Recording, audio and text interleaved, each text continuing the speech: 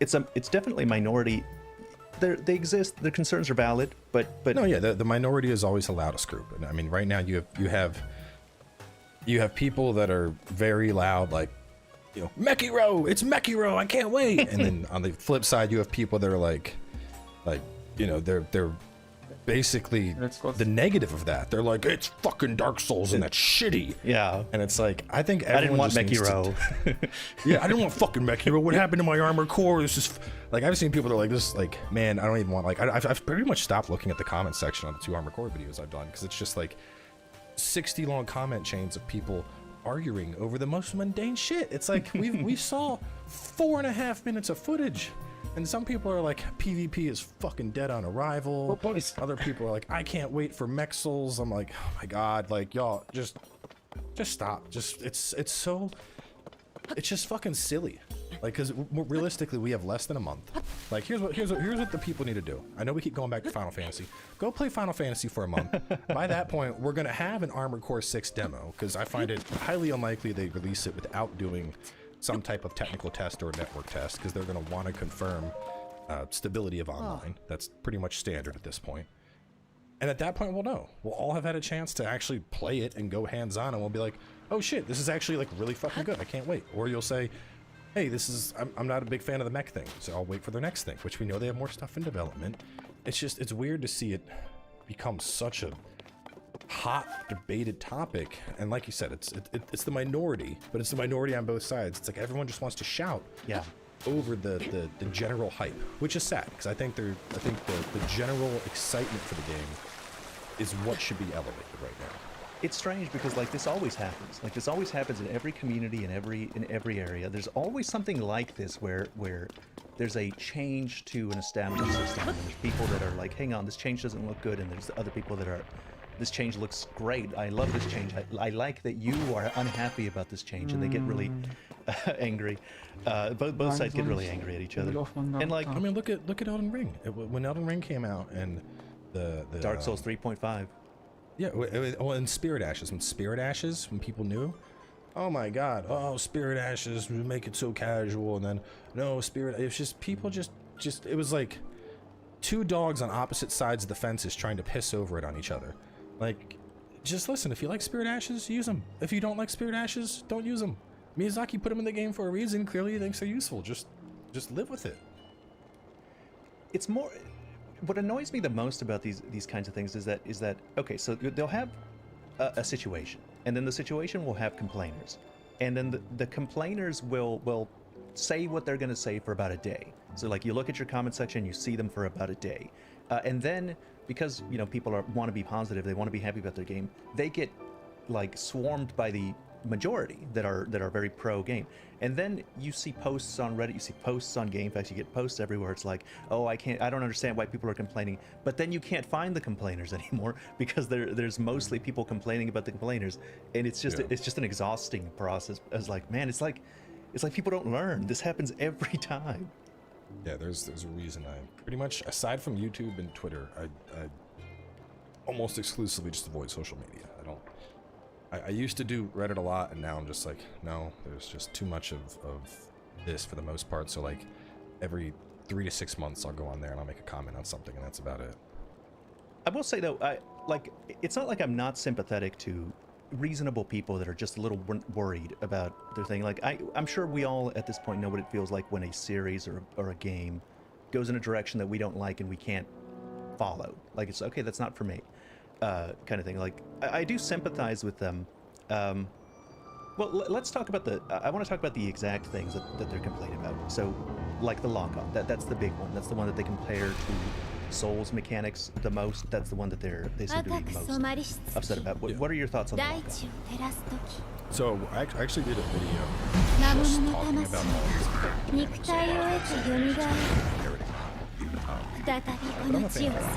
Because a lot of people are, I guess, remembering Armored Core through rose-tinted glasses, but if we're being completely honest, the control schemes were always pretty fucking janky. And even then, with a good FCS, like for example, I used to have a heavy reverse jointed shotgun Armored Core. This thing was very fast. It could instantly jump up towards you. It had a wide range FCS, so my FCS took up probably 2/3 of the screen. For people that don't know what I'm talking about, the way it worked in 5 and VD, you basically had a square or a reticle on your screen that was determined by your targeting system. Mine took up a whole 2/3 of my screen. And anything that was within that 2/3 majority of my screen, I auto locked on, and my shotguns would track them. So as long as you were decent enough to just move your mech back and turn a little bit, you pretty much had 100% lock on uptime on people. A decent mid-range FCS, you know, you're fighting at long range, and like, yeah, something that's super lightweight might dash behind you, but if you knew what you were doing, you were gonna like cut your engines and do a 180 anyway and stay right on top of them. So yes, lock-on has always been a little more skillful keeping the target in your reticle, but at the same time, having a target in your reticle never meant you were getting hits. This isn't a hit scan game. Just because something is locked on doesn't mean shit. They could dodge out of the way. They could pop a jammer and forcefully kill your lock-on. You're firing missiles. They got CIWS. And all of that stuff is going to still be in 6. So the people that are really upset about lock-on, it's like, well, I mean, just because you're locked on doesn't mean shit. People are still like, you know, oh, they're locked on, they can't get away. That's not the case at all. And that wasn't the case in the past games, so people should know this. So the whole argument is fucking silly.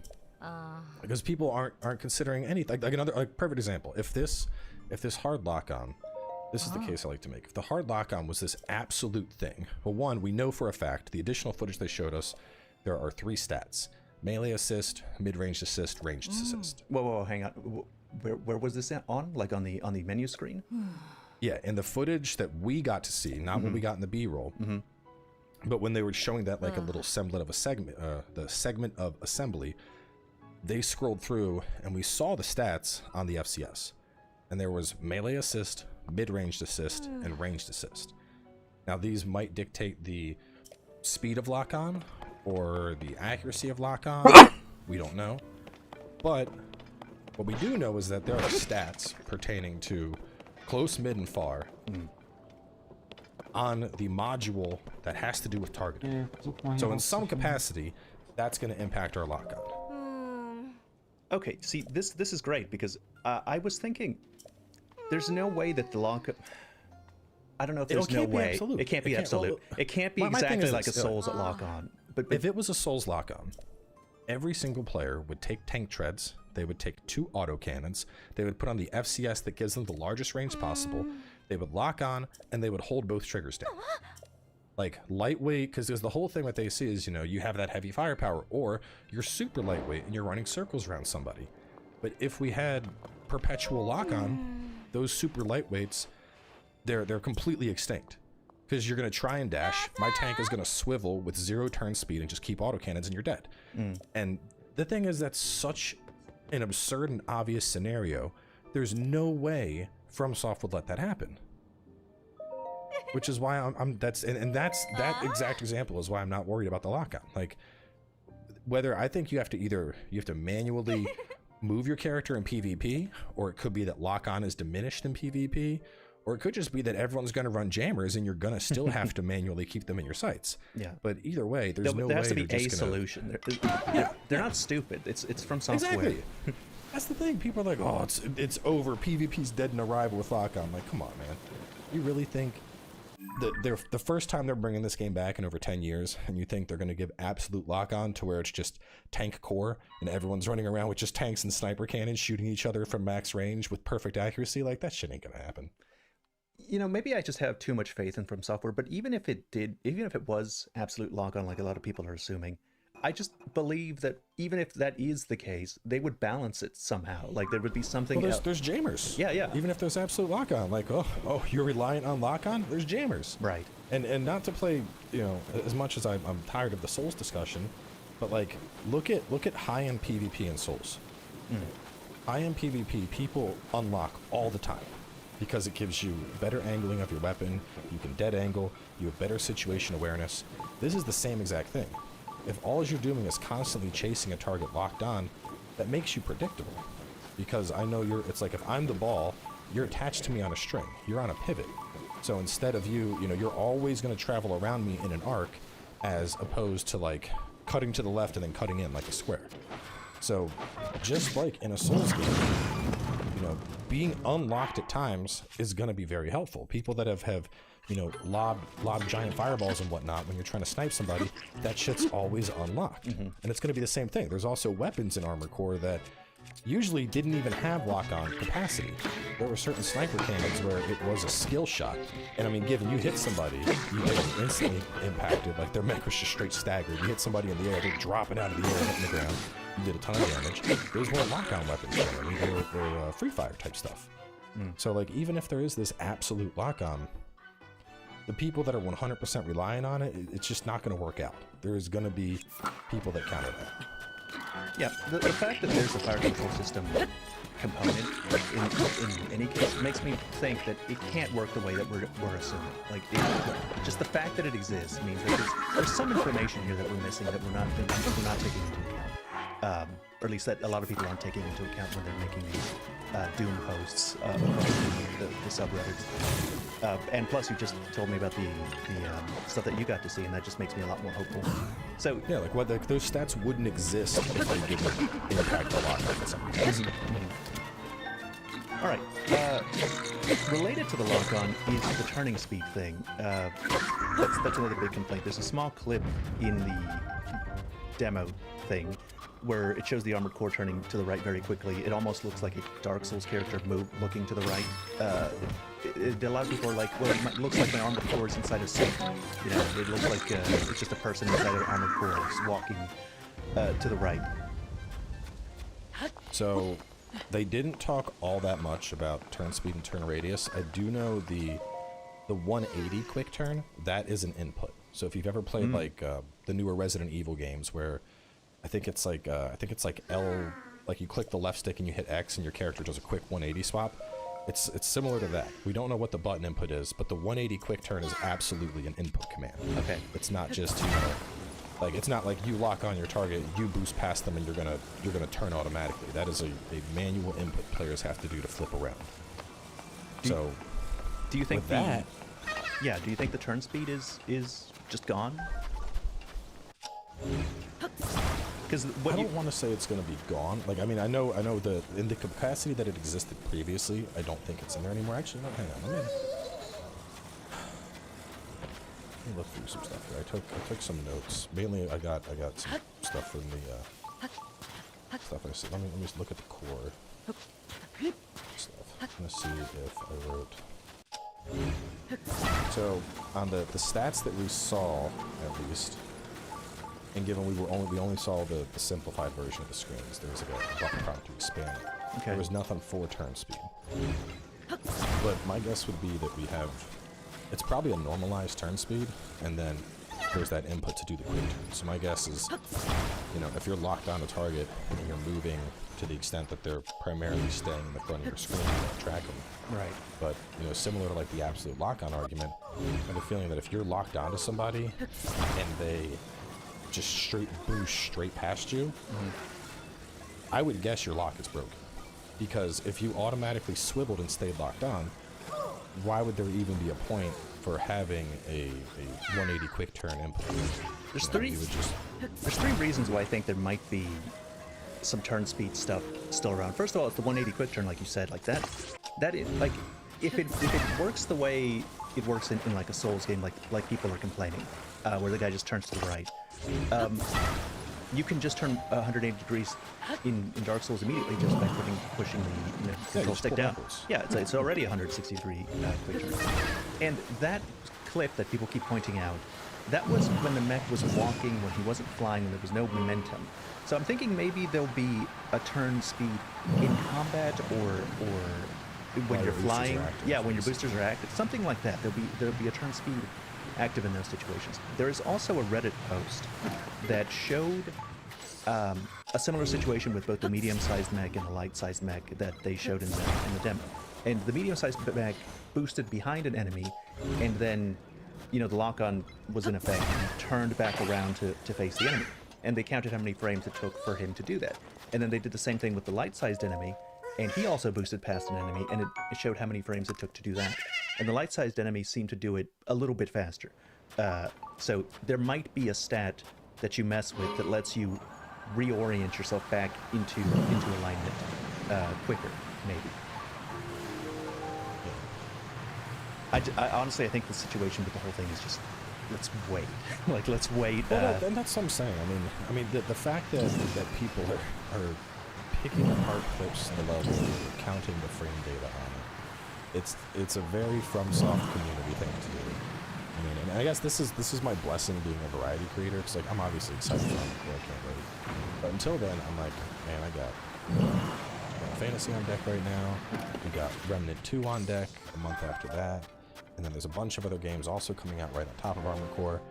And so thankfully I don't have the time to like go down this like I need to check the frame data rabbit hole. I just don't. So I'm like, you know, it's like something I'm not even worried about. I'm just like, oh, you know, from what I've seen, this shit looks good. It looks, I mean, if nothing else, I'm simply excited for the fact that I can finally play Armored Core again without emulating it or having to pull my 360 down from the closet. Because the fact that they skipped a whole generation of consoles without releasing anything, that hurt a bit. This is slightly unrelated, but I'm happy to hear that you also had progress emulating the older Armored Core games like 4 and 3, because I get gaslit by my community all the time when I tell them. Three and Last Raven worked fine. Okay. 4 and 4 Answer were a clusterfuck. Yeah, I had the same issue.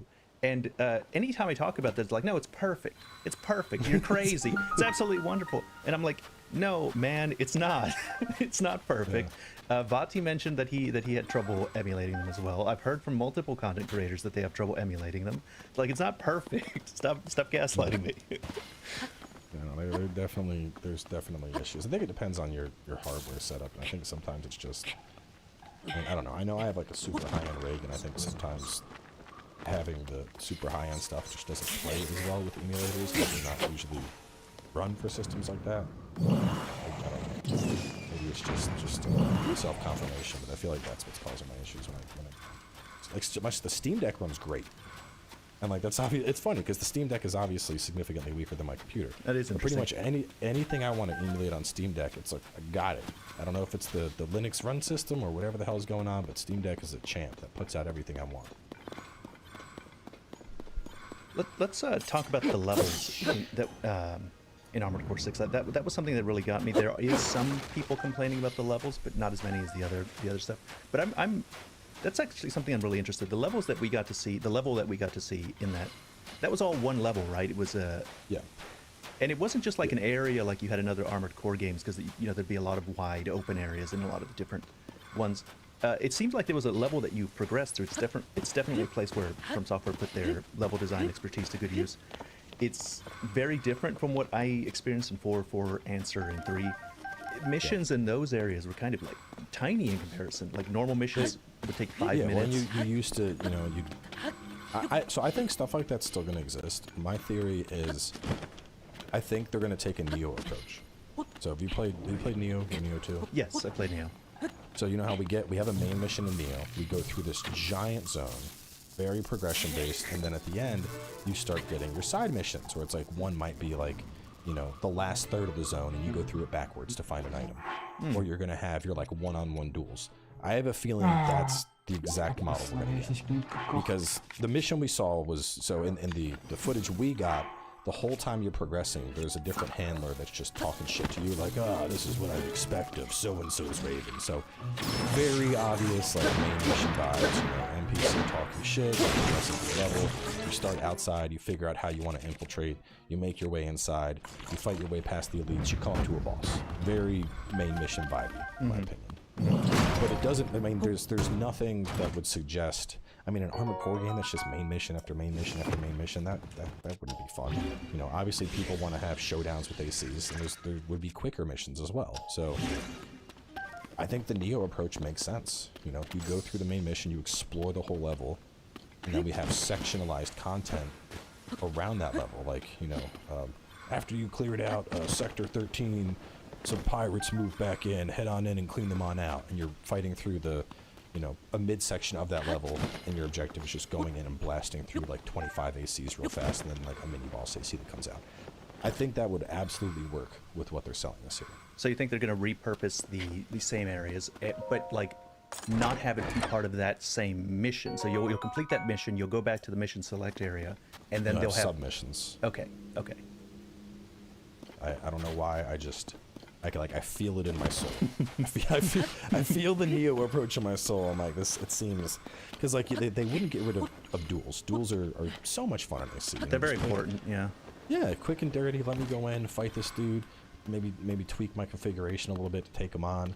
I mean, there was like one I remember in a Verdict Bay where it was just this like lightweight bipedal and it had double axes, and so I'd always also make a melee AC. And it was great, because if I wanted to do like melee versus melee, I was like, oh, this is the fight to learn and practice my melee on. And so I don't see them getting rid of that, because FromSoft has never been a company to give you less content.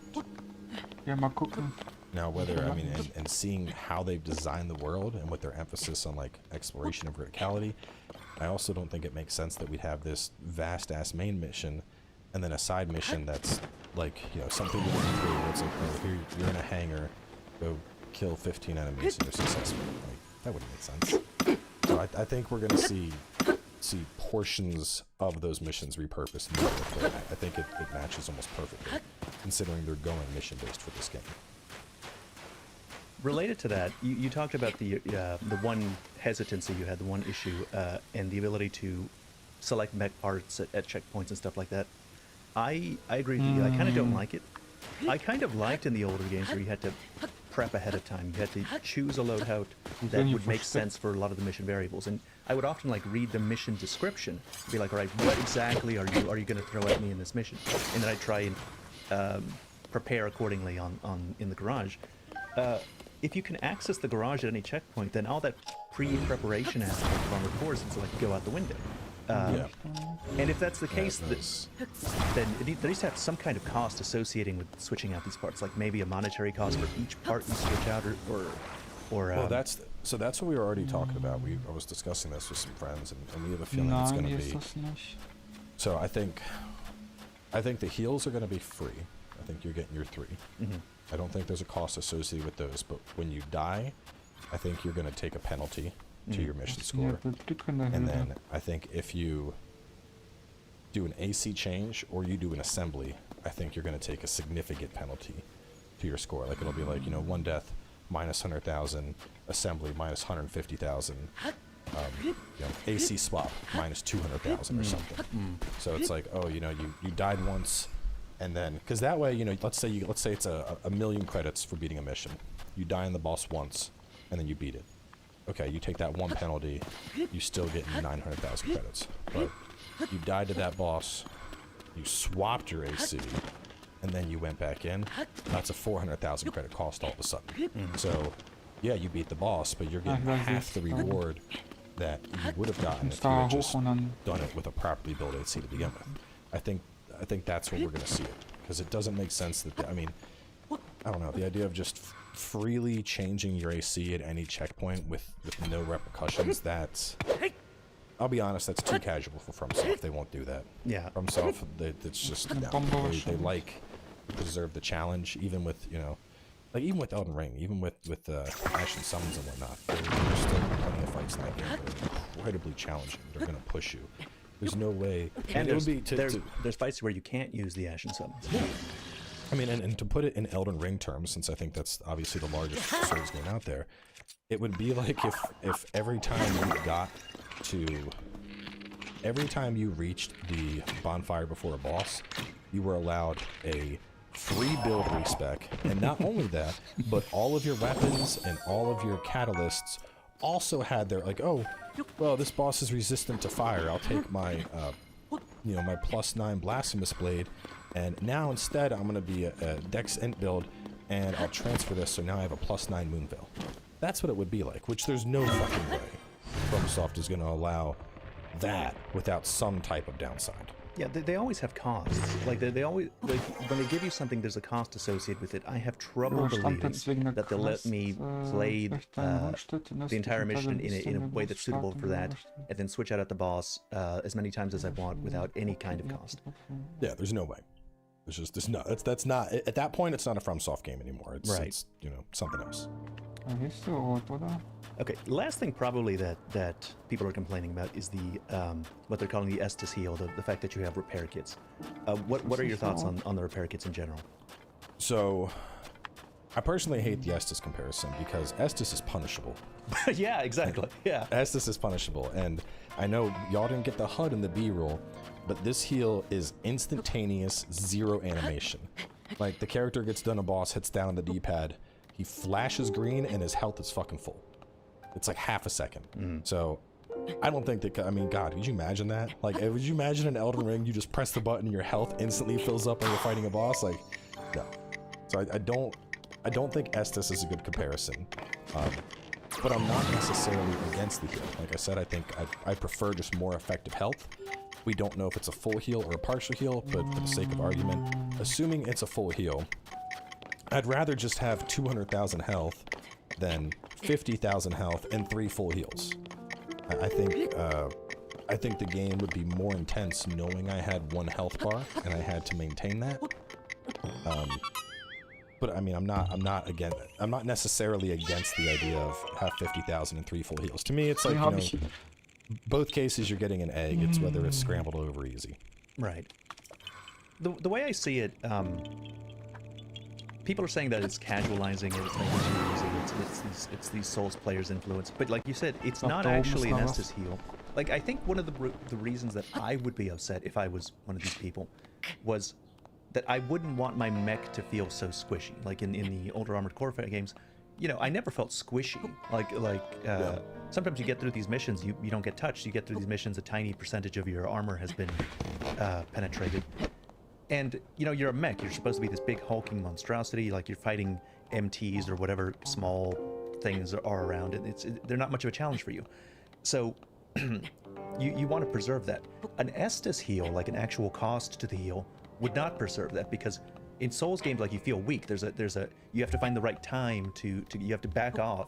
And with this, it's not like that. I think it's actually still in the spirit of Armored Core, because you're not having to back off. You can be completely as aggressive. You take a hit, okay, push down on the D-pad, instantaneous heal, you're right back in the action. You're not even, you can actually keep attacking, probably, the way people describe it, while you heal. Also, and I don't think, kind of to what you just said, I don't think we're as tanky as before. So a good example, so we don't, the encounter that we got to see, the clip a lot of people like, where you're fighting that quadruped that's like swinging the sword and the mech's, you know, you're dodging in various directions. The extended version of that starts with you approaching and you're fighting little things on the ground, explosives fall out of the sky, and you instantly lose like half of your available AP. Like, your character goes from 10,000 AP down to 5,000 in like half a second, and then that elite jumps on top of you. In that case, I mean, man, that's a beefy fucking trap right there. You know, and stuff like that in older Armored Core games, I mean, like, if you're walking in front of the sniper cannons and you know, leaving your ass exposed, well, yeah, obviously you're going to get blasted and you're going to die. But in those cases, you were usually just going to hit the restart button and have no penalty anyway. Now, I don't know. I feel like they've squashed our total AP a little bit, and that's why the heal's been added in. I also think it's part of the fact that we're seeing levels have more of a progression now, the main missions. I think, especially with the idea of heals, it could very well be the case that, like, oh, you know, Raven, you're going on an extended mission, take these repair kits. But hey, you're doing a duel, there's no heals available. You're doing a side mission, there's no heals available. Because this isn't, you know, like, oh, I got 9 + 4 repair kits now. Like, that's not what's gonna happen, obviously. It sounds silly even just trying to say it. And I mean, it could be just like Neo. You know, you have X amount of elixirs available per mission, and that's like certain missions you get none. There's no reason they can't do that here as well. Yeah, I agree. I think you're definitely right. That you're squishier than you were before, and it's probably because of their introduction of these bosses that are more focused on telegraphed attacks. Like, you have a big wide swing, it has to do a lot of damage. You gotta learn, you have to feel in your bones how much damage that thing is gonna do to you if you don't figure out a way to block or avoid it somehow. So really, like, I think this whole thing where the Estus, oh, it's casualizing my Armored Core experience, I just don't see that being the case. If anything, it implies the opposite to me. It implies that no, they're making it harder. They're making things do way more damage to you, to the point that you're going to need to use your heals, your repair kits. I mean, I know that the other footage, like if you got so they didn't finish the boss fight. They specifically like got halfway through it. And like, oh, we'll let you see what happens on your own. But like right at the start of the boss fight, the AC got like hit by not even like one of the giant ass arms, but just like some stray fire and like a slight clip. And it, like half of its health was gone, more than half probably. It was like, oh, you tried to fly and you went to the left instead of the right. Okay, you've lost 2/3 of your health. So like we're not as tanky as we used to be. I'm also curious. It's like the tank treads. Like that's a big interest. I really want to play the tank tread character. I really love the look of these like gas guzzler looking armored cores. Like they look like they were built in the USA. Tank treads are the strength builds of armored core, because you could put on you could run those autocannons and you didn't have to deploy a fixed position or anything. You were just moving around, firing them. Like, what I'm curious about is how shoulder weapons will function with fixed weapons now. It looks like they want us to utilize all 4 of our weapons at once. But like, if I can be a tank and have 2 autocannons that have like a mid to long range, and then also have 2 rocket launchers on my back. Like, I'm just going to name it damage, and that's all it's going to do. It's just bullets. Fire all 4 at once. Endless amounts of missiles. Dude, like, oh yeah, this? I'm here to melt the boss. Which, that's one thing, for all the stuff that people are saying comes from Souls. I wish we had a summoning type system. That would have been so cool to me. Like, being able to, like, send a request out for another AC. And they come and they join you in the mission. Yeah, man. Co-op sounds phenomenal. Man, that would be cool. That's one of the things they have confirmed they're not having, right? Yeah, no, they confirmed campaign is single player, and then there's a separate PvP multiplayer aspect, but no co-op. I don't know, they haven't confirmed UNAX, but I'd imagine those might make a return. What are UNAX? I don't remember this. Unmanned AC. It's basically like just a high-level NPC that you could, for a cost, you could bring it on the mission with you, and it was like having a pocket partner. Yeah, they did have those in the games I played. They were just not always unmanned. Sometimes they were actually mercenaries. Yeah, same system, mercenary system. That's one of the weird things to me that's not included, because the idea, I mean, God, for all the stuff people were saying is Souls influence, could you imagine if we actually had hireable mercenaries that were other players, and invasions, invading ACs, like that? God, that would have been fucking wild. Like, that's the Soul shit I want. That's the Soul. Make it. You want Mecha Souls? Give me invasions, yeah. ACs, and give me invasions, and give me mercenary assists. Oh, that'd be so much fun. God, and these levels are so big. Man, just imagine just this absolute monster with tank treads just posting up on a bridge somewhere, like just shooting his stupid sniper rifles and just waiting for you to come. Yeah, it's gonna be. I mean, I'm super excited from everything I've seen. I just can't. Yeah. I'm just stressed because August is gonna be. I gotta figure out how I'm gonna even play everything, because I know Armored Core is gonna like dominate my life, but I do wanna. I played the early access Baldur's Gate 3, found that really enjoyable, so I definitely want to give that some time. Blasphemous, people love a good Metroidvania Souls-esque game, so that needs love. And then Starfield I'm a little less worried about, because that's not the kind of game you're going to get through fast. That game is a marathon, not a sprint, absolutely. Right. So, You know, Starfield could take 6 months for all I care. I don't cover as many games as you do. I usually stick to one thing and then I move on to the next thing and then move on to the next thing. And I rarely deviate when I'm covering just one thing. But even for me, like, this is too much, because my plan was I was going to cover Tears of the Kingdom. I was going to keep making Tears of the Kingdom content. Armored Core was going to come out in August, and then I would have time to cover both at the same time. Then I played that stupid Final Fantasy 16 demo and was just blown away. And I was like, I have to talk about this. No. I can't not talk about it. This is incredible. Like, we could be having a real resurgence of the Final Fantasy brand in a way that it hasn't had in a long time. And I think that's one of Naoki Yoshida's quotes that he said was his hope. He wanted the brand to have the same kind of must-buy status that he remembers it having back in the day. Back in 7 and 8. Yeah. So I'm like, okay, he might actually pull this off. He seems he's serious. Now that I've seen the demo, he's caught my attention. All right, let's talk about. We mentioned this already. Armored Core. Is it a Souls-like? So my thing is this. At this point, I don't care. To me, if people want to call it a Souls-like, that's fine. Just stop coming into my comment section. I don't give a shit who, like, man, I've had people be, I'm like, so and so said it's a Souls-like. What do you think? I don't care. Well, this person said you're wrong. I don't care. Like I don't, man. I'm fucking 35. I'm married with 2 kids. I got a day job on top of this channel. I don't fucking care. I got way more. I'm more worried about my kid, you know, shitting themselves at school than I am about whether or not it's a Souls-like. Well, I'm sorry for contributing to sending some people your way. Because I'm sure some of those were from me. just for the record, I don't think it is. Right. My thing is, I think we're seeing just a natural evolution of FromSoft's game design, and obviously, you know, the last decade or so, FromSoft have primarily done Souls-likes. So obvious their influence is going to come from Souls-likes, but I don't think that suddenly means Armored Core is a Souls-like, or even has Souls-like elements. I mean, a better way to put it like this. What if I told you that, hey, I got this new game coming out, it's going to be an action-focused RPG with limited healing, bosses have very telegraphed attacks that you either have to parry or mitigate through spaced dodging, and it has great build diversity. Sounds like Souls-like, right? Yeah. Well, no, that was fucking God of War Ragnarok. What if I told you there's a new game coming out with action-focused combat that you have to continually attack your target, and as you attack your target, you're going to build up a stagger gauge, at which point they're going to take an excessive amount of damage, and you can apply a crit, and you got flexible customization.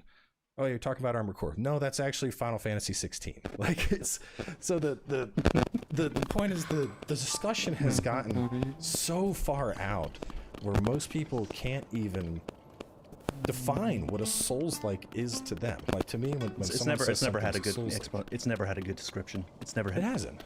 It hasn't. I mean, I have a straight up metric for defining Souls-likes.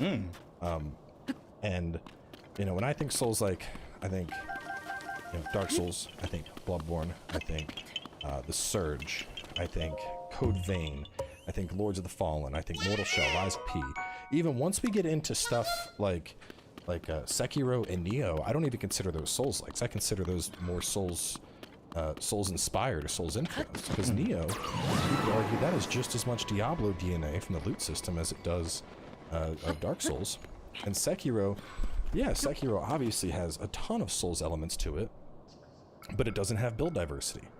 And I feel that's a core component of Souls-likes, is the fact that, you know, it's challenging but fair, but you also have the flexibility of taking a bunch of different approaches, whether you're a more defensive-oriented faith character, or a caster, or a fast dex character, or a strength character. You know, that variety of approach. Yeah, I don't even consider Sekiro a Souls-like. Yeah, I don't think it's a Souls-like, but a lot of people are like, you're crazy, it's absolutely a Souls-like. Yeah. And I'm like, why? Yeah. Why? Just because you lose resources on death and there's checkpoints and hard bosses? Like, so seeing the people that are like looking at it, and they're like, well, we have, you know, bosses with telegraphs and lock-on and heals now, so it's a Souls-like. I'm like, come on, man, like, that's such a low bar to me. Because we can apply that same logic to, like, I mean, you could apply that logic to Tears of the Kingdom, you could apply it to God of War, you could apply it to Final Fantasy, and it's like, it's silly. So, like, obviously, the game has been influenced by FromSoft's recent games, and those games happen to be Souls. But I don't think that's saying, oh, you know, it was a Souls-like inspiration. No, I think this is just FromSoft. I mean, they've done, I mean, even then, Armored Core technically predates, if we want to, you know, everything is a field-like. Because field-like, because Kingsfield predates Armored Core. Yeah. And then Armored Core predates Souls. I mean, there are people who talk about going into Demon Souls, and they're like, holy shit, it's fucking Unarmored Core. Yeah. We're playing Unarmored Core right now. And, like, that's the thing, is you know, Armored Core hasn't been around for 10 years, so all these people are like, oh, well, it's Elden Ring, but with robots. And so it's just seeing that it's coming full circle, is what it is, because, you know, you have all these people that don't know the Armored Core franchise. And I think once people actually get their hands on it and they're flying around and firing off shoulder missiles and going in and speeding a mech 20 yards across the arena, I think the whole conversation is just gonna, I think it's gonna like putter out, and people instead are just gonna be like, oh yeah, this is a really fucking cool game. That's all people are gonna talk about in 2 months from now. What I've noticed is that, okay, so I agree with everything you said, totally agree, and I always have. But what I've noticed is that Armored Core people are uniquely sensitive to it being called a Souls-like, or even saying the word Souls anywhere around it. And I've started to get why. Like, as I've become more of an Armored Core fan after playing the last few games. And so, okay, let me give you an example. There was a interview that I saw after these previews were released. Some outlet had an interview, and the guy that they were interviewing, that they brought on as a kind of, Armored Core from software expert, he said something like that Armored Core 6 would have elements that would bring it more in line with a From Software game. And I just heard that shit, and I was so offended. It's like, oh, so an Armored Core game is going to be brought in more in line with a From Software game, as if Armored Core is somehow less From Software than Armored Core is what paid those bills. And here's a fun fact. So I know a lot of, obviously I've been in this industry for a while now. I know a lot of people that have been around for a long time. Way back in the day, when From Software started like heavy partnering with Bandai, and we started seeing everything come out published by Bandai, all the Soul stuff, part of the deal to get Dark Souls 2 and have Dark Souls and all that stuff be published by Bandai, From Software was like, well, we're gonna give you this, but you also got to bring Armored Core along. That's how much Armored Core meant to From Software. Is before they were willing to even hand over Dark Souls for publishing, it had to be packaged. And that's why you also saw 5 and Verdict Day also get pumped out by Bandai Namco back in the day. So this is something that's, I mean, I would argue just as much, if not more, of From Software's DNA as the Souls genre is. This is, before Souls took off, Armored Core is what was paying the bills. Armored Core is what was keeping that building open, and it's not as popular in the West, obviously, but like that's an interesting thing in general. Is mecha games have never been as popular in a Western audience. In general, mecha is huge overseas. Like, I mean, like there's life-size Gundams and shit over in Japan. It's a very different culture. Like, I think the most we ever got over here was like Megatron, I guess, and Power Rangers. I mean, Voltron a little bit, but Voltron is still, that's more on the Japanese side of things. Like, I don't know why mecha just never really took off in America. Like, even from a modern perspective, you have Pacific Rim. Like, it's, I don't know why. The idea of giant robots always appealed to me. I originally went to college to be an aerospace engineer. So I was convinced that tech was going to advance enough to where by the time I was working, I could be building Gundams. That obviously did not happen. Yet. There's still hope. No. Yeah, there's still hope. I think, well, I mean, it's not that I don't think we can't build them. I think that right now, at that level of machinery, the power source is the big issue. We don't have, we haven't perfected fusion and power. Anyway, that's getting into a whole that's a rabbit hole we don't want to go down. Okay, let me just give my impressions on this whole Souls thing. So I've understand now better why Souls people like me rub Armored Core players the wrong way. I get it more now. What annoys me is about the situation is that I feel like I've been mischaracterized into someone that says it was going to be a Souls-like, and I just never said that. I just never said that. And that was never my case. I pretty much, in my initial video, I said a lot of the things that you just said now. And what I did say is that it would have Souls-like elements, and I do still think... So this is the thing, and that's the catch. So, like I said, I'm a really busy person. I watch almost nearly no one else's content. It's nothing against other people. I'm so busy making content I wasn't replying to you. I was replying to the comments. No, I know. But I'm saying, like, so perfect example is like when the whole Souls-like stuff first kicked off, my initial impression of it was just the fact that Vadi had made a video that was like Armored Souls.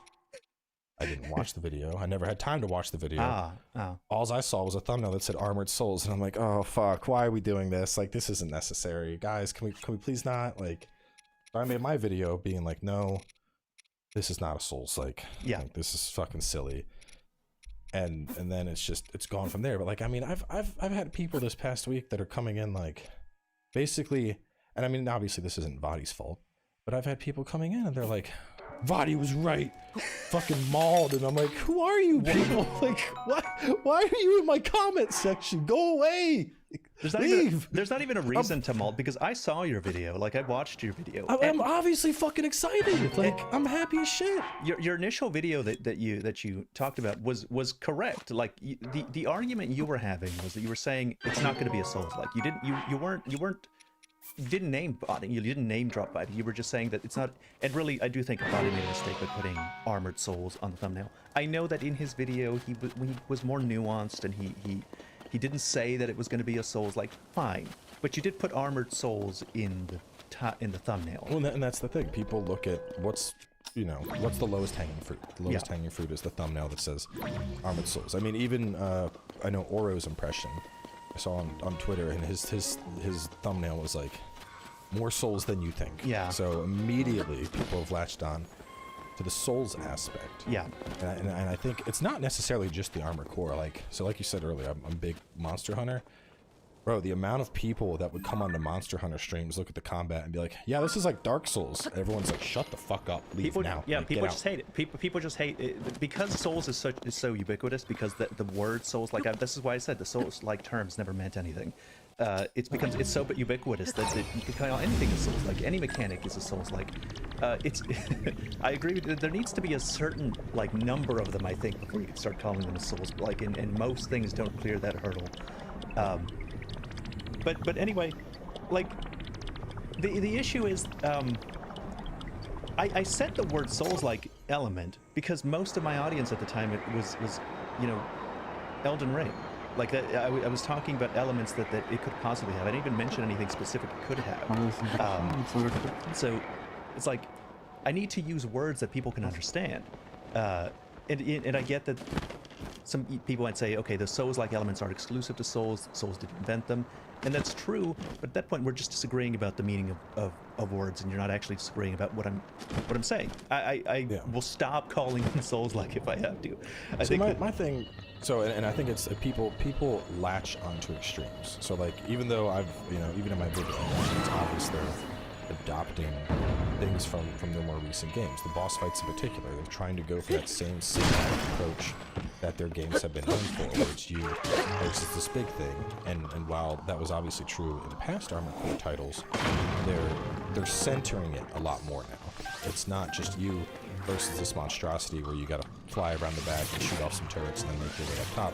It's you versus boss. Here is boss. Boss is centered on your screen. You are in a room with boss. You cannot escape. And it is very reminiscent of what they've done with the Souls fights, but it seems like for the most part the audience on these videos, it's like they want to latch onto a camp. Like, it started to a tribe kind of thing. Yes, it's become very tribal. It's either you are for mech hero or you are a purist, and it's like at the end of the day, this is just from software in general. Like my thing with my distaste for the Souls-like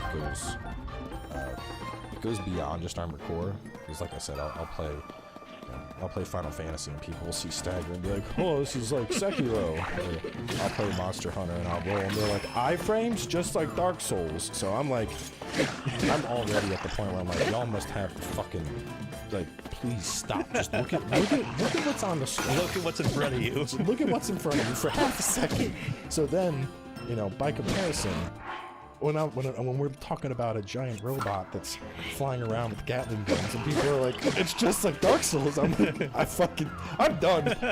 Y'all are so fucking out there, man. Like, I recall the time my first encounter with General Radon, he jumped up in the sky and I assault boosted after him, chased him down with my rockets. Like, come on, man, stop. Like, yeah, obviously there's fucking influence, but like, you can't look at this and be like, This is like Dark Souls. Like, no, it's so fucking. It's like, there was one person that I actually like. I got into the weeds with, and I replied to him like, "You can't be fucking real. There's no like, you must be."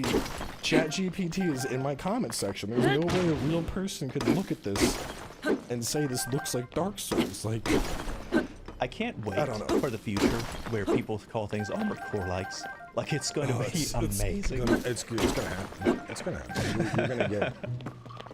I mean, already. I mean, even on a separate side, Lies of Peace. So many people. Like, there's obviously tons and tons of FromSoft inspiration there, but like, I had some people that were legitimately upset in the comment section of Lies of P. They're like, "This is so blatant. FromSoft should sue them." And it's like, what? Fucking what? FromSoft doesn't own an atmosphere, or they can't patent a gameplay mechanic or an atmosphere or anything like that. Like, that's not how it works. Then people are like, "Oh, it's just Bloodborne with rally." I'm like, all right, well, first off, you only rally in this game if you blocked, which I like. You don't just get to take a slap to the face and heal up. You need to block and then you get it back. It's pretty cool. But like, I don't know, man. It's so weird how, I mean, I get it. Outrage sells. That's what people latch onto. But like, I don't get how people have time to just like spend their, like, where do people find the energy to just be angry about shit like this? It doesn't make fucking sense. Cause I'm like, I mean, when we're done with this podcast, I gotta go. I gotta, you know, here's just to recap. I know this is getting off topic, but here's my day. So I woke up, my training session had to get moved. So hung out with a newborn for a little bit, went out to lunch with a buddy, doing a podcast with you, go and work out. After that, hit up the grocery store. We're hosting like a neighborhood men's night, so it's gonna be like, you know, beer and cigars and whiskey and shit. And after that, I go to bed, and tomorrow the whole thing's gonna go over again. And it's like, I ain't got fucking time to say Lies of Peace stole from FromSoft, or that Armored Core is gonna have, you know, Gwyn's gonna come out and parry your mech. Like, I just don't get where people have the time to be this fucking angry and fight on the internet about stuff, man. Neighborhood men's night sounds cool as hell. Dude, it's so nice. So yeah, sounds so cool. Once a month, we rent out we have like a, you know, pool at the end of the neighborhood. We rent out the clubhouse there. We got fucking cornhole. Get a couple ashtrays and cigars going. We'll grill up some burgers. Everyone usually brings like a bottle of whiskey or scotch. If you want beer, we have beer. So it's just like, it's literally just once a night, all the guys just getting together, and it's cool because it's all different demographics. So, you know, I'll be 36 this year. There's some guys there they're like 63, and so, you know, you have all kinds of different viewpoints coming together, and it's just a chance to like talk and converse and bullshit and just do it. Good company, good drinks. See, this is what people mean when they say touch grass. Do stuff like that. Yeah. Get outside more. All right, we're running out of time. I'm mindful of our time limit here. I think I covered everything. You're good. We got 30 minutes. 30 minutes. Okay. All right. I think I covered everything I wanted. Armored Core whole thing. Do you have anything else you want to cover that? Otherwise, we can move on to talking about some other games. I don't think if there's anything else with Armored Core. So what's you're planning on being a tank boy? Yeah, I'm going to be an absolute unit. I've never done a strength build in any. I've always been a dex person in Souls games. I like my katana. I'm a big weeb about it. But I saw those tank treads and they called to me. Like, they called to like I absolutely need to do it. I might lean into the quads, only because that one cutscene, it looks like quads get some kind of hover bonus now or some shit. They used to be kind of like an in-between your biped and your tank, and you were really good verticality on them, and you were really good sniping because of the extra stability. Chicken legs seem to be more about jumping and stuff. That I don't know.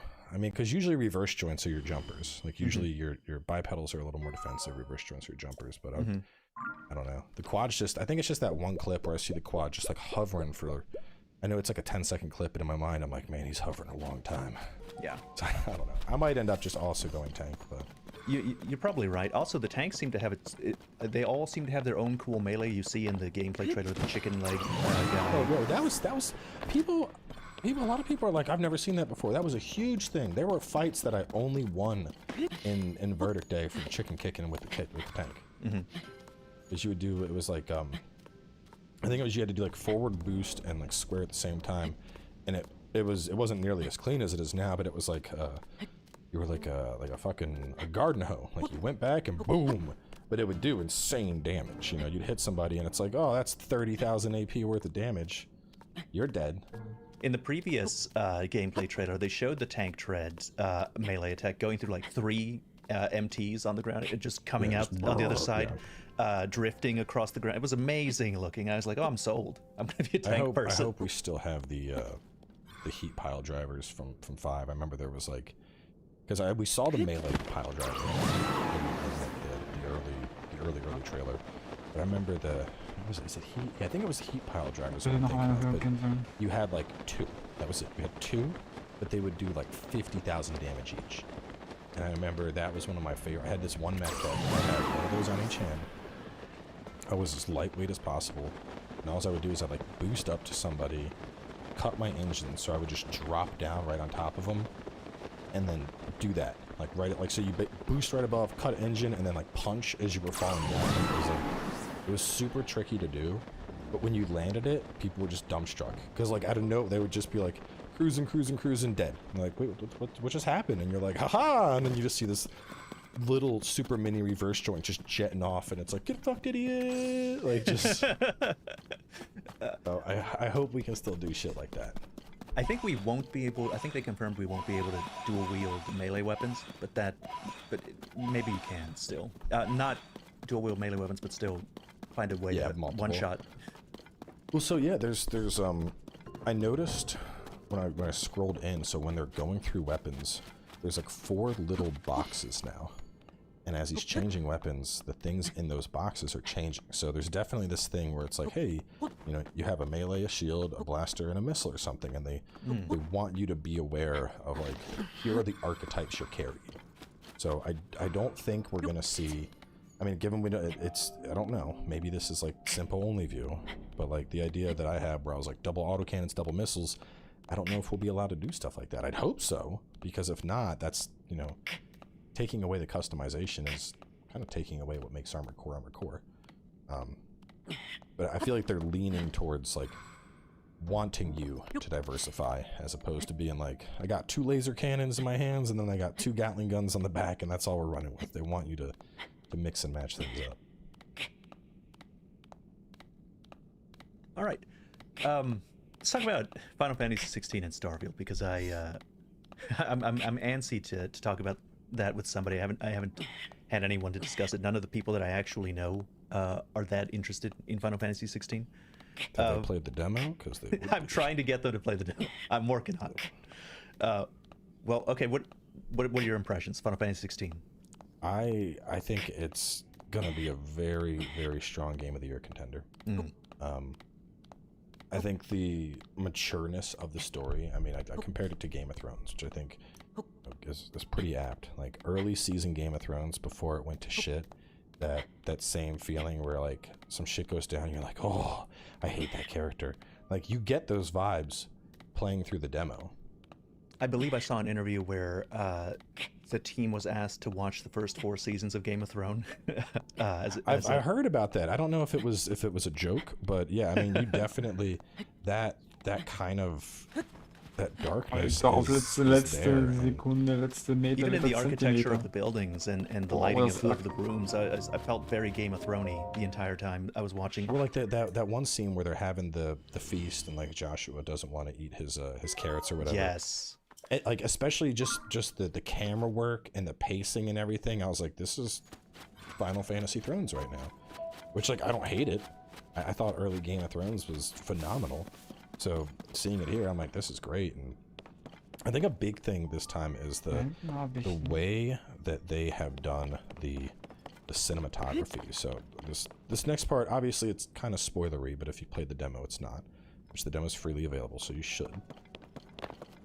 But during the Ifrit Phoenix fight, when like the camera cuts to black and you just hear like the hitting, like it gets to a point you're like, okay, it's time for the scene, and then it happens like 2 or 3 more times and you're like, fucking stop, like leave him alone. Like you're mentally screaming because you're like, leave him the fuck alone, bro, like he didn't do nothing. it's man, it's so intense that if they can maintain this storytelling throughout the entirety of the adventure, I mean, it instantly goes down as I think my new all-time favorite Final Fantasy. Easy game of the year contender. I mean, there are very, very few games where I am locked in 100% paying attention during the cinematics and thinking like, oh yeah, I would watch this if this was on my TV. Like usually, like, you know, cinematics come on and it's time to like, let me watch them, but I'm also gonna pay attention to chat and talk a little bit. Like, no, not during these cinematics. I really liked a lot of the other cinematic. Do you remember the shot where they were having a war council? It was early on, and you know, the other king was kind of disrespecting the other nations, like, we're not going to help you, you're not going to send our troops. And then the big guy's like, oh, I don't need your troops, I'm going to go deal with it. Like, that whole thing was very Game of Thrones too. It had political tension, it had drama. Then, you know, you go outside and you have the little thing between the two icon wielders. It was good. It was good. I realized at that point, it's like, oh, this is not my grandpa's Final Fantasy. No, that's what I've been telling people. I'm like, this is it feels, I think because the best thing about it is, like, you know, I'm someone who's grown up with the franchise, and I've always loved Final Fantasy, but I think that, you know, even though some themes get dark, I still think Final Fantasy has always been, to an extent, somewhat lighthearted. You know, like, yeah, you know, looking at 7 and oh, Shinra's destroying the planet, and, you know, people are dying, but hey, let's go to the little Moogle casino and have, you know, silly little mini games here and there. And it never felt like, I don't know, there's just a certain level of darkness and maturity with this one. Okay, I can see what mini games are. It's not just for the fact that there's a couple F-bombs tossed in there. Yeah. This is a whole game all of a sudden. I've noticed, well, first of all, it's the comfort with having a mature rating. Like, that's not, usually people try to avoid having a mature rating if they can help it. The fact that they chose to go with a mature rating and be like, fine, that's just what it's going to be, means that they care about the story, they care about what they're doing here enough that it needs to be mature rated. You know, I see a bunch of people talking about, you know, this is not my Final Fantasy. Like, they don't like some of the darker themes. They don't like some of the profanity that's used. You know, basically the same conversation that we just had about the Armored Core. People put Planet X and different action, time battles gone. Here's how I feel about Final Fantasy. I actually did play a lot of the old games. I played, like, basically 1 through 10 to 13, something like that. But I haven't liked Final Fantasy since Final Fantasy X. Like, let me put it like that. I didn't like 12, I didn't like 13, I didn't like any 13 games. I didn't play 14, so maybe I'll get into that later now that I've seen what the yeah, 14 is... When I got the most recent expansion, 14, the one prior to that, so Shadow Gamers and Endwalker, I was like, these are better than some mainline Final Fantasies. The stories are so good. So many people tell me that. So many people tell me that. Like, I'm deeply curious. I also didn't like 15, so, like, I didn't like any of those. I thought they were all, you know, so, like, for me, I haven't been a Final Fantasy fan for, like, what, 10 years? When did 10 come out? 20 years, maybe? I have no idea. Yeah. So 20, yeah. So I just don't like them. So when you tell me Naoki Yoshida's like, look, we haven't been a must-buy for a very long time. I want to get back on there. And there was another interview where he was like, what does Final Fantasy mean? It means the best graphics, the best story, the best gameplay, the best things that can possibly be created. He means, that's not just advertising. I think he means that. I think he actually means that in the context that he wants to bring things back into the limelight it once had. And I'm like, okay, so he agrees with me. Like, it's been a while since they've been at their peak. He wants the resurgence of that peak. He's like, okay, let's go. I haven't been a Final Fantasy fan in a long time, so if all of these fans are like, this is my Final Fantasy, good. It's been 20 years since I've had a Final Fantasy that I enjoyed. Let's see if I can get another one. I don't think, aside from, like you said, the odd, this is my Final Fantasy. I've seen nothing but people being like, holy shit, I think this game I need this game now. Like, it's so... It's just, I don't know, man. There are very few games that The demo did really silence a lot of the people that I saw were naysayers. I saw some really diverse. I saw some people walking back and being like, you know, I talked shit about Final Fantasy 16. I played the demo. I was wrong. And I cried and I hugged my dog afterwards. Yeah. I'm buying it now. I've already pre-ordered it.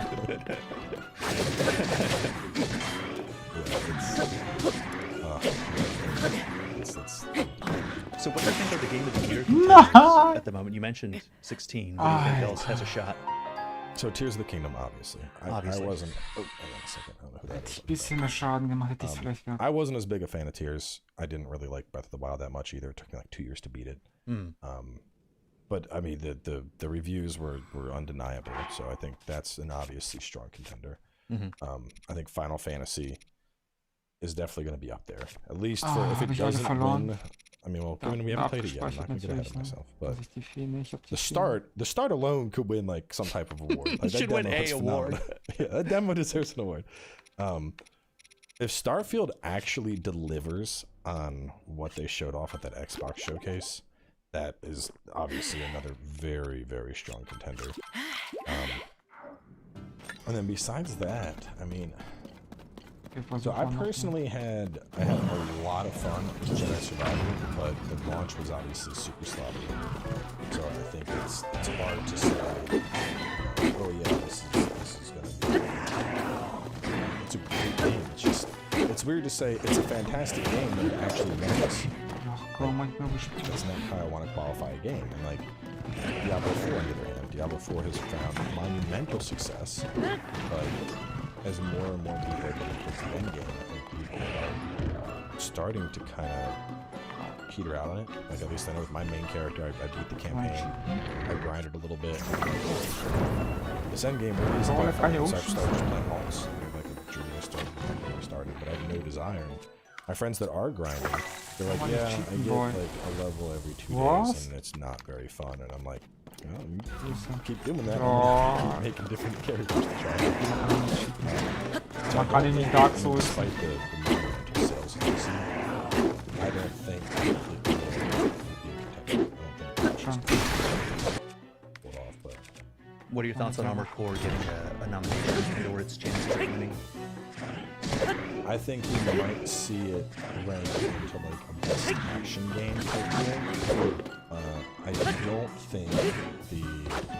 don't think it's going to have enough general acceptance, even with it coming on the heels of everything. FromSoft's next big game. Like I said, Mechs, for some reason, Mechs just don't get people excited in the States, and I think if you watch the past Game Awards in general, I think they're very US-oriented what are considered. I mean, the fact that like Xenoblade Chronicles even got a nomination, people are like, holy shit, new game? Like, how did that make it in here? Yeah. Jeff Keighley had a thing before where he was reviewing Armored Core 4 when it came out, and he just gave it an absolute roast review. Just like, I don't even know why people play it. It's like back in the day when he was much younger, obviously. But he just roasted that thing so cruelly. I was like, okay. And now he's like announcing Armored Core 6 on live for people. It's like, okay, things have turned around a little bit for There's a couple of other games I think is a strong indie. That was very good. I did play that actually.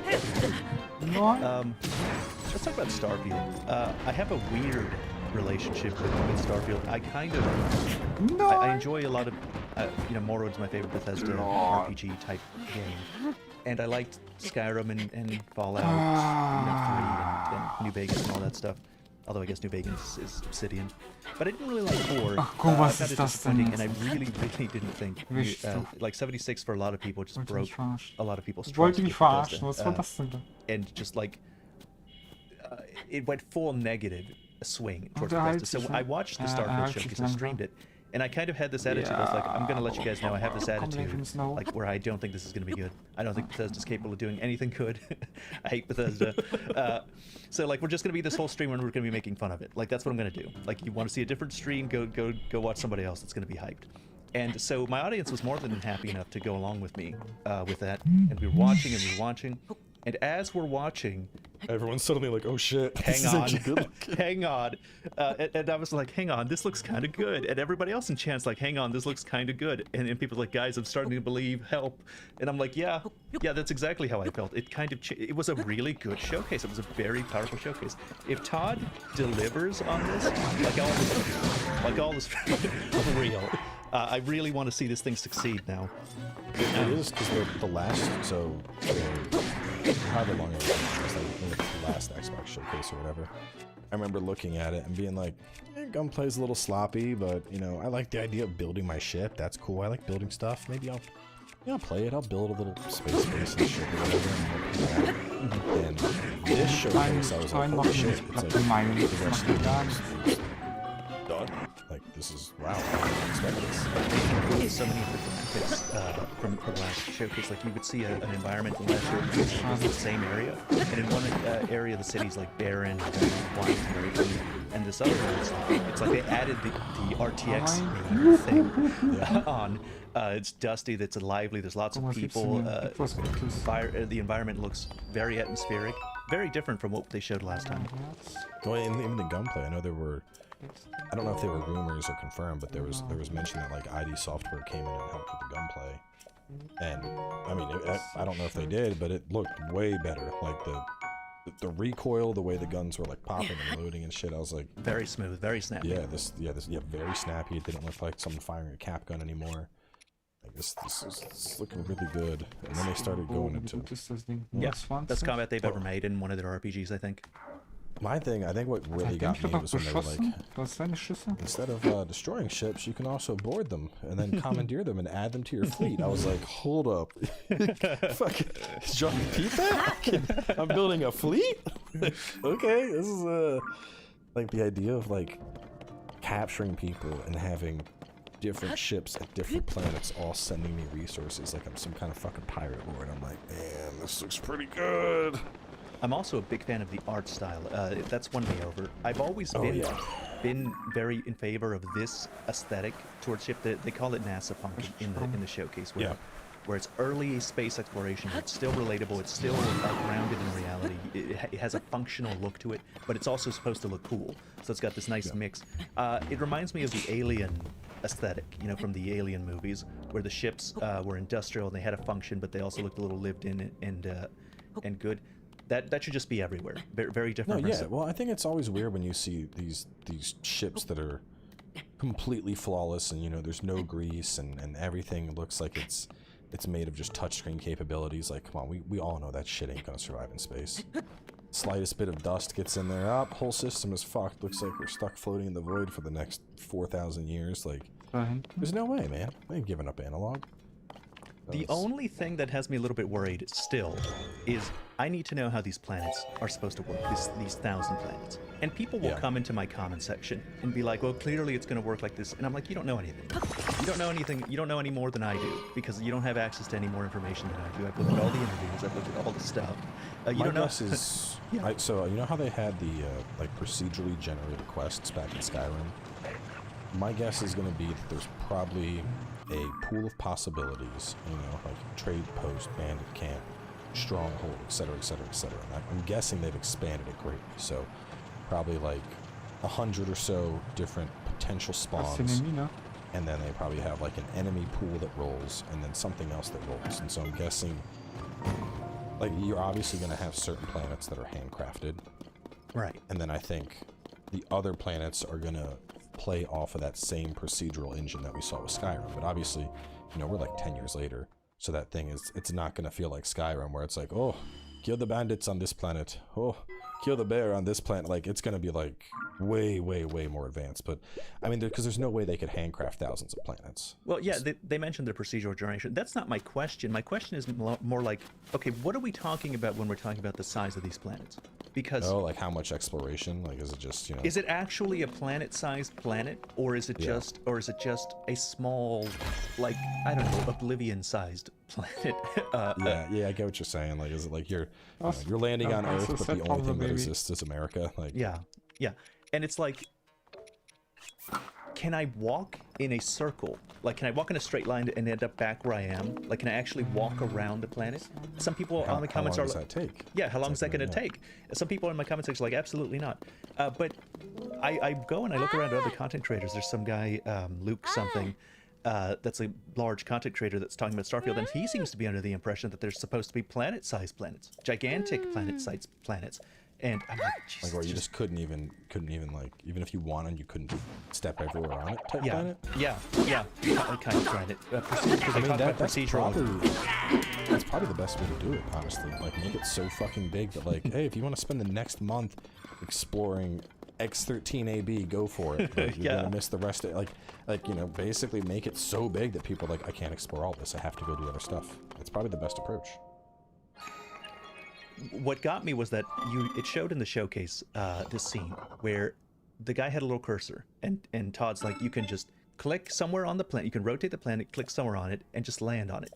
And he's rotating the planet, he clicks somewhere on it, and it's like, damn, it doesn't look like you're relegated to a small landmass on a planet. It looks like you can click anywhere on the planet and just walk around, and you probably would end up anywhere else on the planet. So it might actually just be spheres rather than little isolated areas. Yeah. I mean, it's definitely one of those things. I've already told people on streams, is like, listen, when we play this is gonna be a stream game. I ain't even gonna try to make episodic content on this shit. And this is something that we're probably gonna play over like the next 4 months. Like, there's no rushing through this. There's no like. Do you have any issues with the FPS? I don't care. I'm not. I'll play Bloodborne. That's at 30 FPS. I mean, Zelda was 30 FPS. Like, I mean, 60. My thing with the whole 30 FPS, 60 FPS thing is, I think it's more gameplay dependent than anything. Like Armored Core. If Armored Core was 30 FPS, I would be very upset. If a Devil May Cry game is 30 FPS, I'm gonna be kind of upset. But you know, when I look at Starfield, you know. I guess it's like that versus Doom. Like, to me, Starfield looks more like an experience, where Doom, I'm looking for high action intensity, fast, constant, boom, boom, boom, boom, boom. Like, I want those frames in that setting.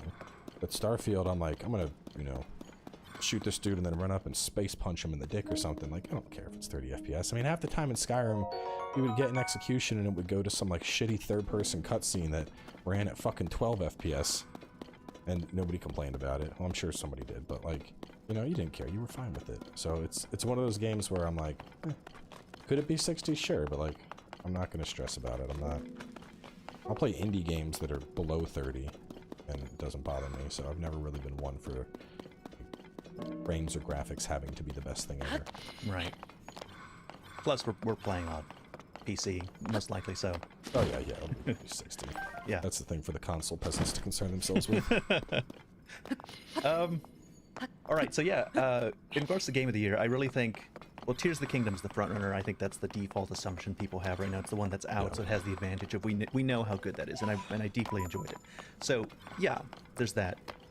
I think the ones with the most punching power, like is Final Fantasy 16 and Starfield. Final Fantasy 16, we don't know what it's going to be like, but if we use the demo as an indicator of quality, if we use the demo as an indicator of quality and it ends up being as good as the demo suggests, I think it knocks Tears of the Kingdom out of the park. I know. That's the thing. The demo is so tight.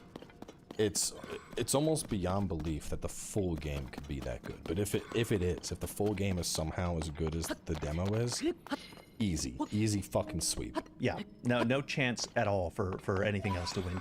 And I know that my Zelda audience is gonna be angry, but just go play the demo. Like, don't believe, go play the demo and see for yourselves. And then there's Starfield. Starfield is the most wild card because I still don't trust necessarily Todd's words.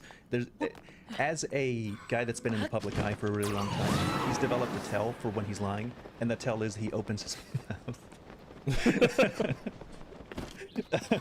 That's fucked up. I like that. But it really looks incredible. Like it does. I think it's gonna come down to those three. 'Cause I mean, I got so much shit on deck, but nothing else really strikes me as like game of the year potential. You know, game of the year is always it's always gonna be heavy hitters. I mean, look at October. I mean, Alan Wake 2 will be good. I don't think that's like a game of the year kind of game. Marvel's Spider-Man might get in there, but I feel it'll get a nomination. It'll get a nomination. I don't think it will be better than Ragnarok, and that ended up losing to Elden Ring. But Ragnarok was phenomenal. I don't see a Marvel game hitting that same threshold. November, Persona 5 Tactics. Ooh.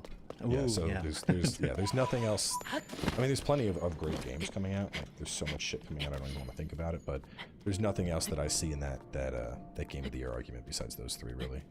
I agree. I think Diablo 4 will get nominated, but I don't think it's taken any awards. Really, no awards from any category? I mean, it might get like a best new multiplayer. But I mean, if Diablo 4 somehow wins Game of the Year, then you know that shit's fucked. Rigged. Right. Everyone in chat, rigged, garbage, rigged. Oh, I think we have to see it, but that Immortals of Avium game might be good. If it depends, because that game needs to run smooth as butter. If it doesn't, you know, new IP, it has I mean, even though it's EA Originals, the fact that it has EA attached to it, even though it's EA Originals, people are already like EA bad. Well, I'm mindful of your time. We're pretty much out of time here. We should probably do a little outro and have you get going. All right, this has been the Yggdrasil podcast. Thank you, Cowboy, for coming. Yep, anytime, man. See y'all later.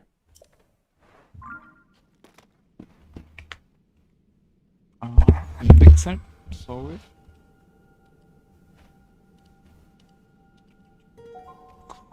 Sollen wir einen Blogpost anmachen? Eine Sekunde.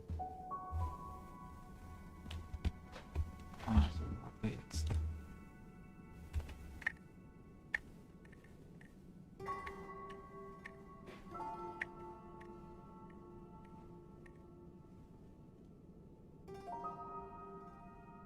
This is my fourth time on the show. Yes, sir. He's number 4. Yeah, the Quattro. I am the Quattro. So, am I saying why I'm on, or are you gonna say why I'm on? You say it. All right. Well, we called it. We all confident. I say this on my channel all the time, people. Are you so sure that's one timeline? I'm not in the developer's room, but if you're gonna claim something, you claim it with confidence. That's right. And we can both claim with confidence. We are experiencing one altered timeline in this story. So that's why he had me back on. But before we even knew each other, I was like, as soon as I finished Remake, it's like, it's one timeline. As soon as he finished Remake, it's like, it's one timeline. We found each other through just randomly seeing each other's stuff, I think. And then we're like, we got to talk. So, and here we are. So. And here we are. Here we are. Real quick, do you want to tell me about what you're working on? Well, right now I'm working on a few things. I'm working on, well, we just finished the pilot for my animated series Aurora, which we're pitching around right now. Volumes 3, 4, and 5 are simultaneously in production right now of the graphic novels. So we're having all 3 of those out this year. Getting ready to start production on a feature-length animated feature. There's a gothic horror called The Last Sanctuary, which is based on a comic idea that I Kickstarter for that a month and a half. I'm also working on a Final Fantasy VII fan theory, fan story, animated, kind of like moving pictures kind of thing with Genova in the battle with the ancients. And I'm hoping to have a trailer up for that soon. So that and a bunch of other stuff I can't talk about right now. So well, there you go. That's what we're doing right now. Well, thank you for being here. Well, let's see. Let's talk about it. Let's talk about the trailer. So, tell me your reaction to the trailer. Well, as soon as the trailer started, right, before I could go back and freeze frame and all that kind of stuff, as soon as it showed Barrett and Tifa and Red 13 and Aaron, like in my reaction video, live watching, oh, they're dead. They're dead. Those characters are dead because it showed everybody's like, well, they're not body bags. Well, they're not body bags because the director wants you to see them. And when Tifa's arm falls off the gurney, that is artistic way of they are dead. There's no life in that body. Yeah. Right. So it showed that, and as we open up, we see everybody. As soon as they came out, because I feel like they're walking out of Calm and they're heading toward the direction of the Chocobo Ranch at that point. Because between Calm and Midgar, it's the wasteland. And we see them approaching Calm in that very Stephen King type scene at the end of intermission when you see in the upper top third, Calm is up there, but it's very ominous, you know? Like this is where the story is going to happen, you know? This is where a lot of things are going to happen. And in the trailer, they open up into the broad world in front of them. And I was like, oh my god, the area between Calm and Chocobo Ranch is amazing. And so, just watching the trailer, I was blown away the first time I watched it. And then, of course, there was a couple of, like, really quick things you recognize. Like, you know, they're obviously, the Genoa battle's obviously on a ship between Junon and wherever that ship's going to go this time. Is it going to Costa del Sol? We don't know. Is it going to go somewhere else? We don't know, you know? So, it's obviously on the ship. Seeing the high wind in Junon was super dope. But more than anything, for me, it confirmed that it's one timeline. Like that Avalanche group is dead. And Avalanche group, I call it a Prime, which is what the original Final Fantasy VII is. And I call Neo Gaia, which is what the new remade timeline is, basically. And when I say timeline, I'm just saying it in a way to make it easy for people. I'm not saying there's two, right? And some people challenged me the other day. It was like, well, if you're saying it's a remake timeline, there's multiple timelines. No. Stop thinking for a second and listen. You know, that's what I tell people sometimes. It is one timeline. There are not multiple timelines playing with each other. Zack is running around in Neo Gaia on the heels of our party in Neo Gaia. It's all Neo Gaia. But yeah, the trailer, there was a character piece in the trailer, and it made me question what's up with Yuffie, because the character piece in the trailer, when she's like trying to get away from Cloud, and she's like, get it away from me, she's thinking what happened to Sony, because that was actually the first twin hero in life, and it scared the shit out of me. So she was like, no, I've seen what this can do. That was a nice character they put in the trailer, and they didn't put it in there for no reason. I agree. They could have left that out. Yeah. To leave it free and include what's going on. There were little things in the trailer they could have left out, and they chose to put them in.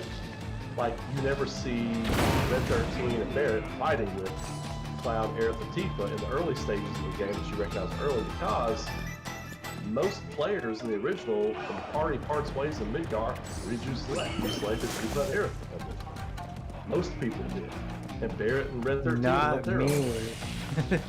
A lot of people did that. A lot of people did. My numerous playthroughs, now I take Barrett with me a whole lot, but I'll usually leave Red 13 to go with Aerith or Red 13 to go with Barrett or something. Yeah. But I feel like there's an early party split, like in the game. And let's talk about the tattoo. Alright? Let's talk about the Barrett tattoo not being there. Right? Well, yeah, let's talk about it. I will say that the compression on the YouTube trailer did kind of erase it, but recent one upscales, and two, if you rip the PlayStation Store trailer, which has a higher compression, you can still see it. The tattoo's actually there. Oh, I know. Right. I thought that was going to be interesting, you know. So, but yeah, but still, I mean, it doesn't really change much for us, you know. Right. Okay. Yeah. All right. Well, I'll save that then. It's not good. Yeah. Okay. Well. Whoa. I know I disappeared, but you should still be able to hear me. I think it'll improve your Okay. bandwidth a little bit. Some people in chat are saying that you're cutting out a little bit, so we'll try that. So, okay, well, I had a lot of the same thoughts about the trailer. One of my favorite touches was the purple smoke, and then seeing Yuffie react to it, and it was such a real clear call. Back to the Sono and stuff like this. The other thing that's interesting about Yuffie is that Yuffie has a slightly different costume. Her costume has an extra belt, and there's been some potentially interesting reasons for that. At the end of intermission, we don't see her, like when she's walking outside Midgar on the Chocobo, we don't see her having that belt, but we also don't know exactly when that is. We know that she leaves Midgar, the day after Platefall. So the Whisper Dome may not have exploded at that point yet, but it's very possible that the kind of butterfly effect of the Whisper Dome affected the way that Yuki's overall appearance is. And they actually announced 11 months ago. Nomura said that he was redesigning Yuffie's outfit, and that was the first thing I thought. It was like, I wonder if what they're going to reveal is that Yuffie had a new outfit after the Whisper Dome explosion, and that the scene that we see at the end of intermission is in fact her after Platefall and before the Whisper Dome explosion. So what this could show us is that, it kind of, or at least it plants the seed of Carrier Yuffie being with the Beagle Party. And so we can kind of break down what we think specifically is happening with the timeline a little later, probably at the end of the hour before question time. But let me ask you then next, what was your thoughts on the after the initial scene where we see the dead bodies, we see the feather that's a little different than we normally see. We normally don't see a black feather with white tufts. We usually just see a black feather. This feather was black with some white tufts, and then the doors open, and there's that white light, the same white light that we saw behind Zack when he opened the doors in the intermission, and then we see the open world. And I'm assuming that where that's, leaving Calm and going towards the Chocobo farm. Like, that feeling washed over me when I saw that, and I was just blown away. I remember kind of getting real emotional in the theater when I saw that. What's your response to, like, the open feel of the game? Well, I'm not surprised at all. Like, for me, and more than anything, like, because, there was a lot of, like, chatter back and forth, people debating, oh, it's going to be linear, it's going to be this and that. For me, it was a relief. It's like, finally, we put this big. You know what I mean? I had no doubt this thing was going to be big. I thought we would get huge, massive zones, like that latest Star Ocean game. I was like, if they give us something slightly bigger than this Star Ocean, I'm totally happy with that. It looks like they're going above and beyond. It looks like we're going bigger than that. And, like, they made a point to show the different locations, and there was one location where you're walking through a stream or a creek, and I was thinking to myself, is that Mount Nidell in the background? Like, probably not, but because it's snow-capped mountains, And I love that they showed how big the world is. It was like them saying, okay, we know y'all been talking about this, here you go. Yeah.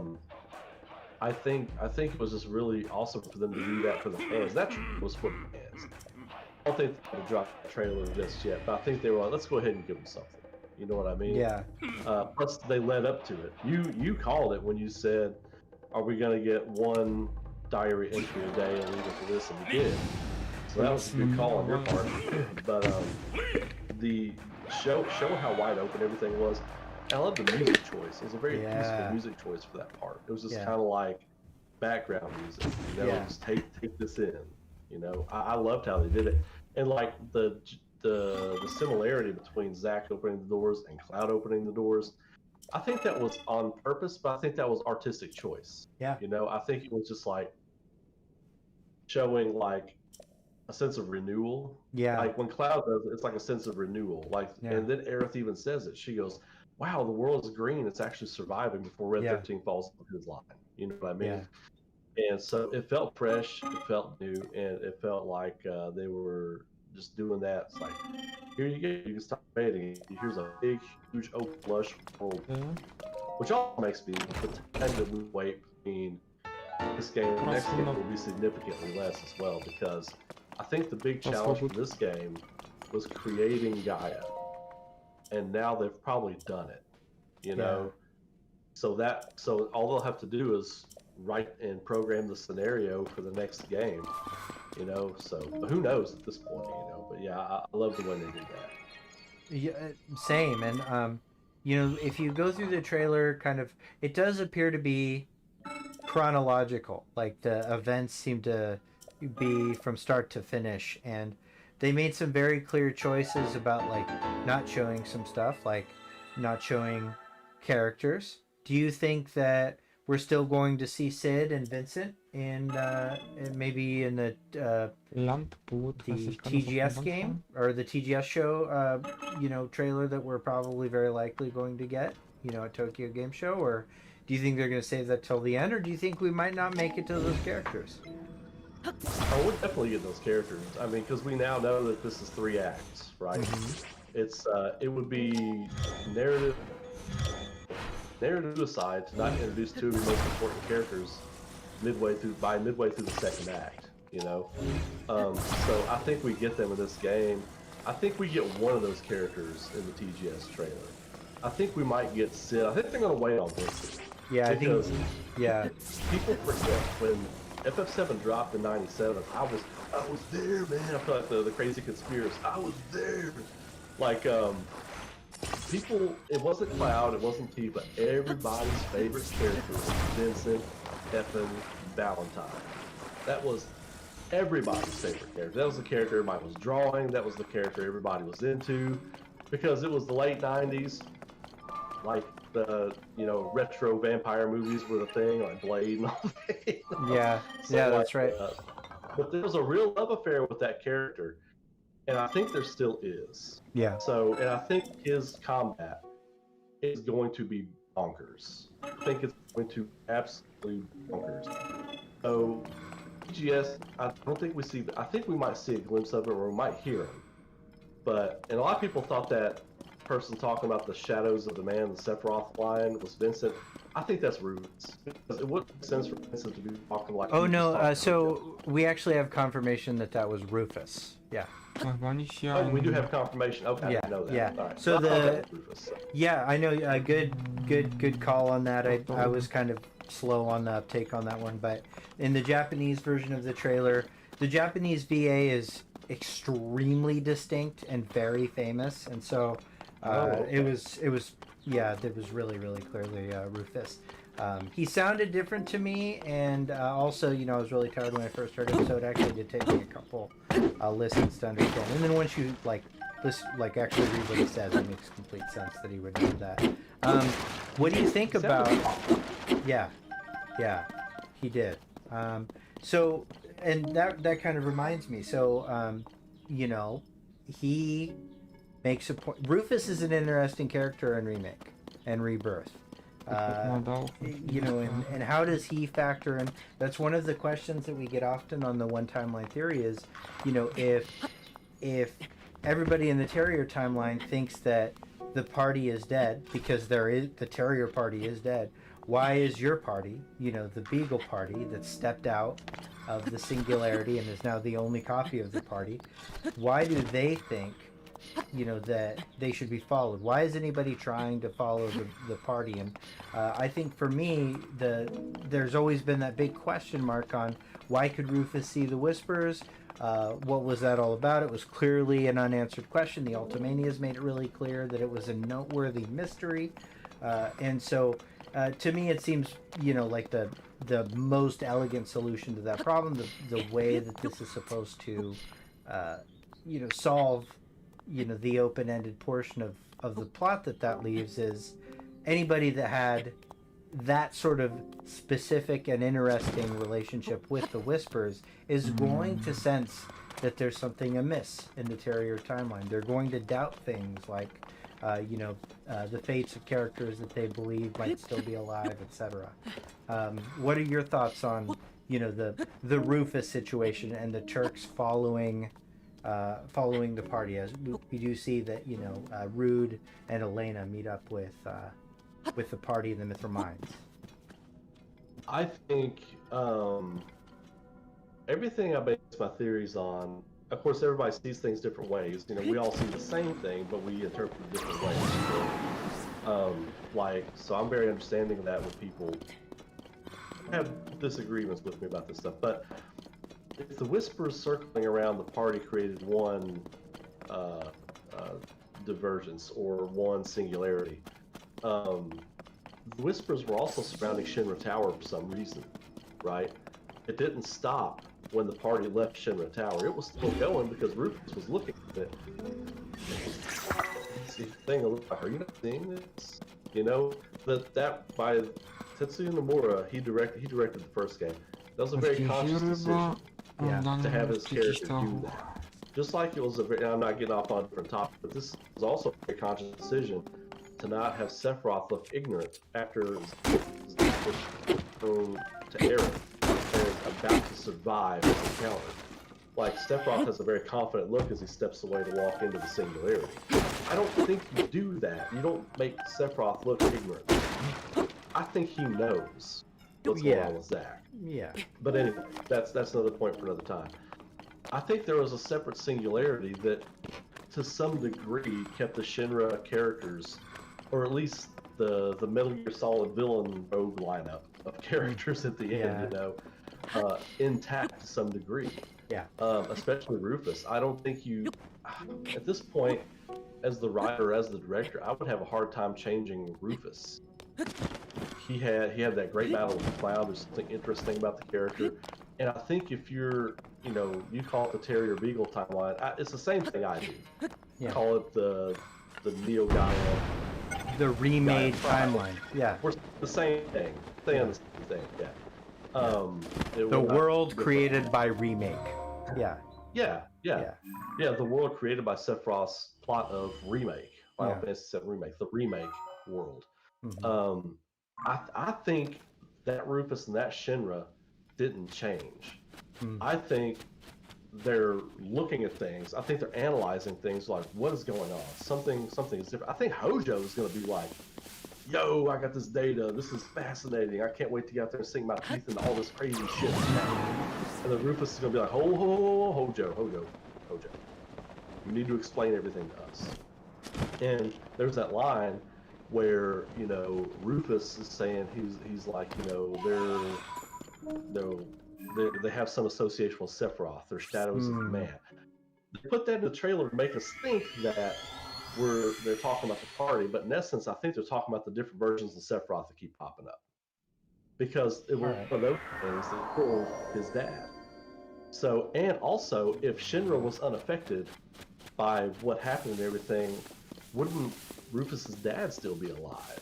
So I think Shinra, whatever happened in the singularity with the party, I think to some degree happened with Shinra as well.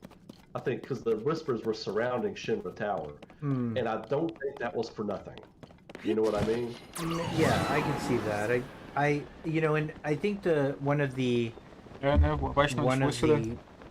powerful things about the vague way they've remade the timeline is that any similarities or differences that it had with what we consider to be the OG timeline can be written, right? So it can be as similar or dissimilar as the author's want, at any arbitrary moment. So it could be, that it's mostly the same, and then there's these bizarre divergences. And one of the last things that Katase said before the Rebirth trailer finally came out, I think he said this back in March, was that one of the things he's most excited about seeing is how people react to scenes that are the same and scenes that are different.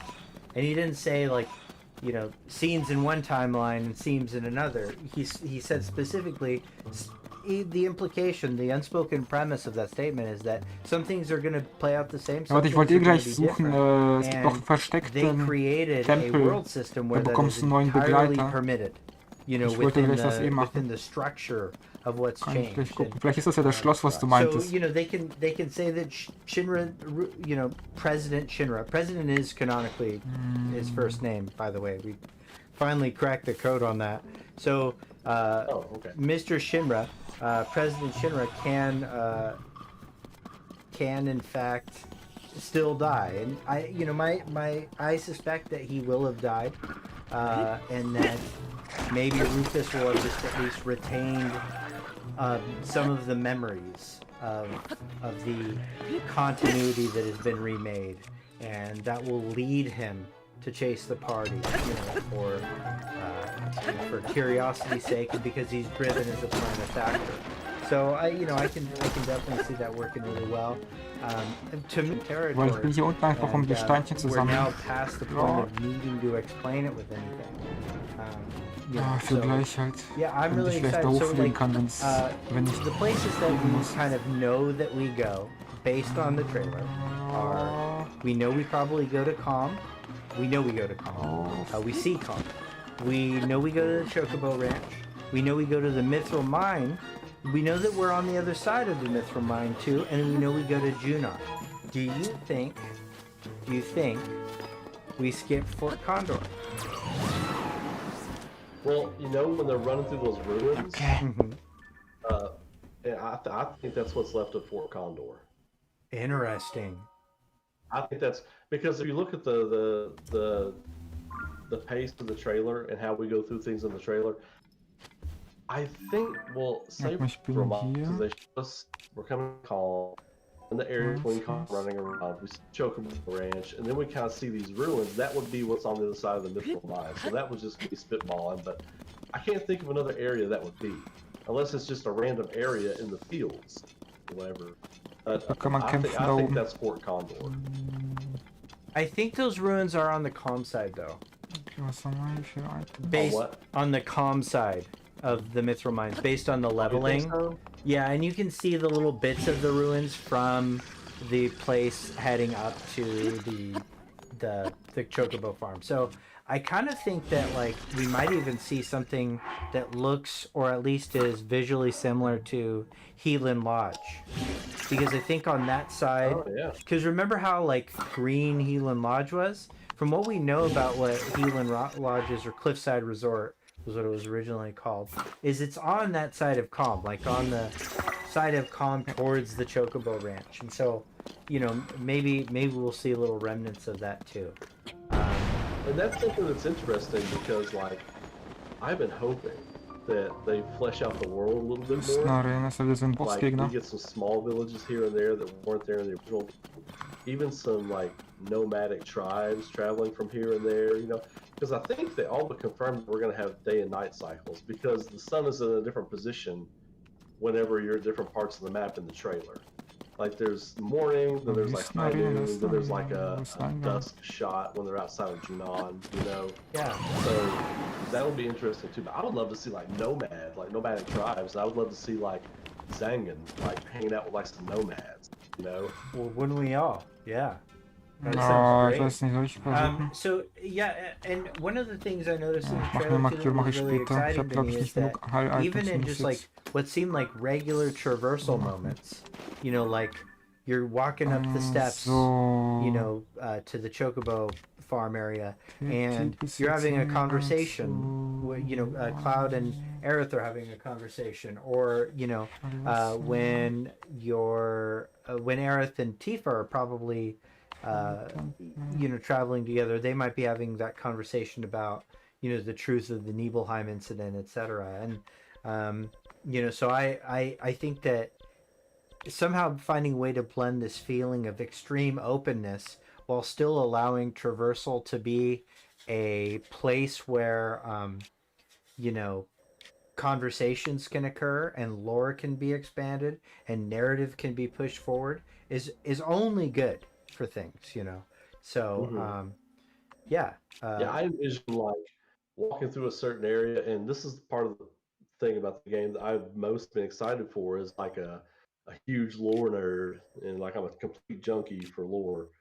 Like, just if you walk to certain areas, and then they just start talking about that area, and maybe something that happened in that area a long time ago, or Guck noch kurz hier, dann things gucke like ich that. gleich, Yeah. That'll wo make those der moments versteckte rewarding. Because Tempel there were ist. some parts in Final Fantasy VII Remake you travel down a path, Also, wo there's die like Quest da nothing, like anfängt. there's no ship, there's nothing. It's very Gucken wir unrewarding. das It's not jetzt even hier any mit der chatter. Quest? It's just like, wow, we went all this way, and now we gotta go back the other way. You know what I mean? Yeah, absolutely. Okay, well, we're making really good time on this already, so I do want to get to some of the meat of the trailer before we open up for questions. The final portion of the trailer is really interesting. We get to see Genova again, and it's a she's got this similar iteration as she does in remake, like the skeletal face. It's clearly in the boat. Some things of interest is that now when Sephiroth is talking to us, in the trailer, in the Japanese trailer in particular, he's using Ore instead of Watashi. So it's Ore Sephiroth is now at play. So it's clear that whatever happened in the singularity to convert Watashi Sephiroth to Ore Sephiroth has followed the party, or maybe at least followed Cloud, which is really cool, really interesting. And then also, there was the little bombshell, that we see the second shot of the reunion clones, the second shot in the trailer, and there's a focus on one. You hear in Cloud's voice, reunion, and then you see it's Cloud's face and his hair. What are your thoughts? What is your takeaway on that? I know you released a video on this, but give us the TLDR. That is the Cloud that Zack was dragging to Midgar when he survived. Like, case in point. Like, I feel like, in my opinion, Zack and Cloud were reacquired by Shinra. And we know that Hojo can mess with people's brains, and either Zack escapes Shinra during the Soulnado, the Shang Tsung Soulnado, he escapes during that. He's been rewired and put back. So, wo muss ich mal hin? by Ich Shinra. muss hier hin. And Cloud was in one of those little underground test facilities. Superior and now Luftraum. that Cloud is gonna be a part of the reunion. Da kann ich hin. Narratively, to me, it makes it a fantasy, Hierhin muss ich. Cloud didn't link up with Avalanche in that world. That's why ist they der failed. Schrein. That's why Cloud failed. It takes all of them to Warte, ist das... save the world. It's not just Cloud swinging a Buster Sword around. It's not just Mhm. Aerith being the last ancient. It's not just Barrett being the leader of Avalanche. And it's not just Tifa. It takes everybody. It takes the whole team to save the world. And if Cloud didn't link up with the team, no matter how Barrett linked up with Aerith and everything in, you call it the Terrier timeline, right? The Neo Gaia timeline. Like, no matter how they linked up, it makes sense because Barrett was in the planetology Avalanche, so was Jesse. It makes sense that eventually they might have found out there was an ancient in Midgar. You roll with it until we know for sure, But to me, it speaks to, showing that everybody failed because they didn't come together. Yeah. That he's a hero. He's not a hero of the story. Cloud is. Yeah. It takes the support of everybody. So even if Zack had linked up with that party, they still would have failed because it's Cloud's story. He's the hero. Now I don't think Zack linked up with him. That's just one example. But so yeah, that's Cloud in the reunion. I've got this whole theory on reunion. Cloud is the final boss fight of the game, but like not that Cloud, like our Cloud. I think our Cloud. I still think it's our Cloud that we fight at the end of the game. Yeah, it's got to be our Cloud. It has to be our Cloud. Yeah, because our Cloud has to be completely broken. Yeah. Right, and so yeah, like the whole thing with Ore, Sephiroth, and everything. Like, I feel like the Sephiroth who was Okay, ich bin jetzt speaking to hier. Cloud the whole time in his mind, like, I want you to be stronger, come find me, you know, that kind of thing. That's the Sephiroth you break out of planetary prison at the end of the game. Ich muss quasi In hier Zion hin. Singularity. He tricks you into breaking him out. So now he's complete, he's whole. That is the Sephiroth Wenn ich now war. that we are experiencing out in the world. I feel like. And but yeah, Cloud, that Cloud we see at the end is Hier definitely muss ich. Cloud, and it's the Cloud that Zack was dragging to Midgar Ja. with, Da muss ich hin. in my opinion.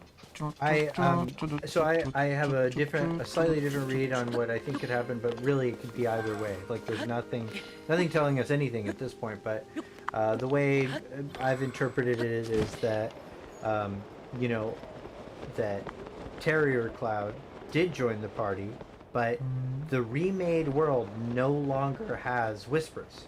The whispers prevent everybody except for Cloud's death on the highway where we see the accident, so where we see the bodies in the beginning of the Rebirth trailer. I think Terrier Cloud succumbs to Sephiroth's will because all of his friends were killed, because there's nothing preventing their death, and he's alone, and so I think that's why he becomes a reunion clone. Where is Zack? In my opinion, I think they will just write that Zack dropped Cloud off at the entrance and then was spirited away by Cisne or something, or I think the most, the simplest answer is that he realized it would bring, he's the number one target, he is Shinra's target number one, and that just him being in Midgar puts a target on both Cloud and Aerith's back.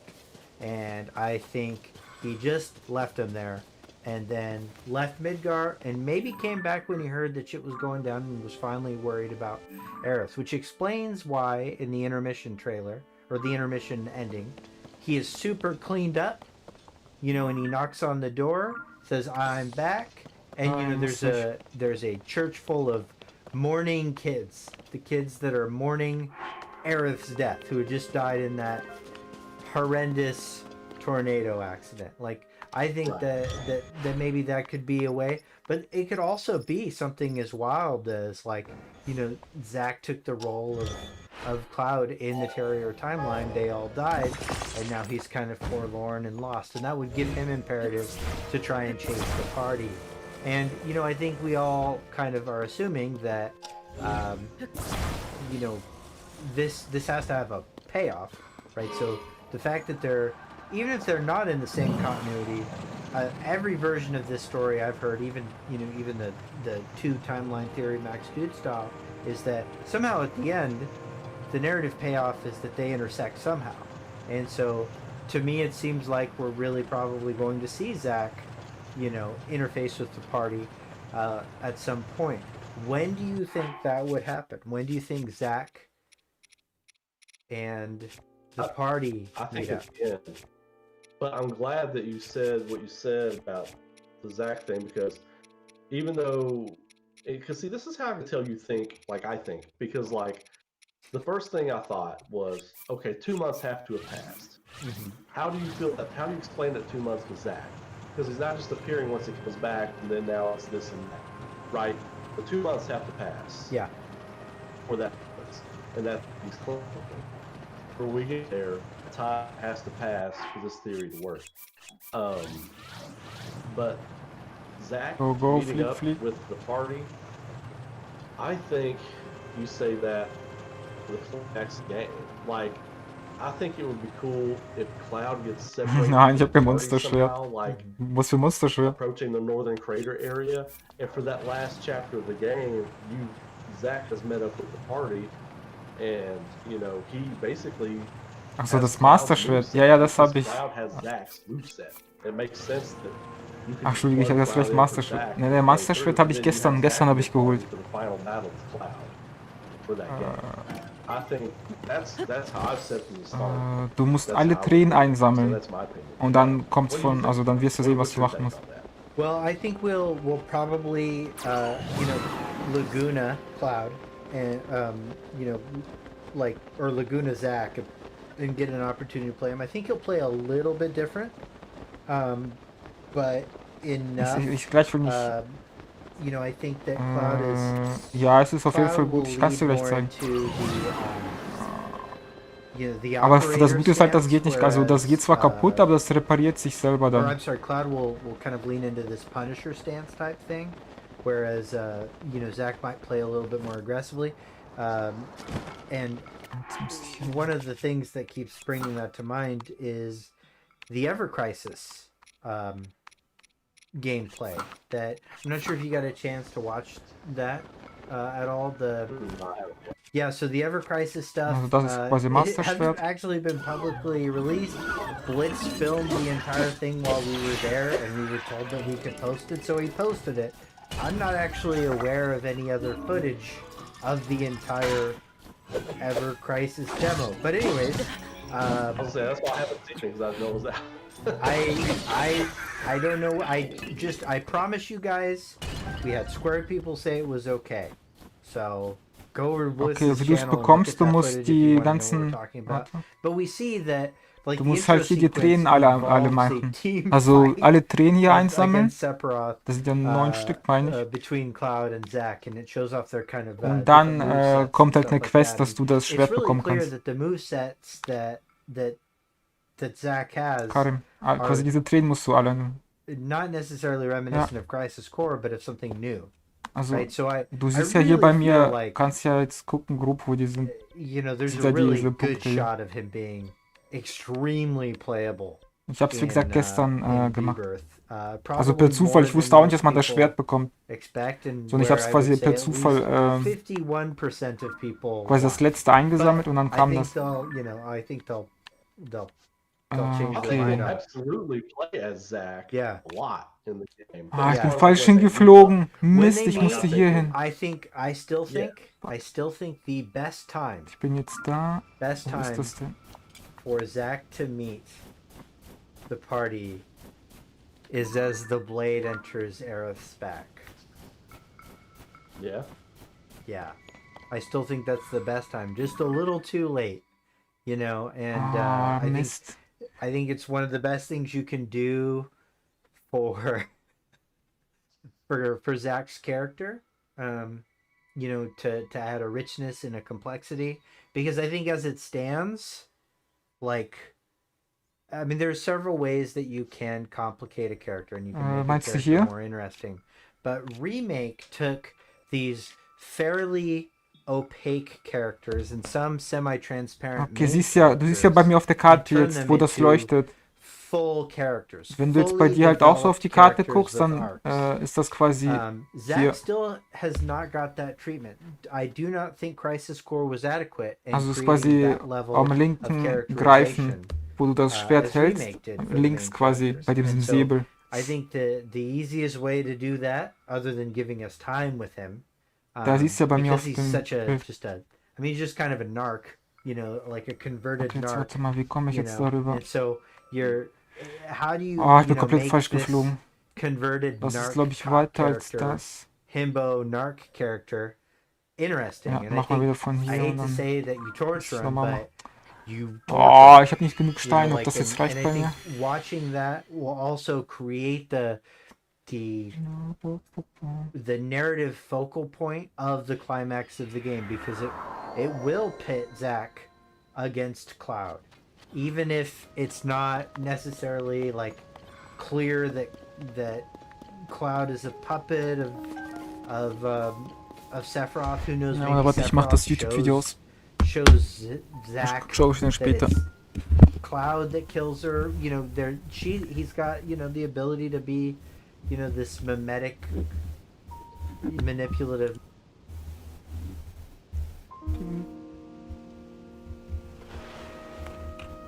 Okay. Okay, nochmal. Muss ich in die richtige Richtung fliegen.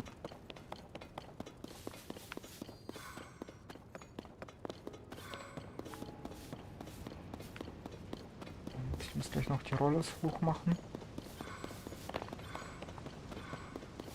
Und ich mache noch kurz die Rollers hoch.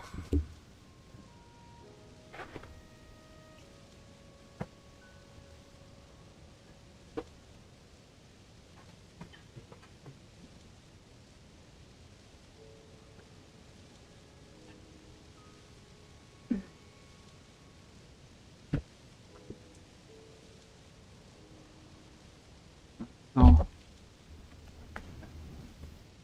diese, diese Kameraeinstellung ist richtig cool. Dass die Kamera dir quasi so folgt.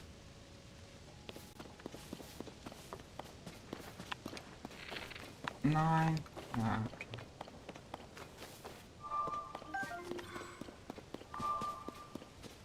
Warte mal, wie ich jetzt hier rauskommen?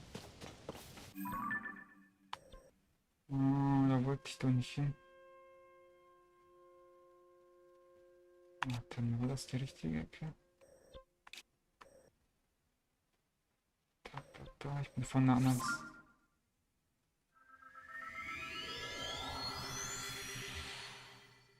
Ach doch, ich muss das Ding berühren. Ach.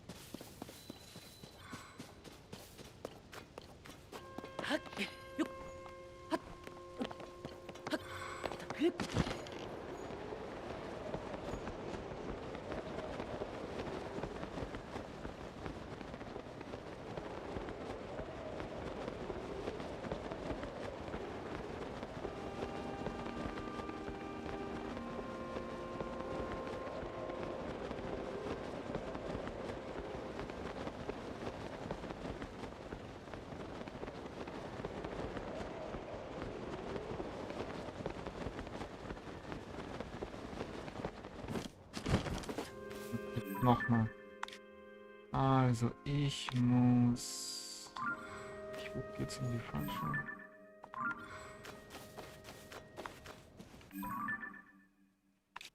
Genau, da muss ich hin. Ja, gar nicht wahr. Das ist doch. Da muss ich hin. Warte mal, aber da war ich gerade. Wo ist das? Ist das weiter unten? Ist da hinten? Oder ist das weiter oben? Ist es da hinten?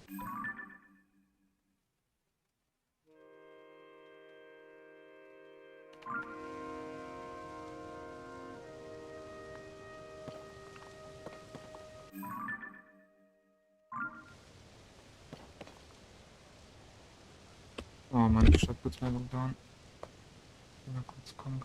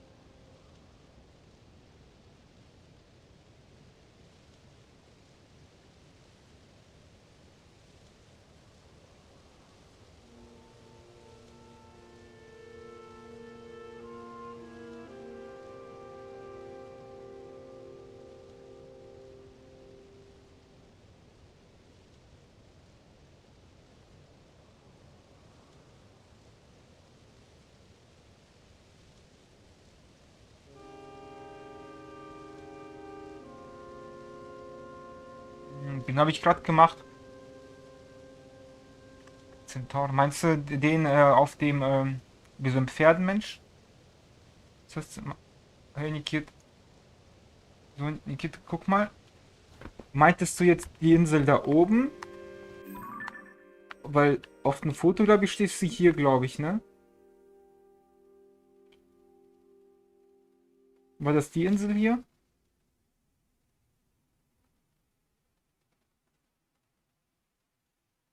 Wo der Sturm ist. Meinst du, man muss direkt hier runter, hier hinfliegen? Da fängt auch die Quest an?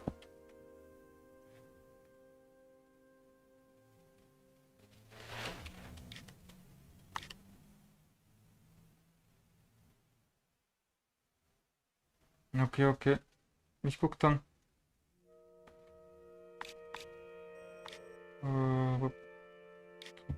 Konnte man einfach so zum Sturm fliegen oder braucht man ein Item? Also werde ich da gleich weggeschubst, wenn ich zum Sturm fliege?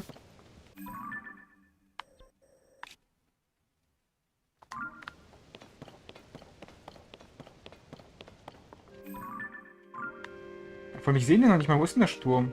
Meinst du den? Der da unten? Meinst du da, wo es blitzt jetzt? Äh, braucht man da gleich Blitzklamotten? Kam mit einem. Ach, okay, okay. Oder warte, fliegen wir kurz noch richtig. Ah nein, link halt dich fest.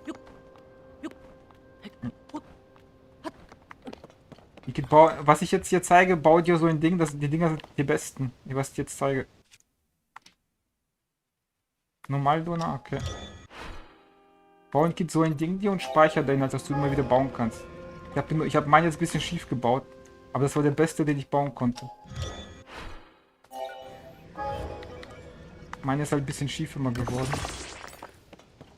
Das Ding hier ist optimal. Du nimmst quasi so ein Ding hier.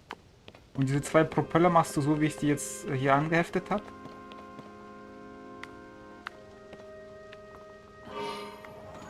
Und dann kannst du damit richtig gut fliegen. Und die verbrauchen 9 von diesen Steinen zum Bauen.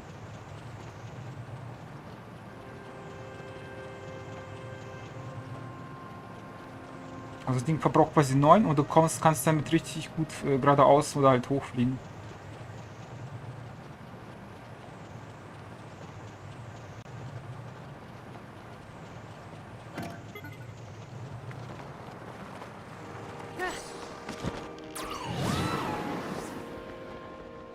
Jetzt kann ich vielleicht da stehen.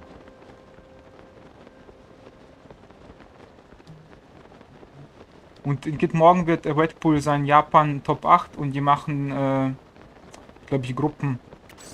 Also es wird nicht normales Top 8 sein, ich glaube, die werden glaube ich, Top 12 wird das, glaube ich, sein und dann, keine Ahnung, ob die einen Top 4 machen, wie es auslosen. Und gleich kommt UK, müsste gleich anfangen, glaube ich, 2:30. Dass die Engländer quasi auch dasselbe machen. Ich finde es cool von Red Bull, dass sie halt gemacht haben, dass man sich qualifizieren kann über Online. Also dass quasi das Open Qualifier ist. Mal gucken, vielleicht bekommen noch mehr, also Deutschland und so bekommen vielleicht auch einen Spot. Werden wir sehen. Ich schätze mal, Amerika bekommt 100 Pro ein, aber... Ja, aber ansonsten danke, ich mache dann gleich die Quest. Komm schon. Nein.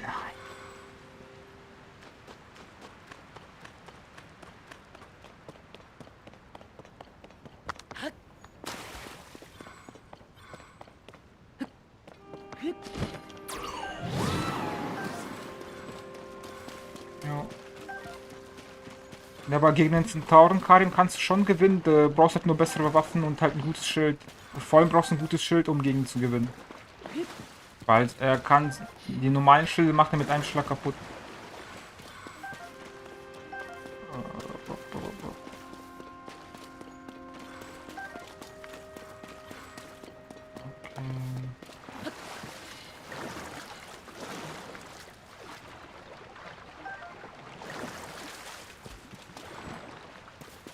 Also zum Sturm muss ich dann. Wo ist da jetzt der Sturm?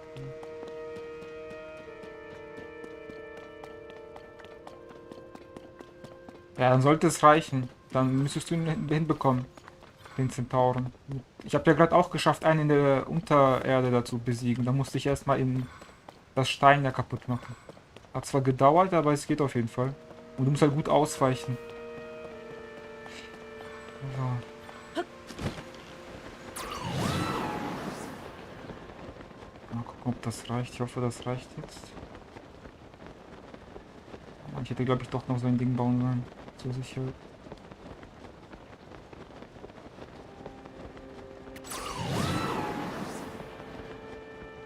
Ah, Mann, das wird knapp.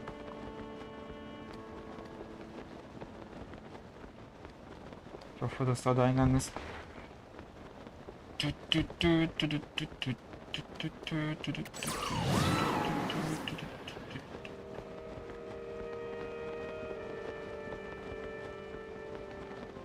Und gut ist auch, dass ich auch so viel für Ausdauer investiert habe.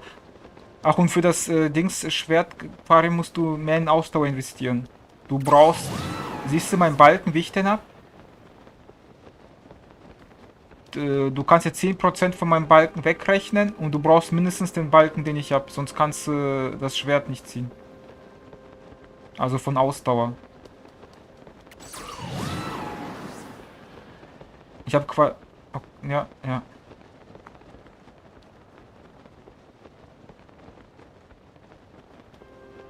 Aber bei mir war es auch richtig knapp. Ich habe schon gedacht, ich schaffe das nicht beim Ziehen.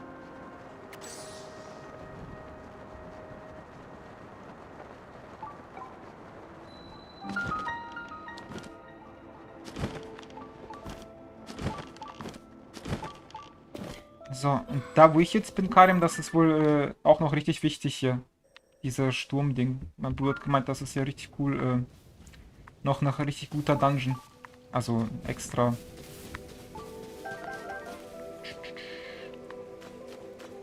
Mal gucken. Und ich habe eigentlich eine Donnerausrüstung. Ziehen wir die an. Beine hatte ich, da hatte ich Damage.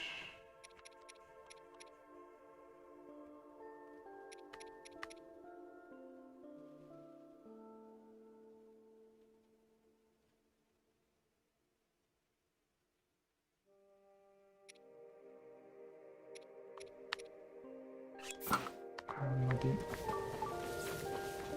Lolololololol.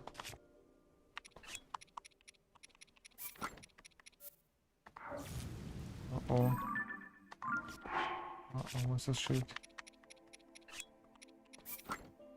Ablegen. Reicht das schon? Nein, immer noch. Ach, come on. Muss ich mich komplett nackt machen? Was habe ich noch? Schwert. Immer noch. Ich habe doch gar nichts mehr an, Spiel. Das habe ich noch. Komm jetzt hör auf. Ja, da muss man hier nackt rumlaufen, sonst trifft der Blitz dich und tötet dich.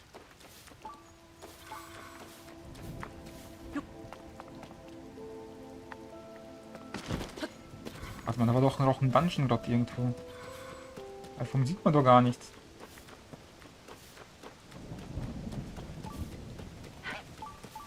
Ja.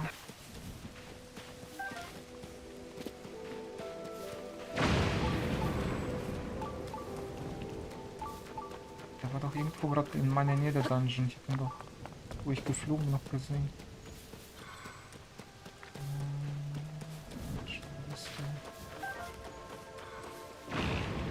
Boah, Kamerad.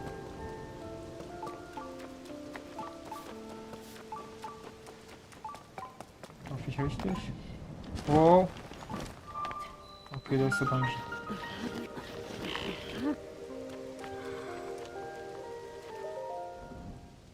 Okay.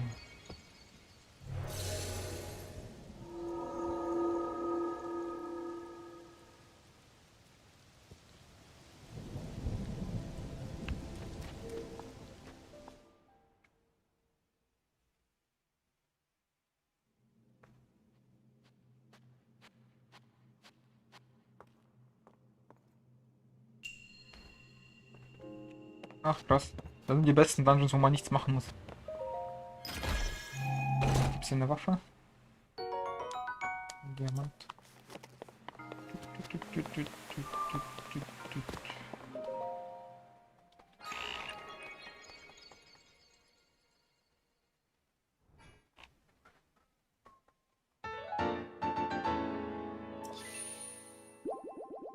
So, jetzt haben wir uns auch geheilt.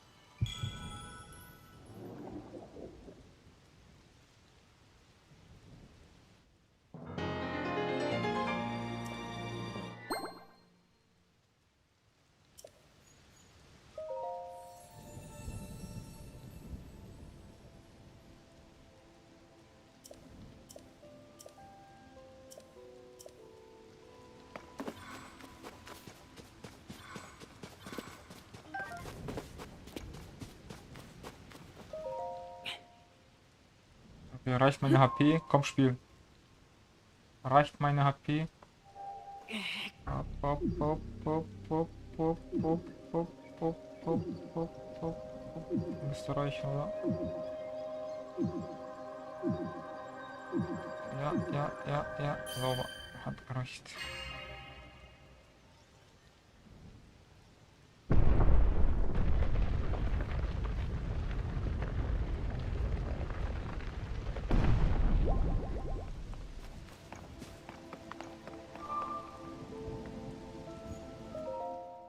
Jetzt mal gucken, was passiert.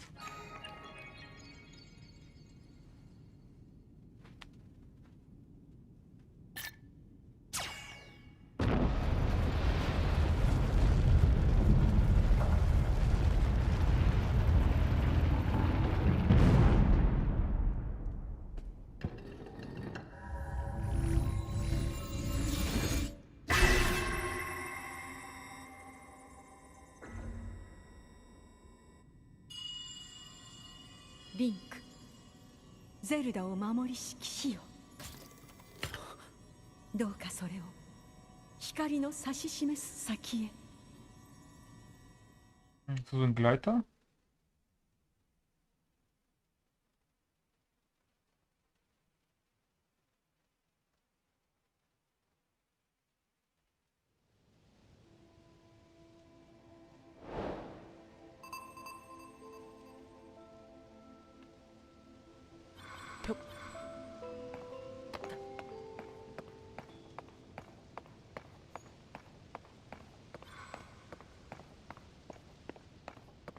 Ja, das ist schon mal Gleiter, schon mal nett vom Spiel.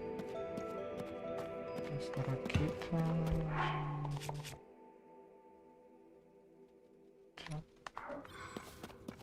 Ich mache mal vorsichtshalber trotzdem hier noch eine Rakete dran. Dann nehmen wir das schon so lange. Okay.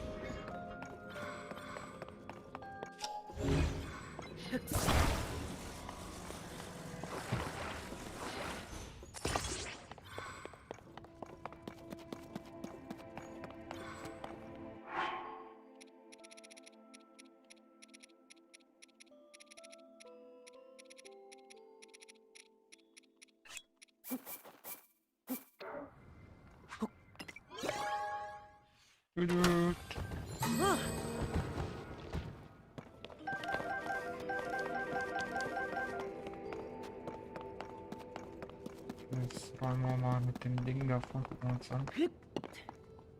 Warte, warum ist das Ding noch besser?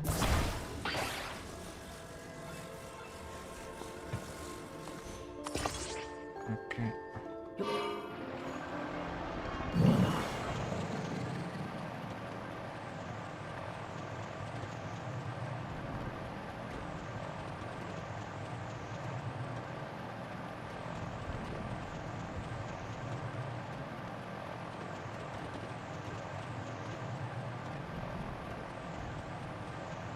Aber den Sturm kann man aber hoch. Krass.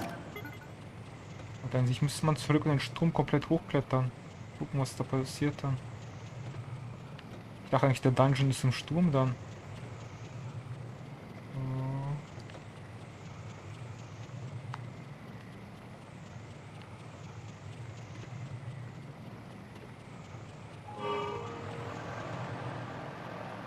Okay. Link landen. Oh, das Ding hat mich getötet. Doch nicht.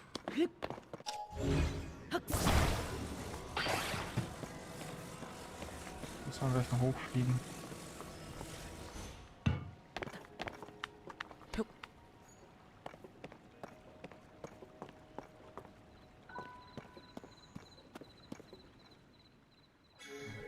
Okay.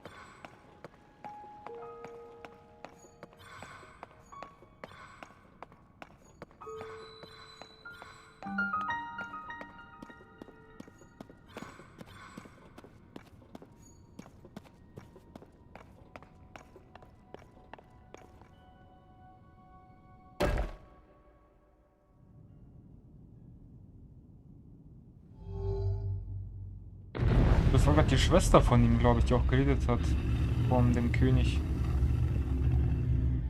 Glaube ich.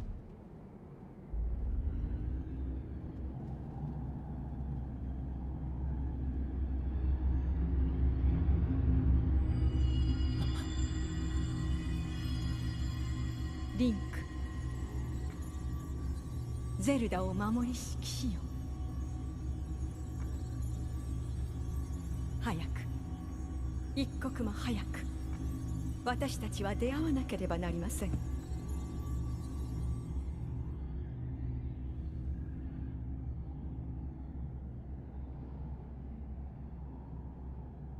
Okay.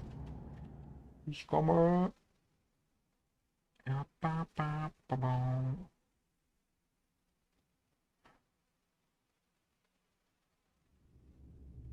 Ach du Scheiße, ist unter der Erde? Da war ich doch gerade. Ah, okay.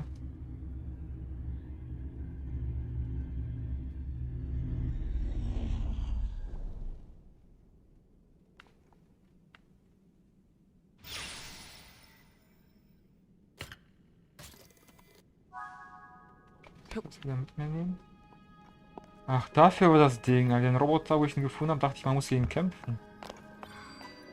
Aber der ist unser Kumpel, der Roboter. Ich habe gedacht, das wird hier ein harter Bosskampf, wo ich das gesehen habe.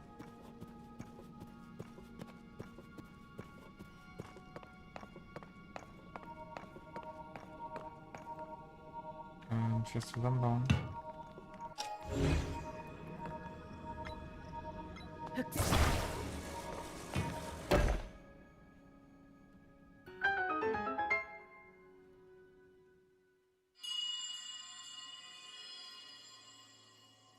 Da muss man jetzt alle Bauteile hier finden.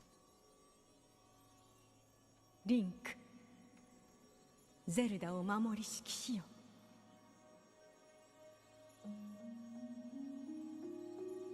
私の名はミネル、魂の賢者。あなたがここに来てくれたおかげでやっとお話しすることができます。今の私は魂だけの存在。新たなよりしろがなければあなたと真にまみえることができません。ここより見える4つの蔵、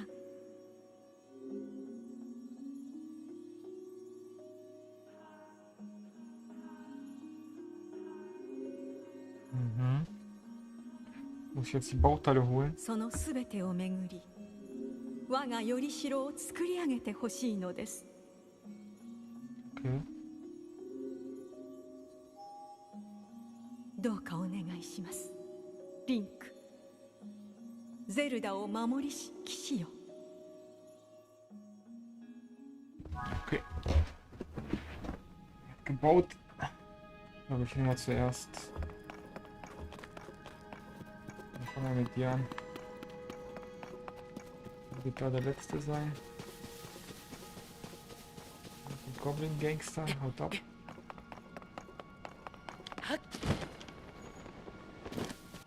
Habe ich genug zu essen? Oh, gut.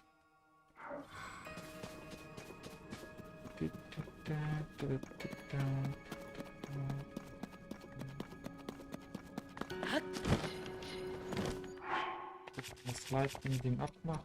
Dann haben wir die. Das ist jetzt von der Werte. 5, der hat auch 5.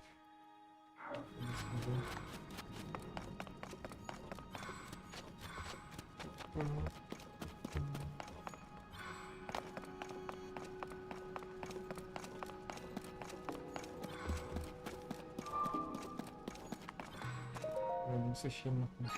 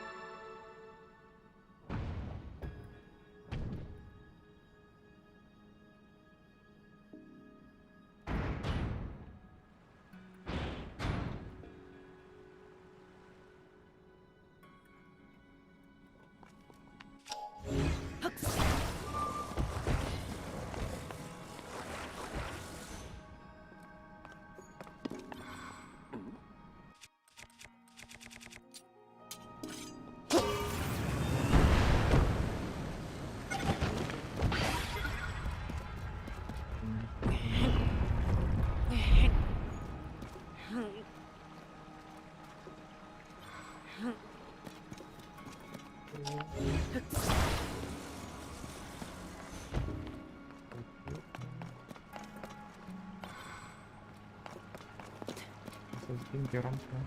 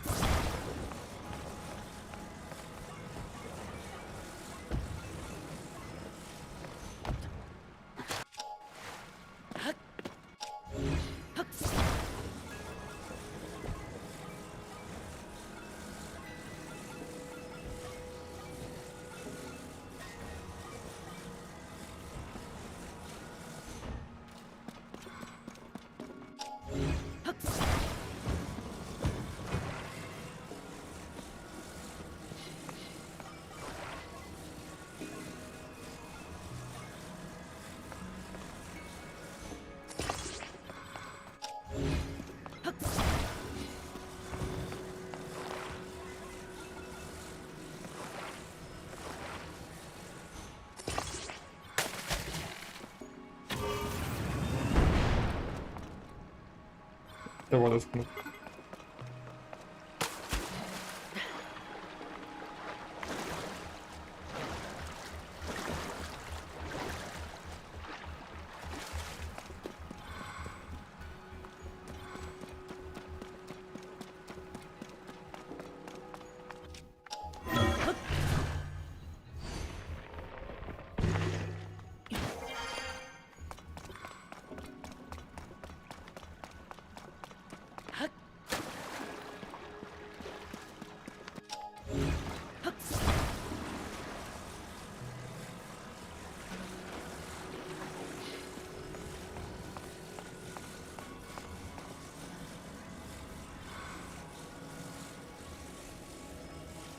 Wenn wir die Rakete auch benutzen.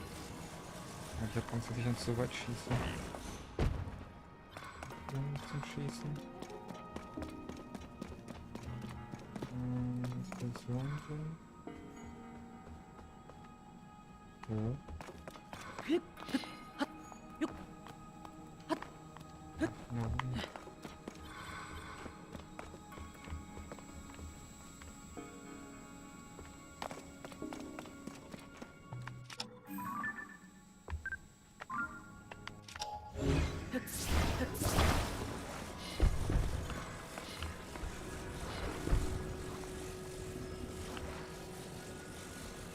Na, kann ich das nicht so kaufen?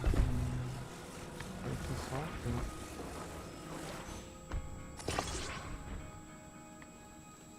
Okay.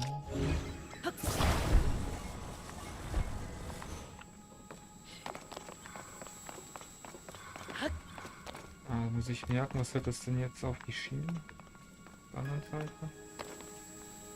Ach du Scheiße, das ist was Wertvolles, wo ihr das nehmen würdet.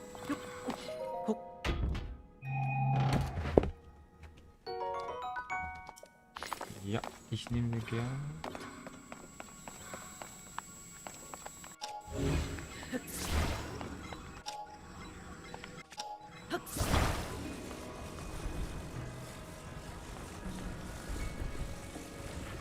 Da liegt ja noch was. Oh. Das noch was.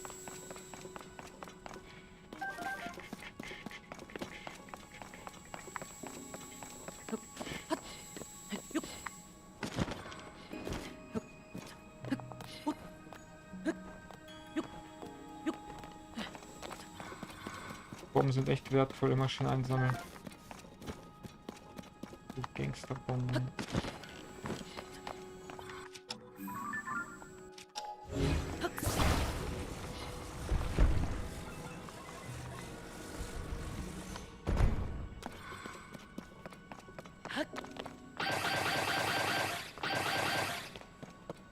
Pam, pam, pam, pam, pam.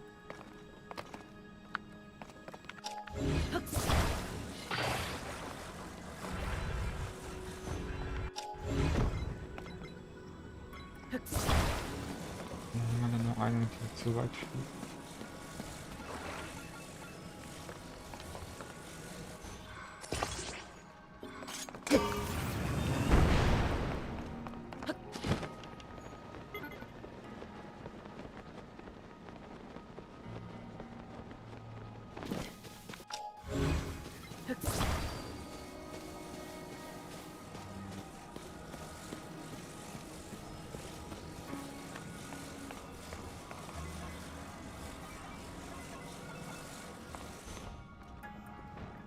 Was jetzt? Okay. Wie das eingesetzt hier. Aber da.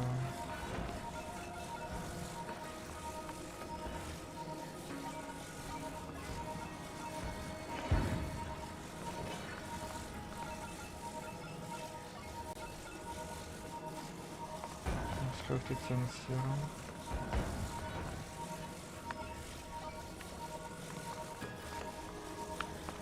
Ach, warte mal, so.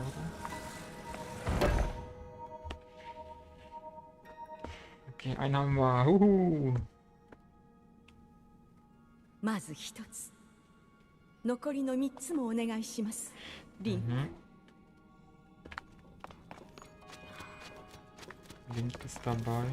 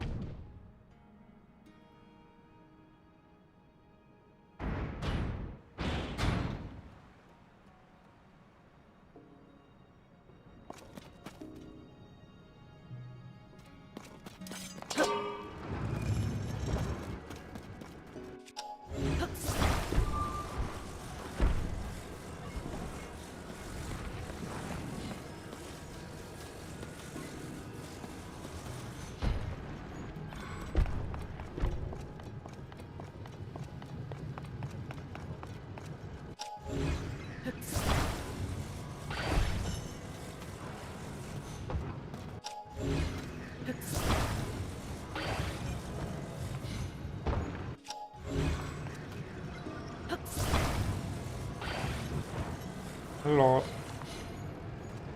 Dann müssen wir es zu zweit irgendwie machen.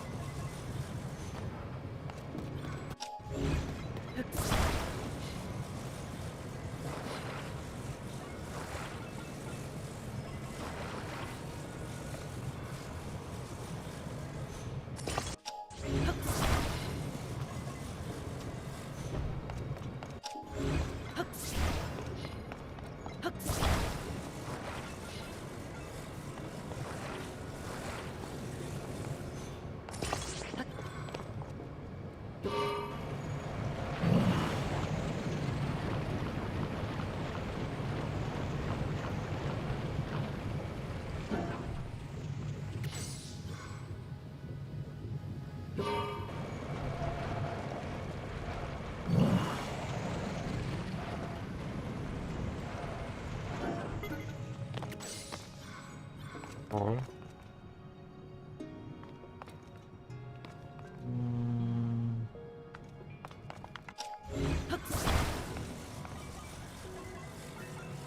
Also das passt so rein.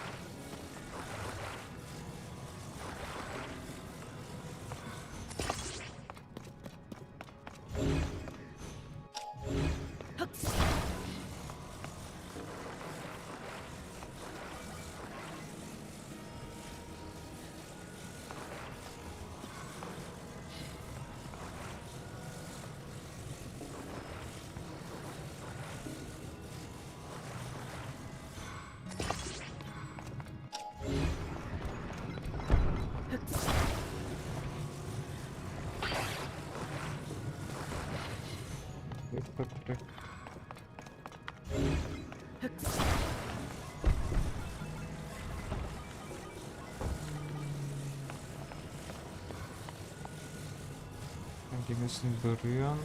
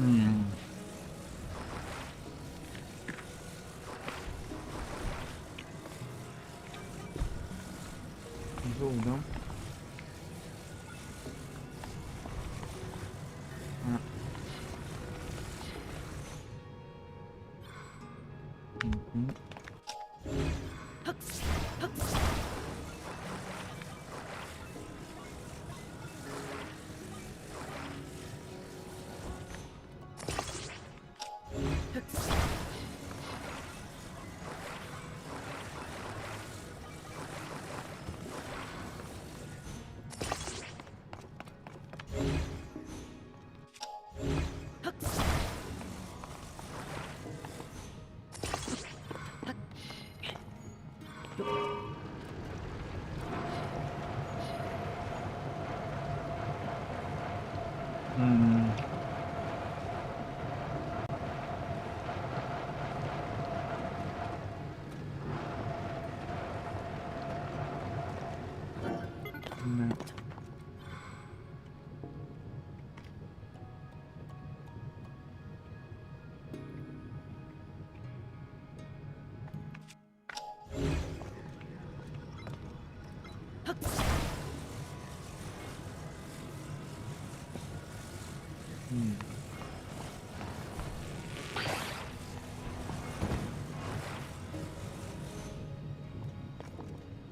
Doch, ist doch richtig.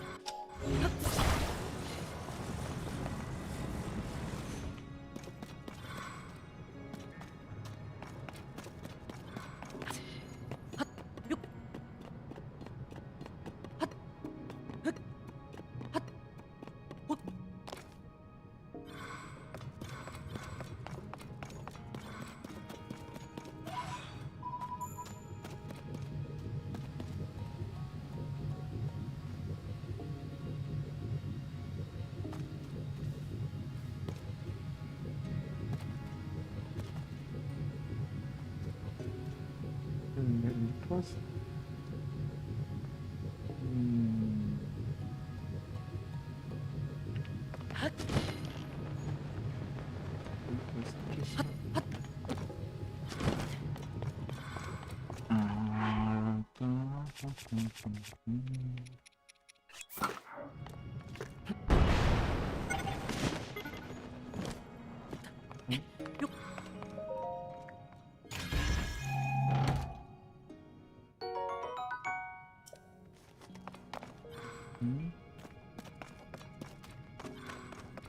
Was?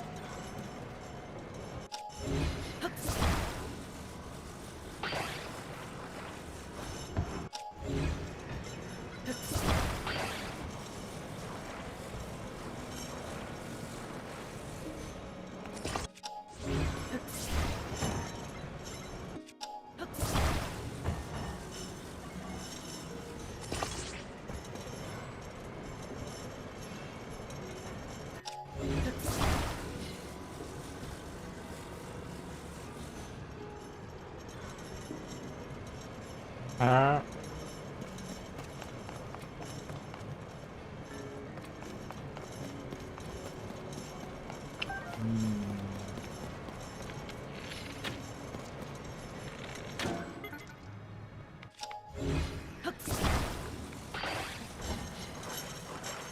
war das jetzt verdammt? Das war so.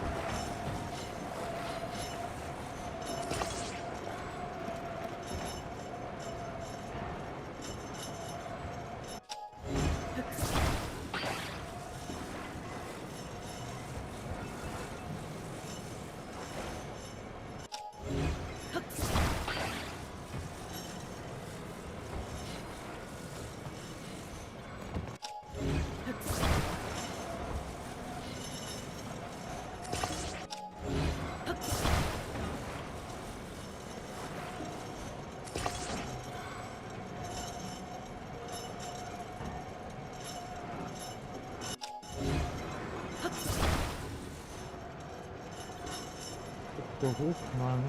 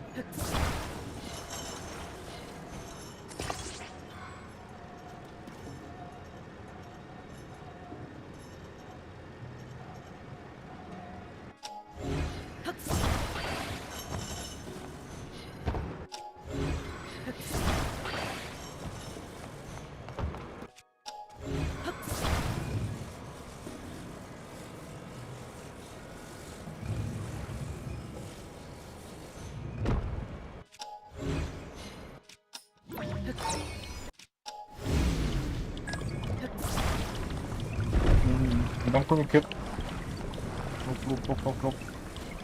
Ich dachte, man kann die nicht hochziehen. Okay.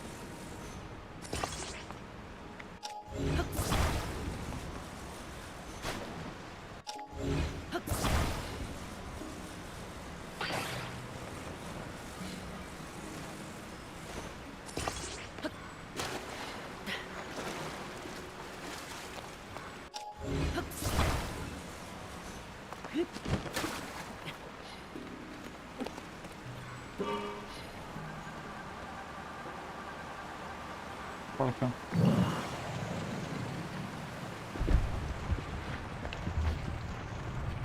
Go, go, go, go, go, go, go. Oh, oh, oh, oh, oh.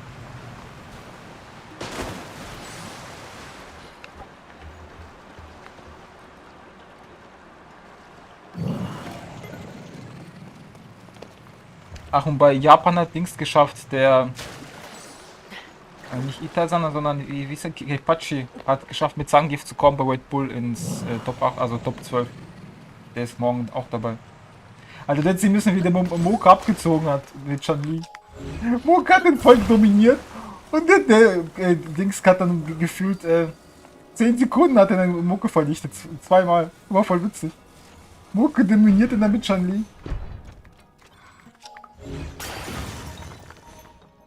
Und der macht dann einfach 2 Grapple-Moves. Und das Geile war, der hat einmal... und das Geile war, er hat dann einmal gemacht mit dem Super, was du immer machst. Bei mir. Und der hat jedes Mal Super getroffen. So wie du mich immer mit Super vernichtest, hat der arme Mucke halt auch abbekommen. Der konnte ja nichts machen. Aber das mit dem Super war cool. Der hatte quasi nur noch so einen Strich, der Kepachi. Mucke hat halt noch halbe HP, er macht super, Bock gewonnen. Easy. パーツが揃いました Schade, dass man sein Gesicht nicht gesehen hat, weil es selber das Internet war. Der hat's wahrscheinlich kaputt gelacht. Nee, glaube ich nicht, habe ich nicht gesehen. Er hat den meistens halt so gegrappelt immer. Und dann mit kleinen Schlägen dann gefinisht, wenn er noch wenig HP hatte. Okay, warte, jetzt muss ich hier da hoch. War aber echt lustig, war einer der besseren Kämpfe. War relativ am Ende des Streams. So die letzte Stunde war das. War auf japanischen, also Red Bull, das ist die GP war das. Oder bei Demaskis kannst du auch gucken, wenn du ihn auf Twitch hast.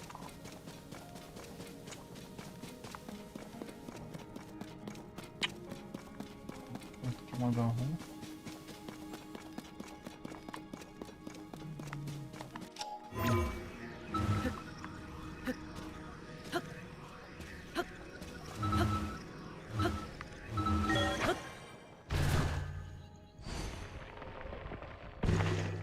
Lord.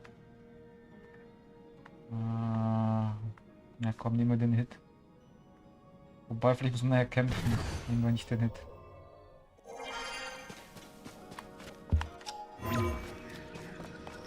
Dann müsste es ja auch gehen hier hinten.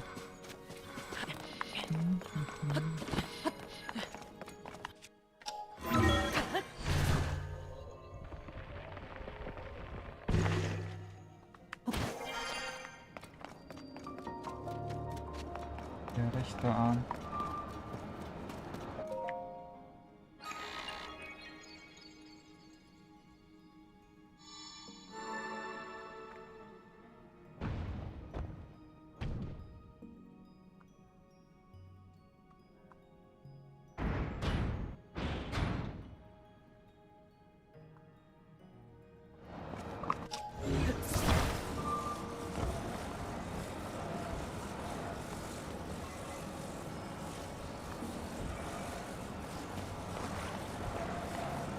Schon zu breit. Das ist so.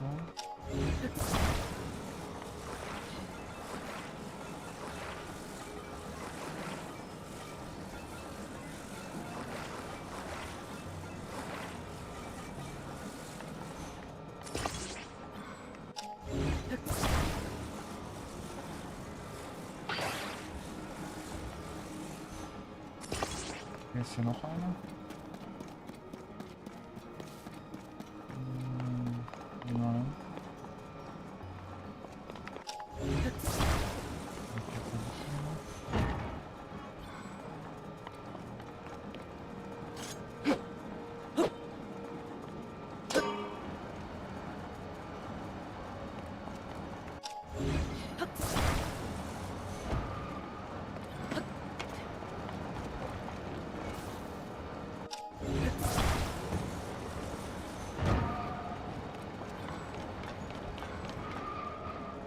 Jojo, danke dir. Euch auch.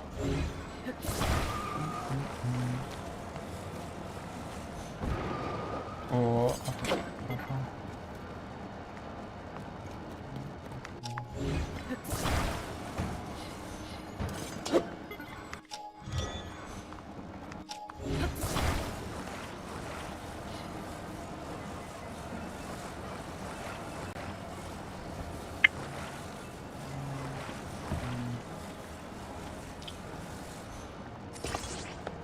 Jetzt warte mal da. Ach man, hier, das Ding ist unter Strom.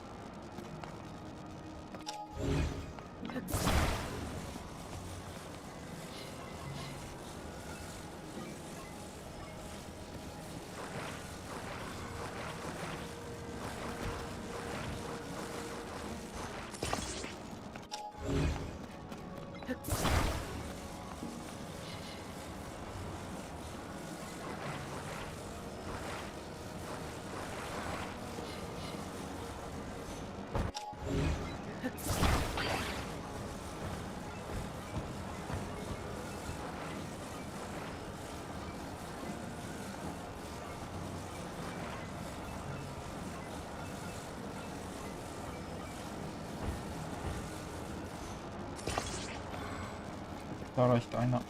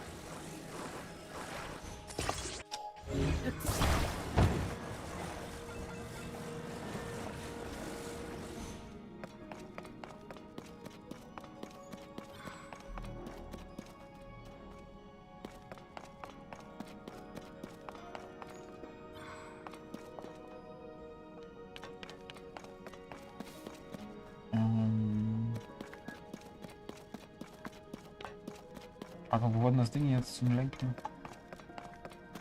Ja.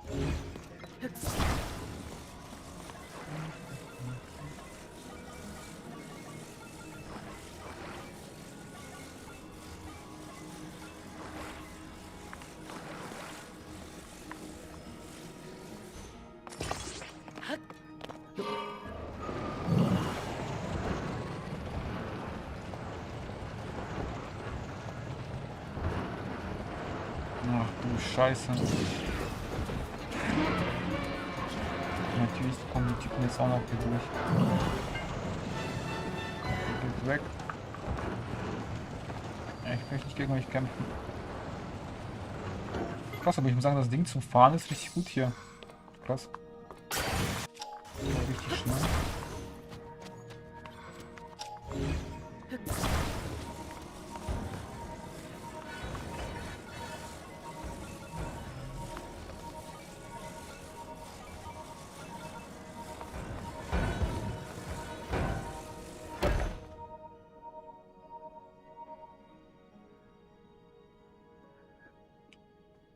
Bin echt gespannt, ob あ das と gleich 一つですリンク dagegen kämpfen müsst, ob die mir もう wirklich すぐ helfen. よりしろの体が完成します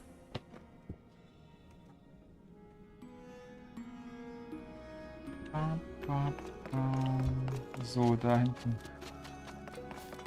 Das ist der letzte.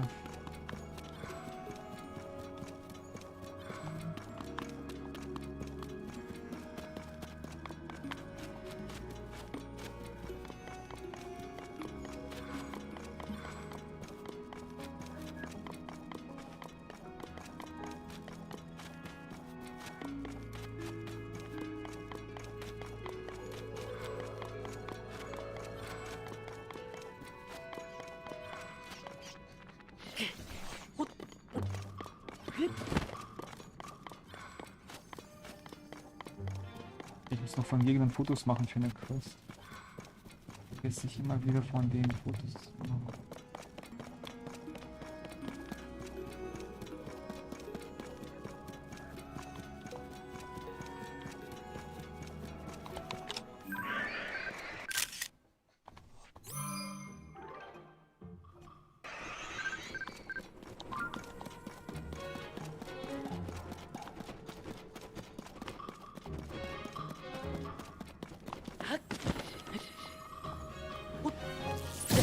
Ja, komm on.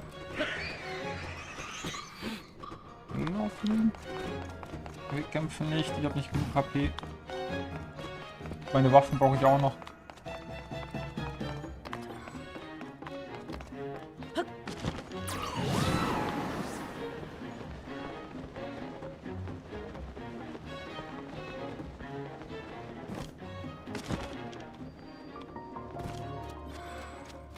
Okay, Fabrikbahn.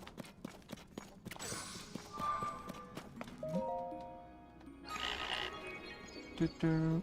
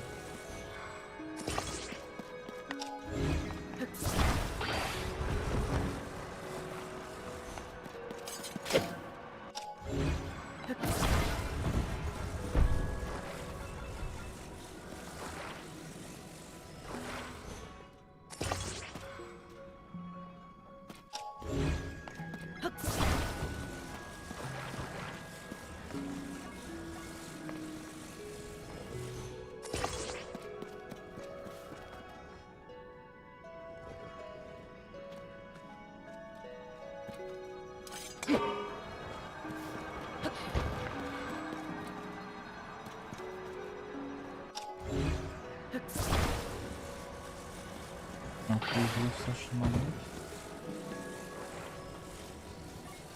Warte.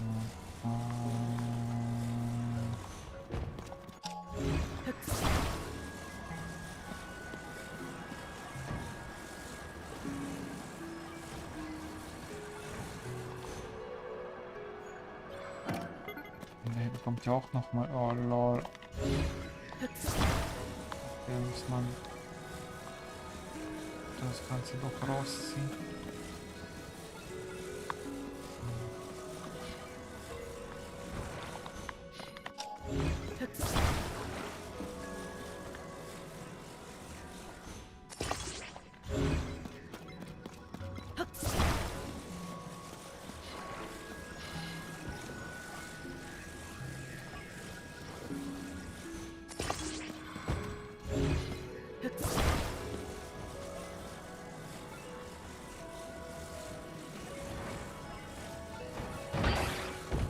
Nein.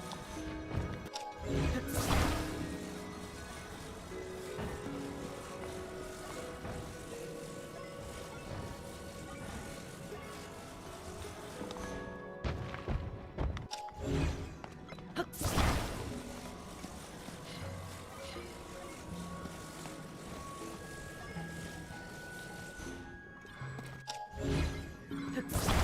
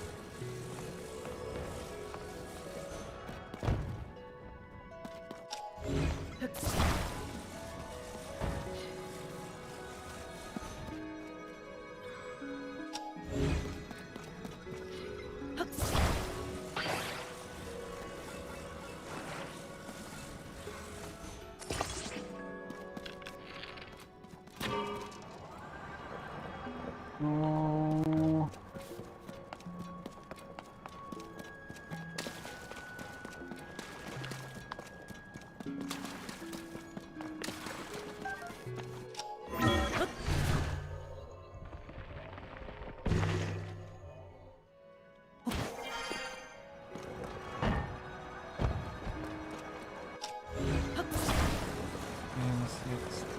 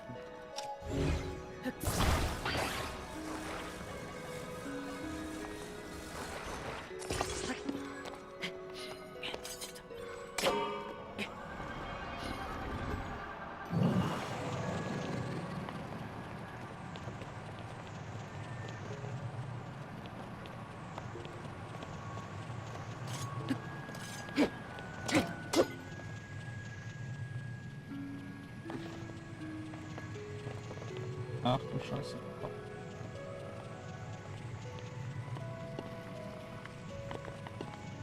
Dreh.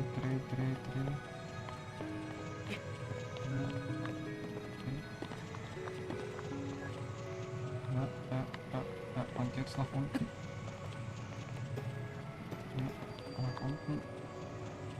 Ah, perfekto. Und bam. Also jetzt mal gucken, was passiert. Bin gespannt, ob man kämpfen muss irgendwie oder ob sie freundlich sein will.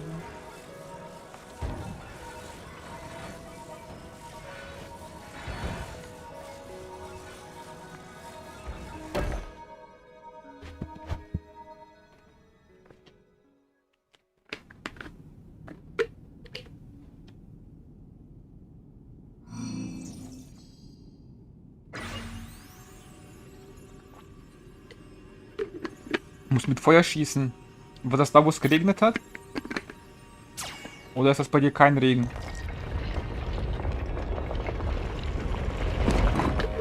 Aber wo es geregnet hat. Ja, du hast doch gesagt, man musste vor der Tür die zwei Planken machen. Also so Planken übereinander. Und dann mit Feuerpfeil draufschießen. Ach so. Ne, ich bin von oben geflogen, dann bin ich da gelandet. Ich bin halt in den Himmel, da war so ein Stein, der dich zum Himmel halt hoch bringt. Und ich bin dann von da halt runtergefallen und mit dem Gleiter hingeflogen. それは我が魂の秘跡。 Was geht noch weiter? この場所に秘跡があります。ここに私を連れて行ってください。 Okay. 道中はとても危険です。あなたが組み上げてくれたよりしろ、ゴーレムには秘めたる力が。あそこへ行けばわかるはずです。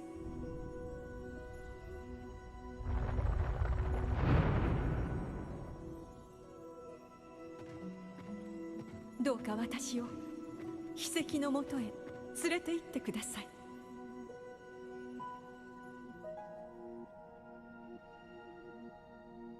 Na, jetzt lass mal gucken. Die Fähigkeit Konstrukt. Du kannst mit Konstrukt reiten und steuern, okay. Also. Wo war das nochmal? Das war.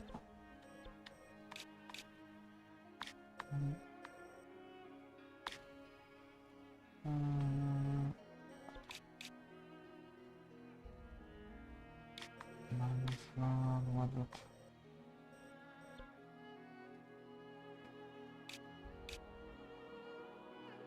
Meinst du, der war hier, glaube ich, in den Sümpfen?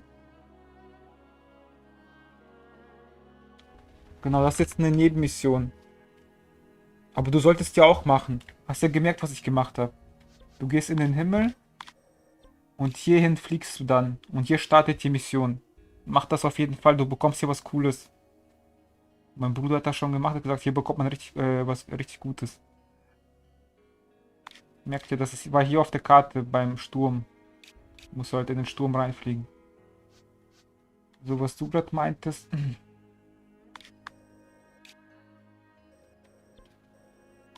Also das war der hier. Und du musst dir vorstellen, ich bin auf vom Berg.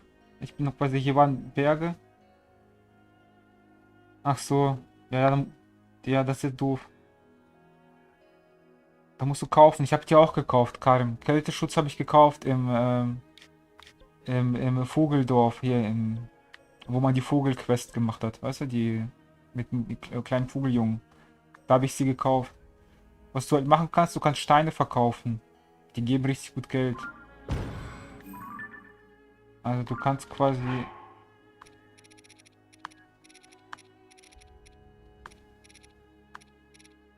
Wo sind die Steine? Die Steine kannst du hier verkaufen. Die geben immer richtig gutes Geld. Da kannst du es dir kaufen dann. Also eine Rüstung. Ich hab hier auch nur die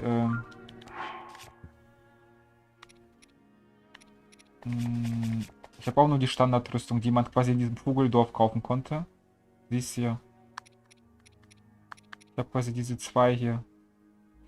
Also die Hose und die Rüstung. Und zu dem Dings, was du gerade meintest, ich bin auf den Berg geklettert. Also hier bei den Sümpfen. Du musst dir vorstellen, ich bin auf den Berg geklettert, dann bin ich vom Berg runter gegleitet. Also hier hin. Und dann musst du hier bei der Rampe, musst du hier vorne die zwei Bretter legen. Also hier vorne. Und dann kannst du mit Feuer anzünden.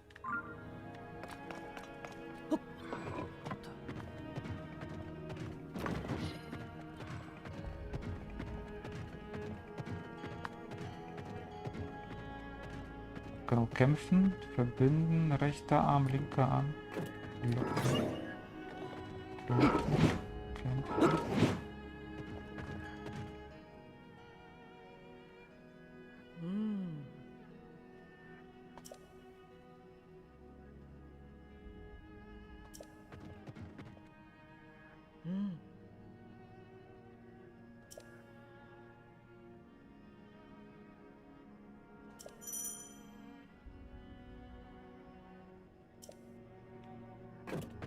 Ah, okay.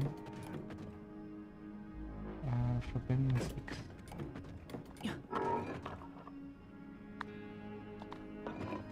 Button verbinden.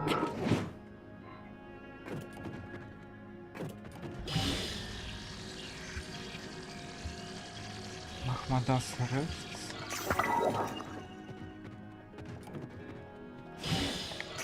Das links.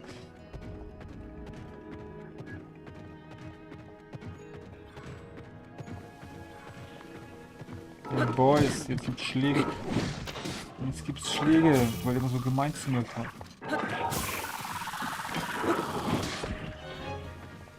Na, wo ist jetzt eure Rüstung? Da bringt nichts mehr, eure Steinrüstung gegen mich, ne? Aber es sieht immer noch so wenig. Wieso haben die so viel HP? Das ist normal. Da auch so schnell ein Roboter auf die drauf. Sieht immer noch zu wenig HP.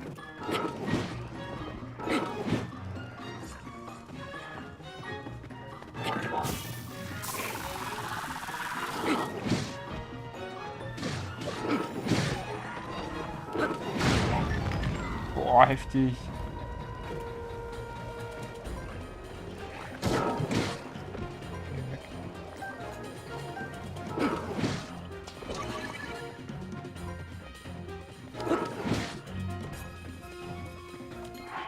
Und die sollte nicht sein.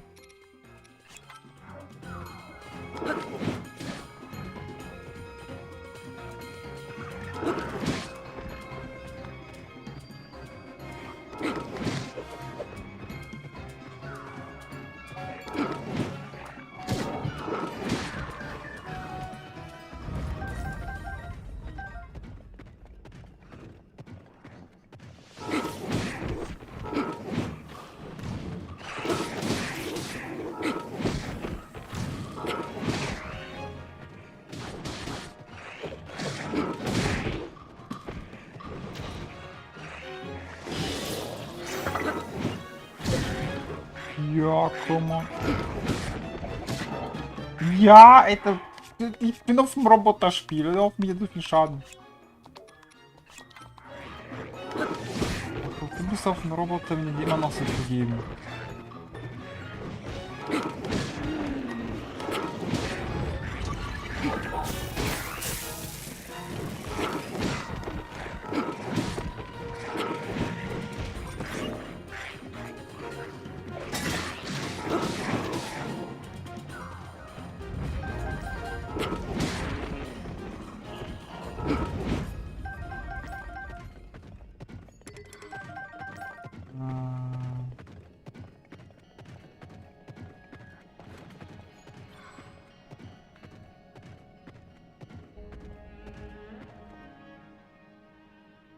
ああ。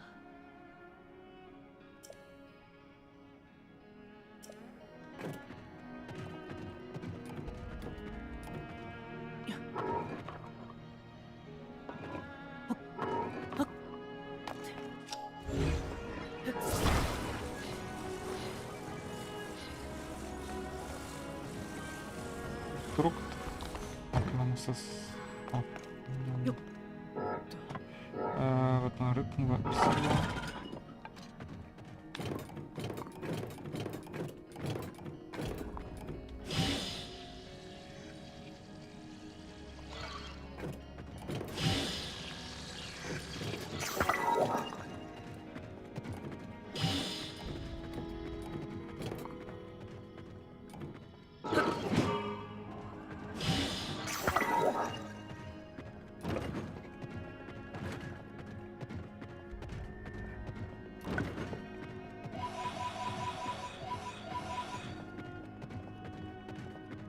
Die paar HP machen mir halt Sorgen, ob ich das mit der HP schaffe. Das ist die Frage.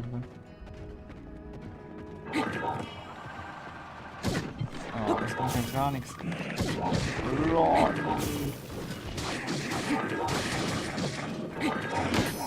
Nein. Ah, danke, Zaubervieh. Oh, das ist...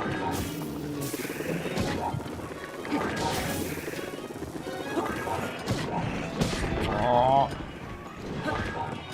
Ich hätte den Ventilator nicht draufpacken sollen.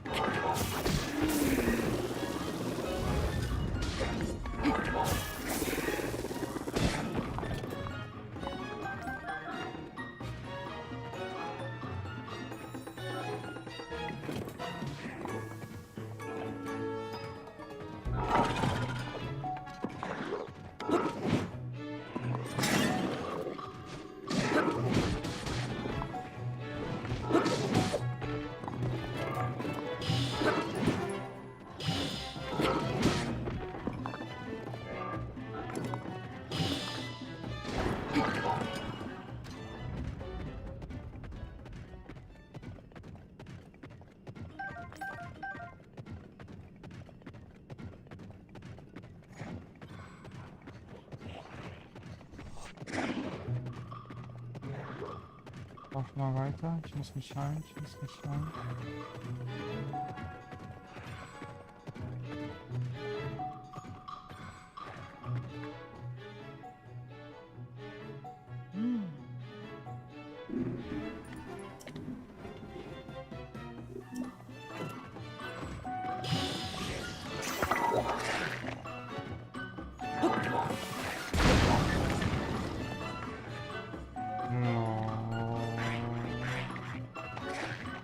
Ich schaff's ja nie im Leben bis dahin.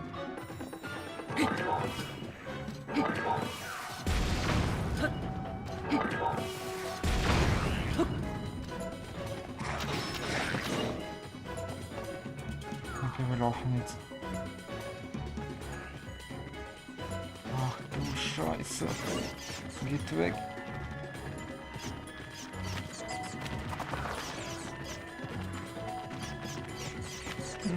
Wie kann man laufen? Oh Mann, ey. Laufen. Boah, Alter, war das knapp. Lauf!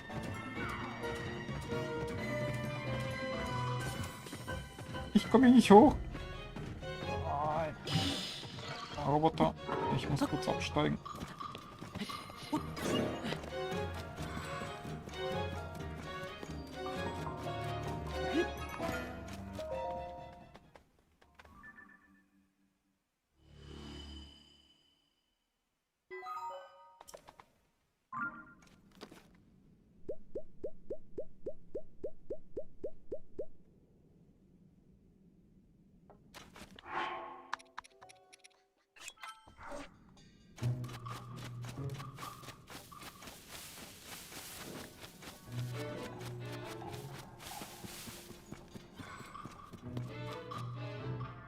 Wo bist du, Roboter hin? Oh, Roboter, du warst komplett oder war das andere Seite?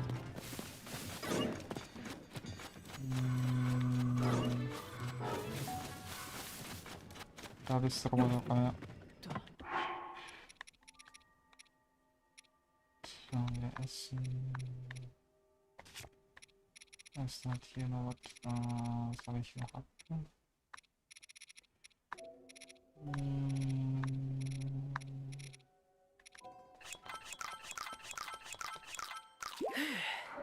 Okay.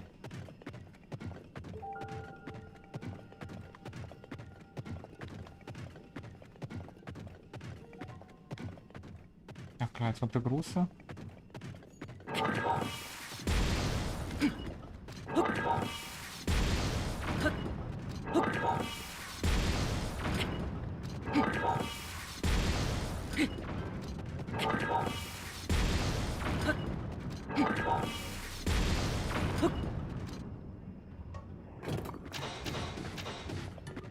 Okay, Boys. Und alles. Beschützt mich. Nur der Bogenjunge macht was. So kommt, Jungs. Jetzt müsst ihr mal ein bisschen auch was. Ach, nein, der kommt. Blitzattacke. Nein.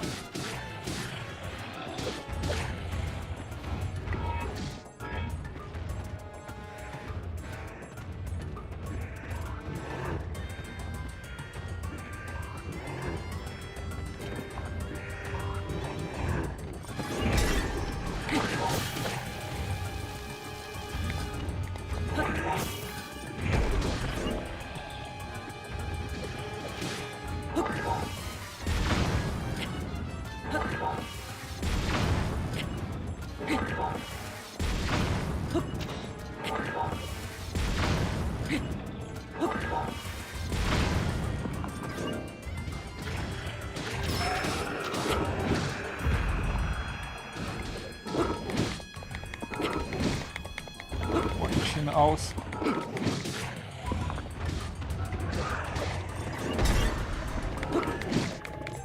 Auspeitschen. Okay,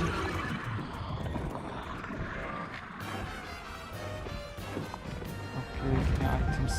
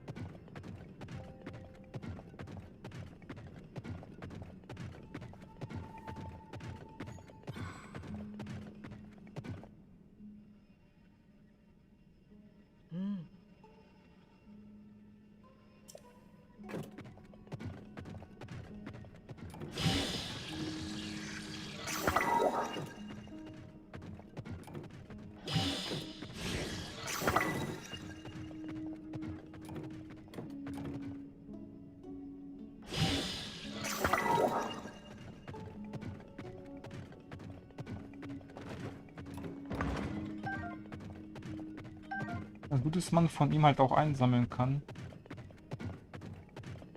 Vom Roboter. Und der gibt auch gut Licht.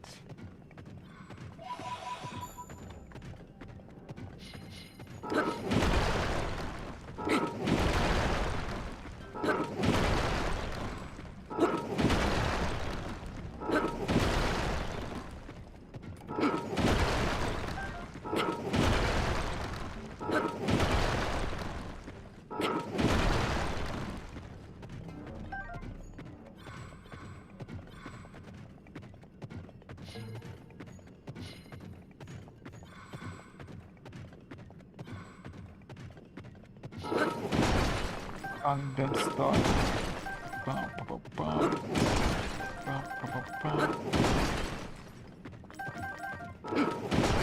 Kann man easy die Dinger fahren.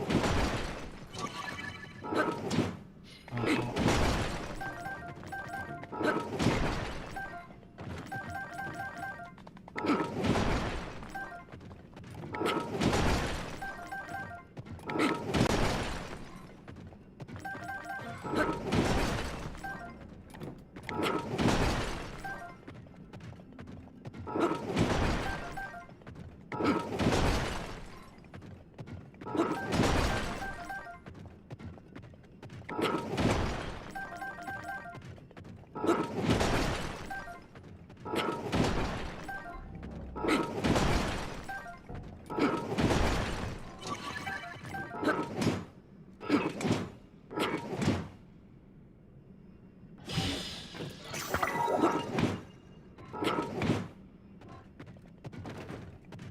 Holz bringt nichts.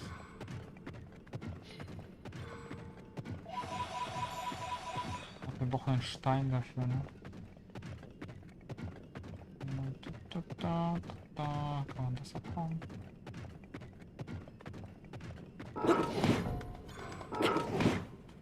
Nein. Und ein großer.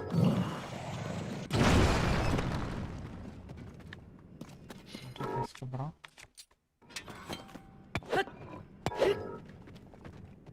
Lol, bei mir das auch nicht.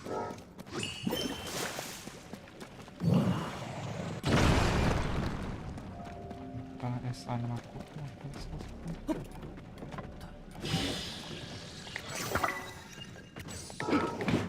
Nein, bringt auch nichts, ne? Braucht man echt mal so eine Keule? Oh lol, man braucht mal so eine Keule dafür.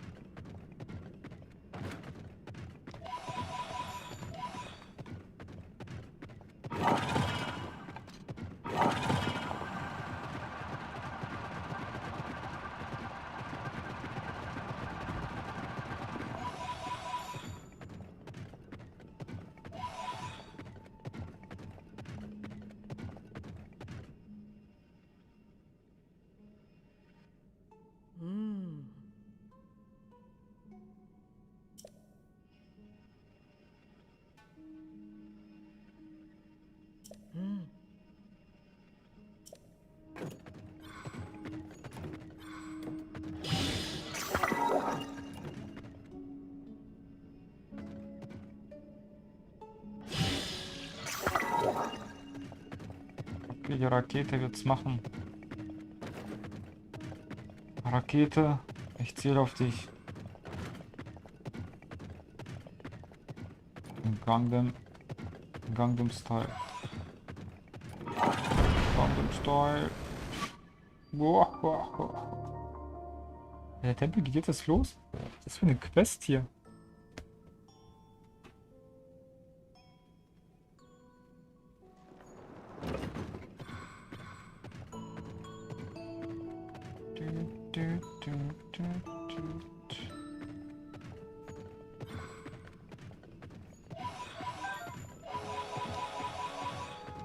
Ja, diese Irrlichter, wofür die sind, echt keine Ahnung. Und?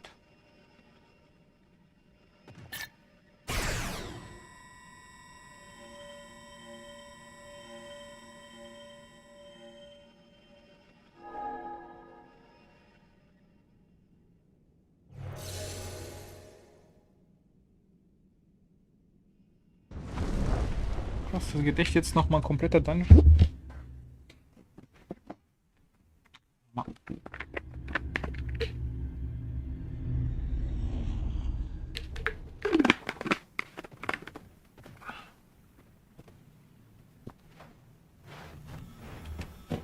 Okay, da müssen wir hin.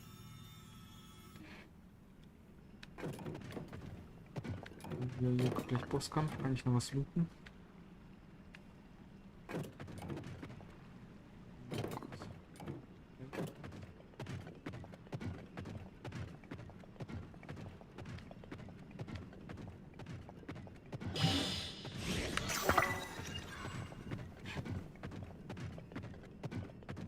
Okay, mal gucken, was gleich für ein Kampf kommt. Vielleicht nicht gegen die Hände.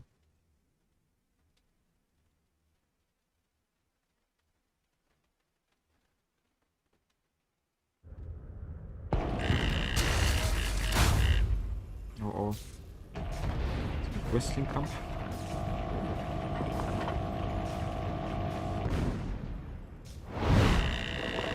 Alter. Komm her, ich box dich weg. あれはかつて私が作ったゴーレム。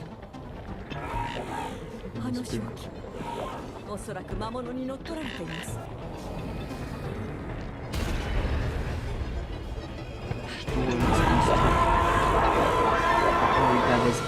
魔王の手先となったゴーレムを放置できません。Ja, ich mach das. リンク、共にに戦ってください。 Komm her, Link. Gang mit dem Style. 行きましょう。 Schießen wir uns. 必ずここでゴーレムを食い Links 止め und ます。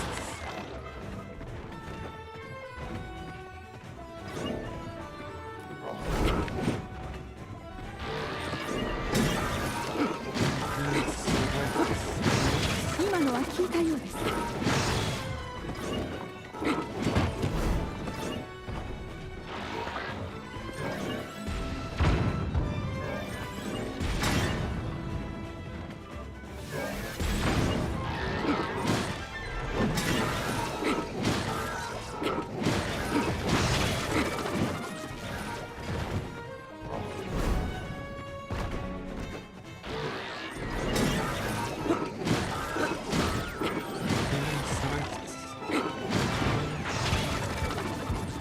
Etwas von, wer ist das Spiel nochmal? Den Arm, aber ich hab schon Namen vergessen. Arm? Ist das Arm? 周りにある景色をほが使えないでしょうか。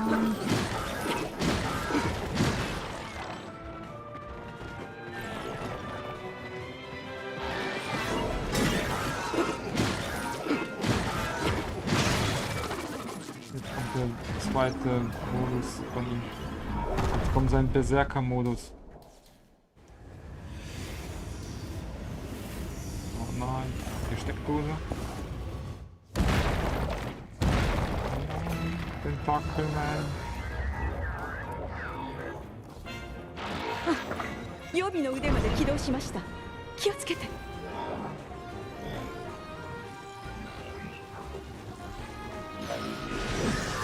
素早い移動を曲げない。動きが止まる瞬間をつきましょう。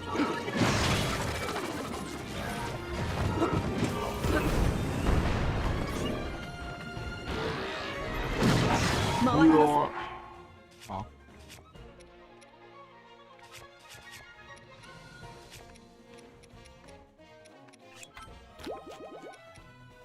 墓地に触れると危険です。注意してください。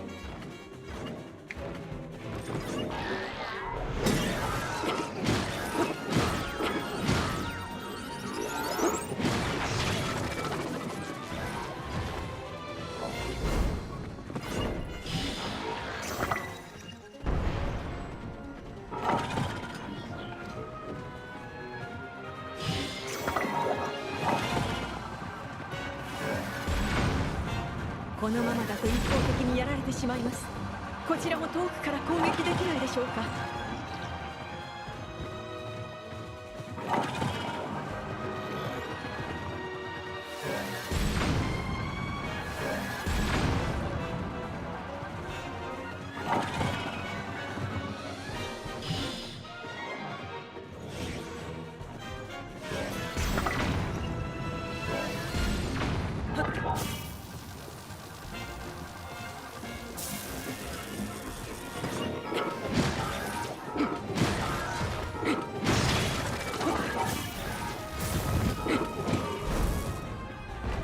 もう少しです、リンク。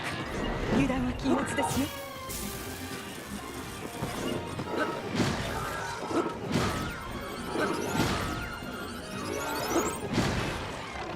Oh, Alter, was?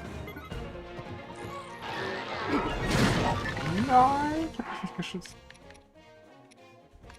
Und ich hab nichts mehr zu essen.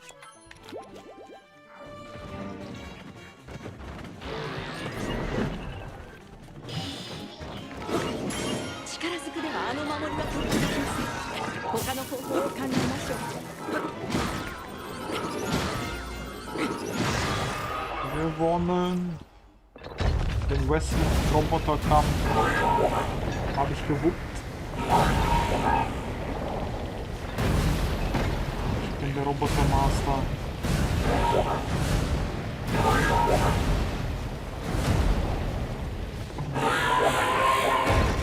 Ah.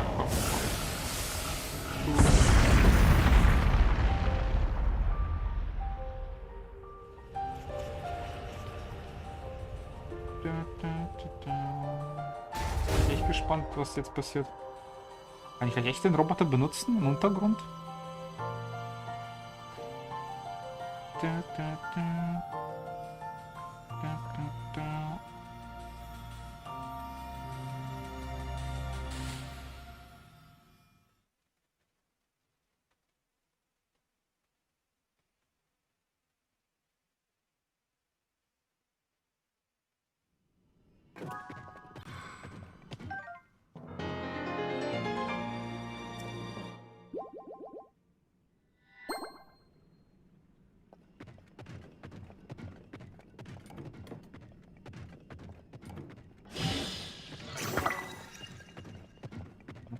Und wer weiß, was da jetzt kommt.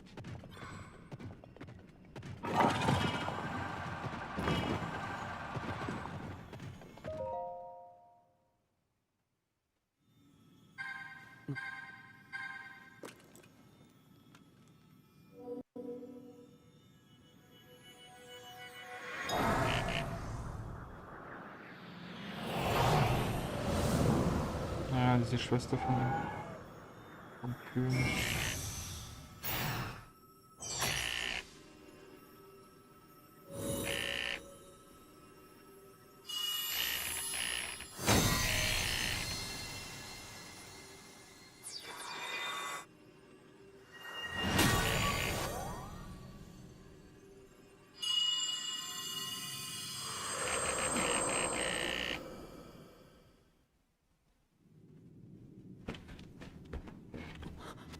私は誇り高きゾナウ族にして魂の賢者、そしてゼルダの思いを知りあなたに合力する者。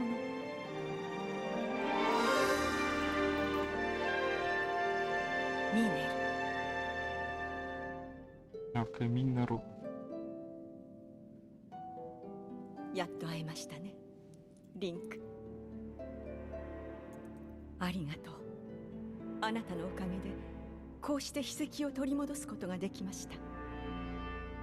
本来であればあなたがプルアパッドを手にすると同時に私も目覚め、あのゴーレムに魂を宿して導くつもりが魔王の手先に乗っ取られ妨害されていたのです。それをあなたは自力で私までたどり着いてくれた。リンク、手を。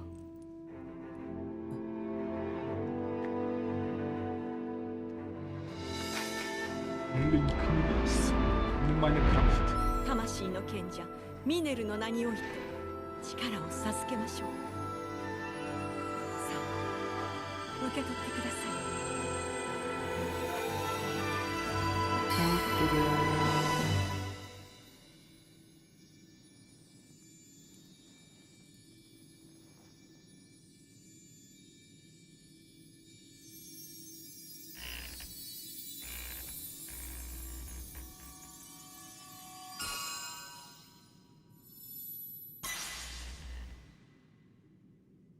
Muss nicht alle haben, oder? 私とあ Man な hat たには 5. 深い縁が結ばれました。これからはあのゴーレムに魂を宿し、あなたの力となりましょ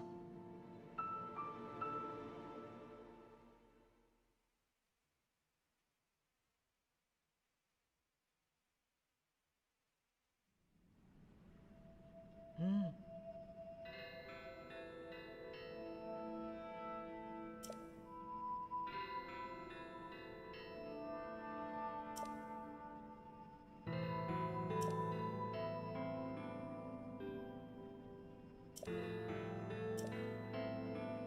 ああ。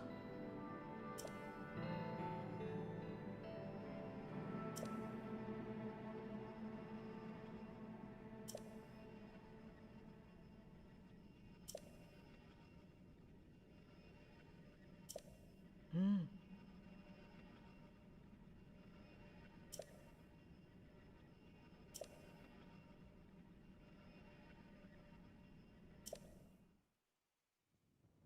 遥かな過去、神の末裔ゾナウ族は大いなる英知とともに天より地上へと降臨しました。神の遺産、持つ者の力を倍化させる秘宝、秘跡を携えて、私の弟ラウルはゾナウの術をもって民を導き、そこで出会った地上の娘ソニアと結ばれました。ラウルはソニアに一つの秘跡を送り、そして二人は大地に国を起こしました。ラウルが王、ソニアが王妃となった王国の名はハイラル。二人は多くの民と共に繁栄の礎を築いていったのです。しかし突如悲劇が訪れました。砂漠より現れた邪悪なる者、ソニアのゲルドの頭目ガノンドロフがソニアの命を奪い、彼女の秘跡を手に入れたのです。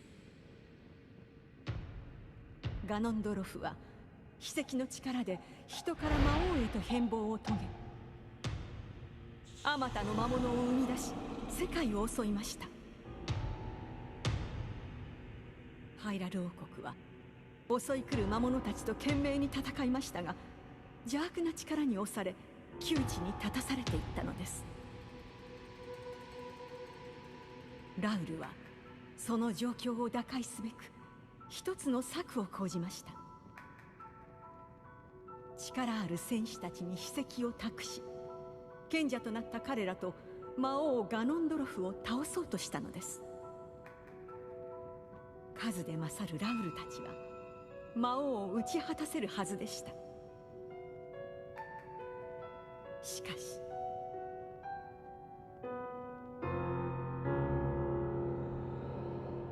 魔王の力は想像をはるかに超えて膨れ上がっていました。私はその猛攻の前に倒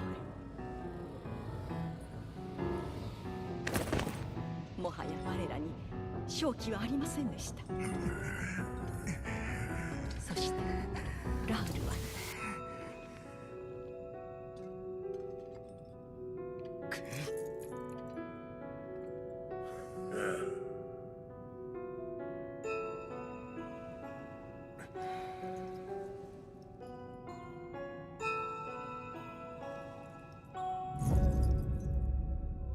最後の手段を決意したのです。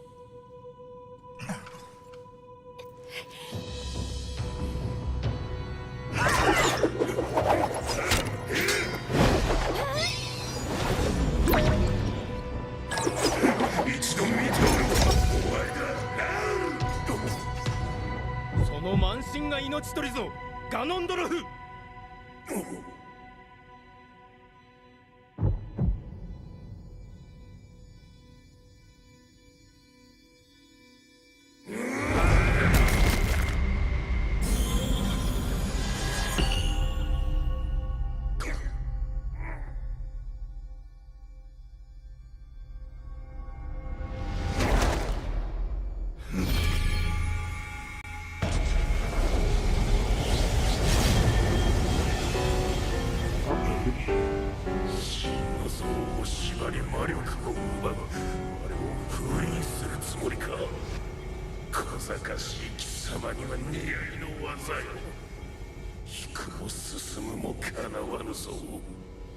侮るな。もとより引く道など持たぬ覚悟。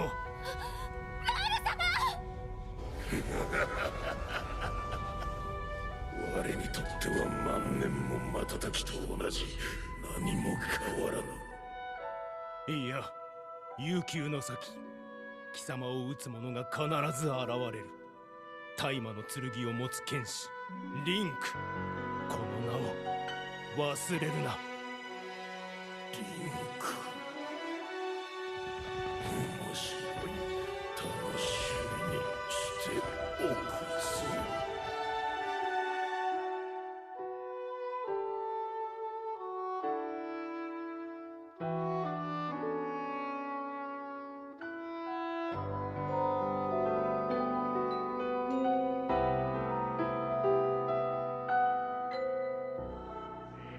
Dann wieder zum Stein. Okay. Und die Energie geht hoch, dann die Tempel dann wahrscheinlich dich mal anreiben.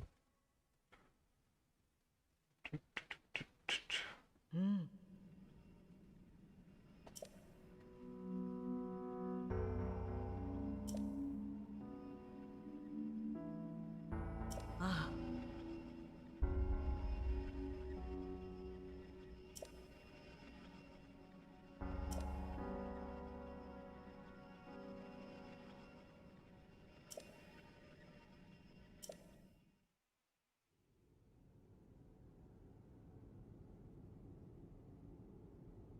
ではその剣もあなたと同じように時を超えてきたと。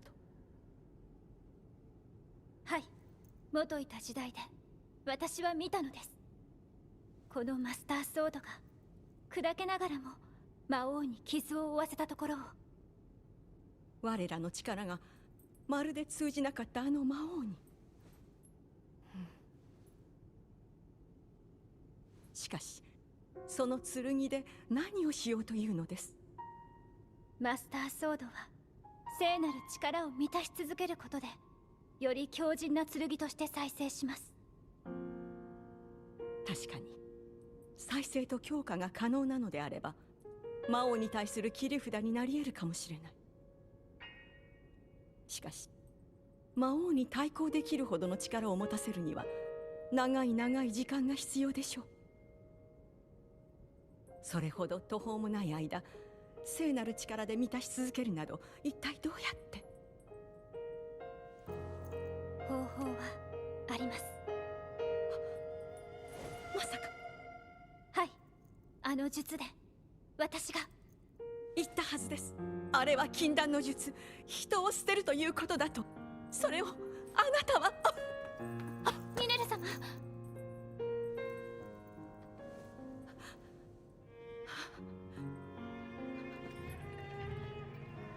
もう人には戻れないのですよ。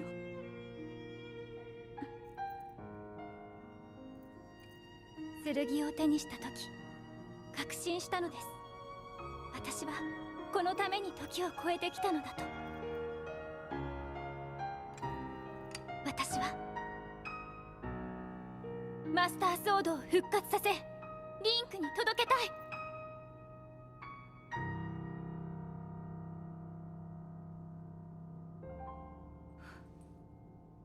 わかりました。決意は固いようですね。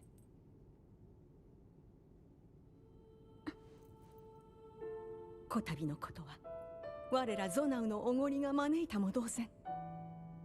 私も残された命のすべてをあなたの言う勇者リンク殿にかけ最善を尽くしましょう。我が肉体が滅びようとも魂の続く限り。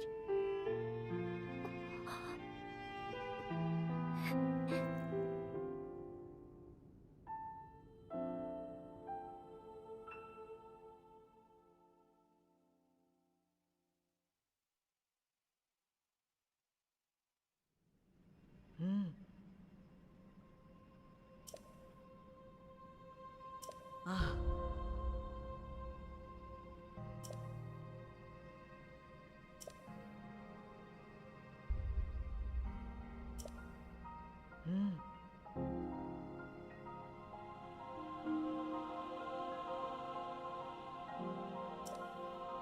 ああ。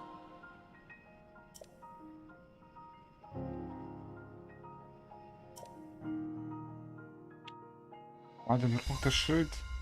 Wo hab ich denn das Schild?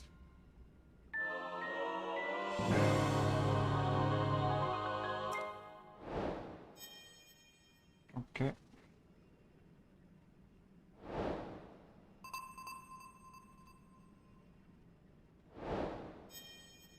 So, das habe ich geschafft. Wo ist das Schild? Komm aufspielen, gib mir einen Tipp. Lol, wo ist mein Tipp? Da ist das.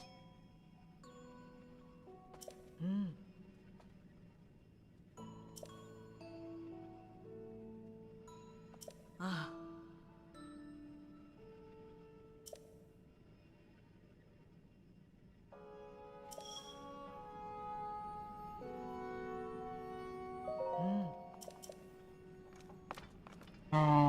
Warte mal, wir brauchen Schild.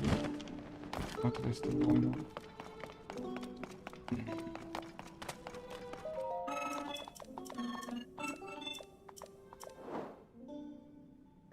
Ach, krass. Mächtiger Sanierungsschwert. 50er Schild.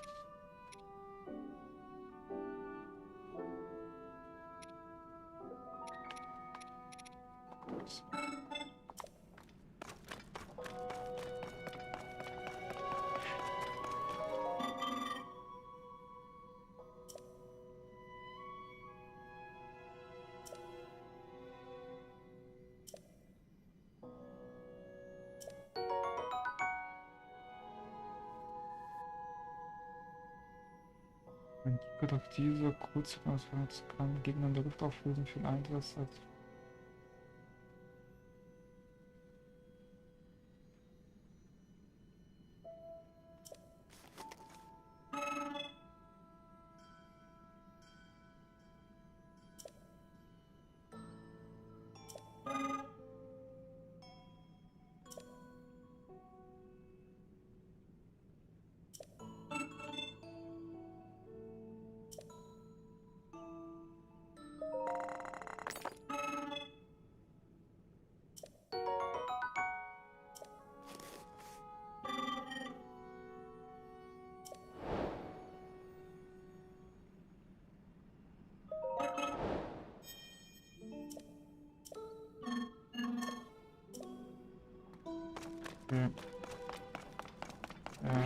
Fallspitze würde das quasi.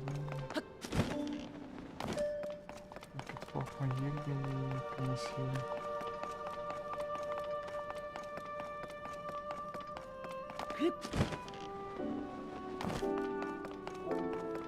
Was hier noch ist.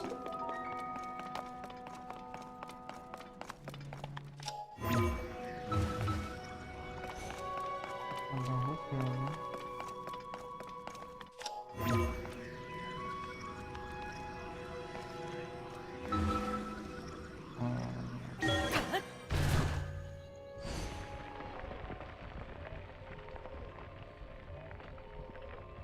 Die geht ganz so.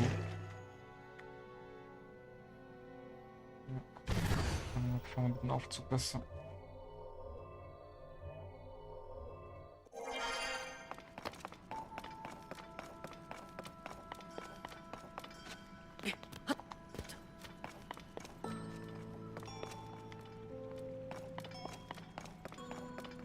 Ja, wir folgen dem Aufzug.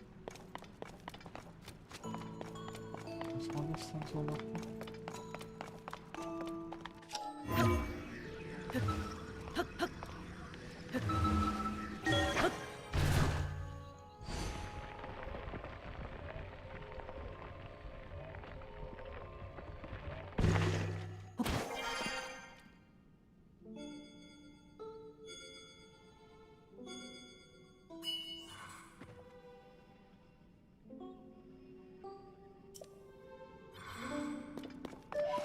Was, der läuft jetzt mit hier unten rum? Alter, ich kann nicht aber hier nicht durch.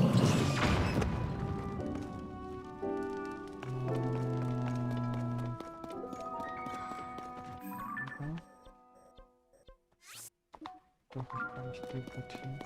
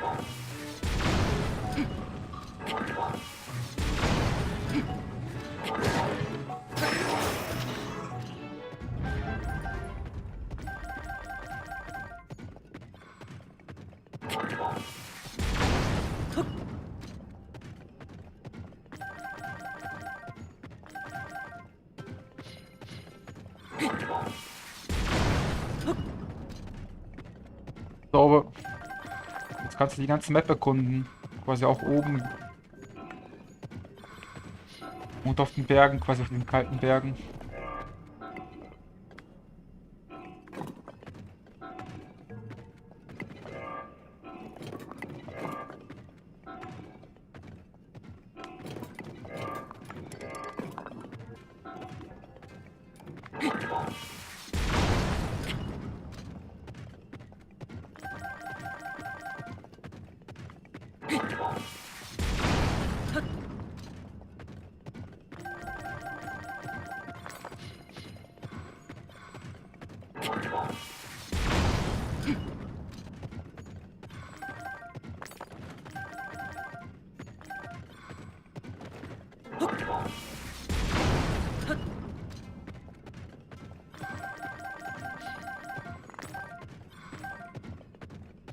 Ja, da brauchst du noch 3.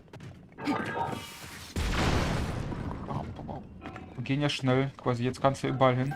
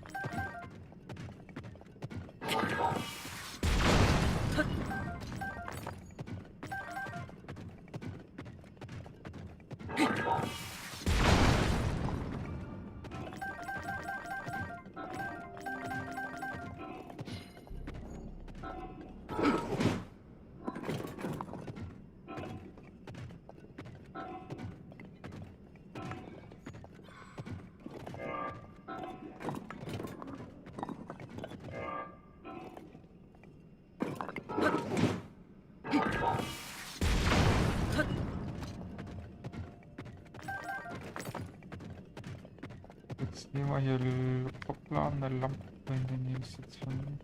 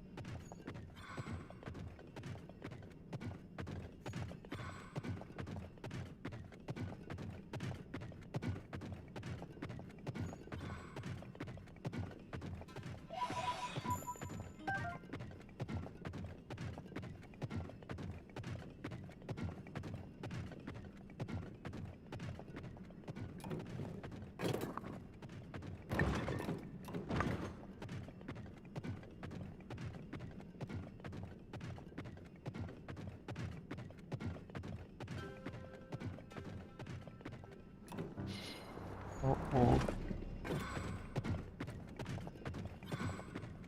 Okay, man kann von hoch runterfallen, weil er stirbt nicht, das ist schon mal gut. Da ist jetzt eine Lampe.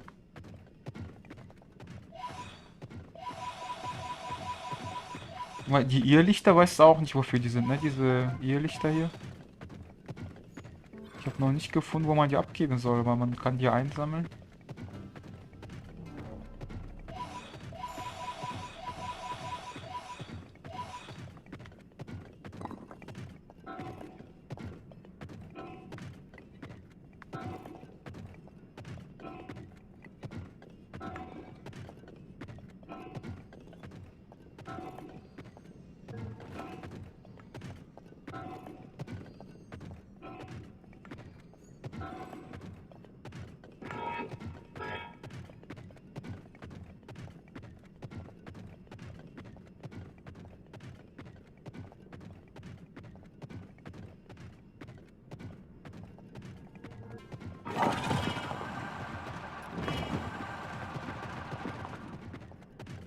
Boah, ich muss doch irgendwo einer sein.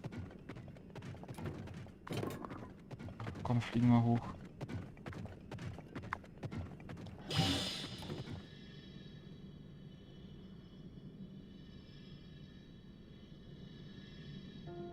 Den Stahl mit Augen.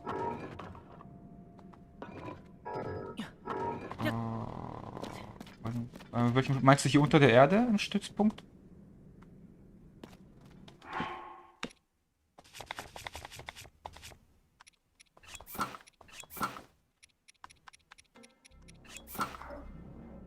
Oben. Ach, okay, ich guck gleich. Ja, guck ich gleich. Ich wollte nur einmal hier kurz so einen Portstand finden, damit ich hier auch einen hab. Also so ein Lichtding. Ich muss das nicht besser bauen einmal. Ist ein bisschen schief bei mir, wie ich ihn gebaut habe.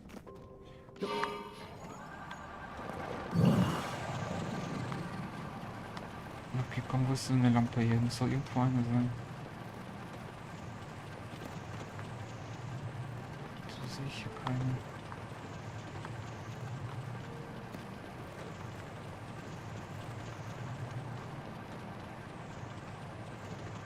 Ist da hinten eine?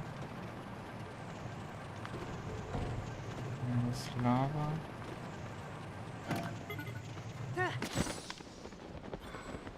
Jetzt gucken wir mal. Echt, ey, wo ist hier eine Lampe? Es kann doch nicht sein, dass hier nichts ist.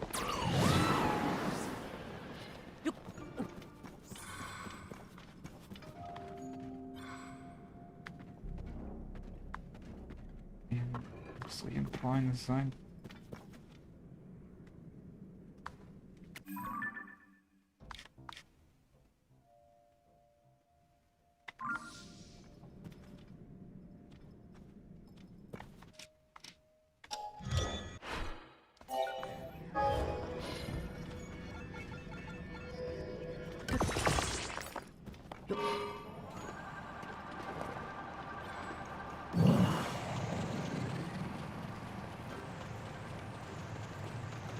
Wenn wir so hoch wir können.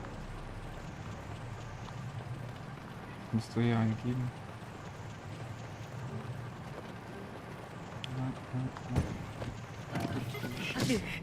Nein! Wo führt das hin? Kaputt gegangen.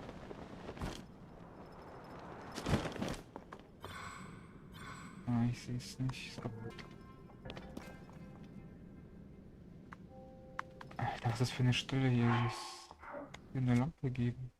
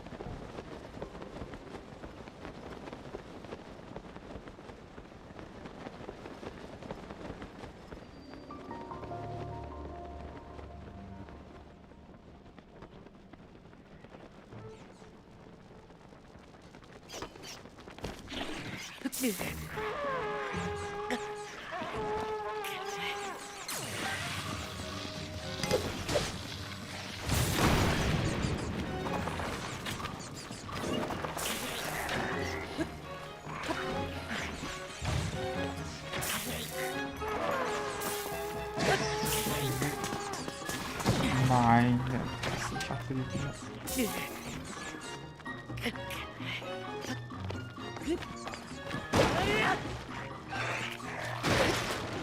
Das kommt der Typ, auf den ich meinen Schlag hielten kann.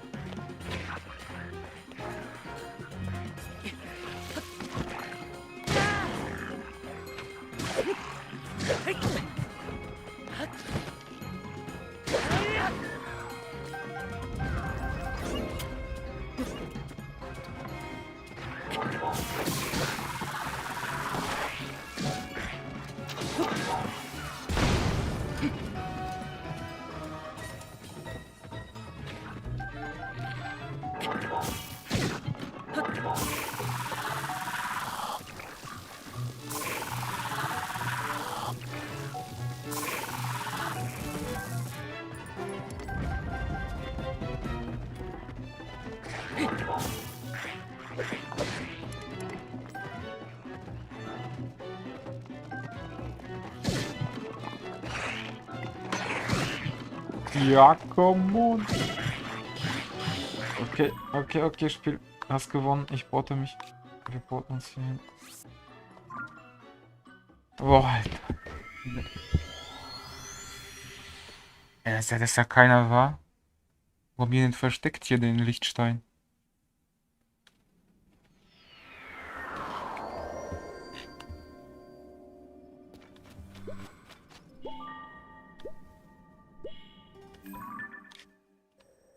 Was ist jetzt hier unten?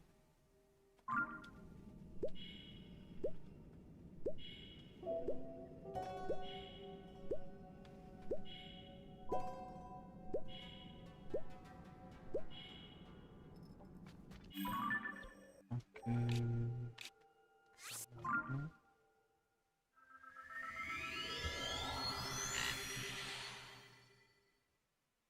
Ich guck mal gleich dann beim Stützpunkt beim Stein hin. Ach, du meinst bei dem Stein, wo man HP und so und Ausdauer neu verteilen kann. Meinst du den Stein? Diesen dämonischen Stein?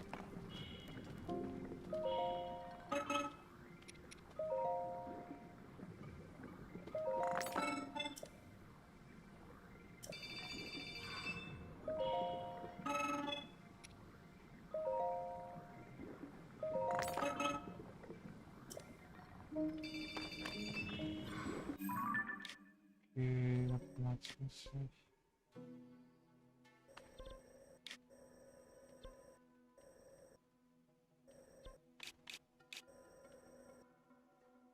Jo. Meinst du mit diesen Geistern, meinst du bei dem Dämonenstein, wo man Leben und Ausdauer tauschen konnte?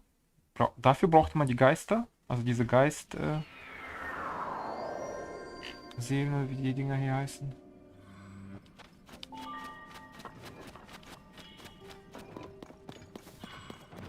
Nein.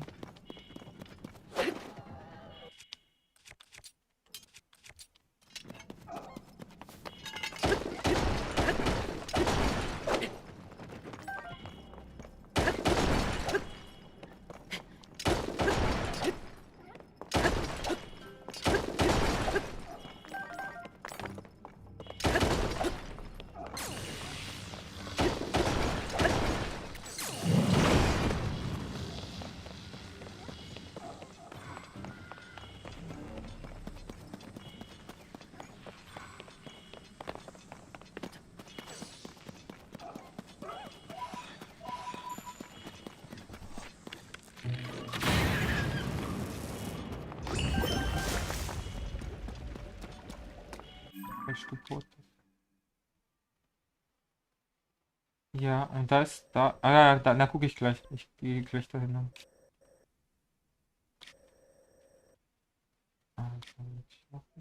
Stelle, wo ich es tauschen kann.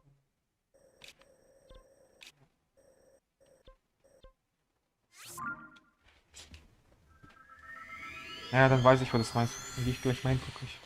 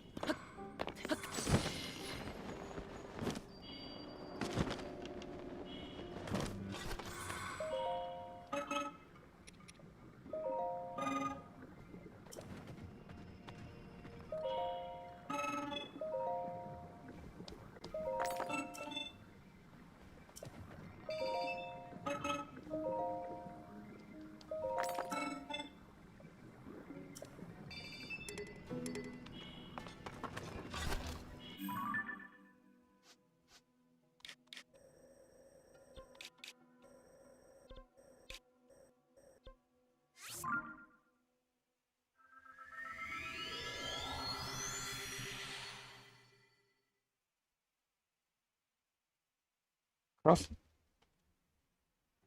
Den muss ich dann finden.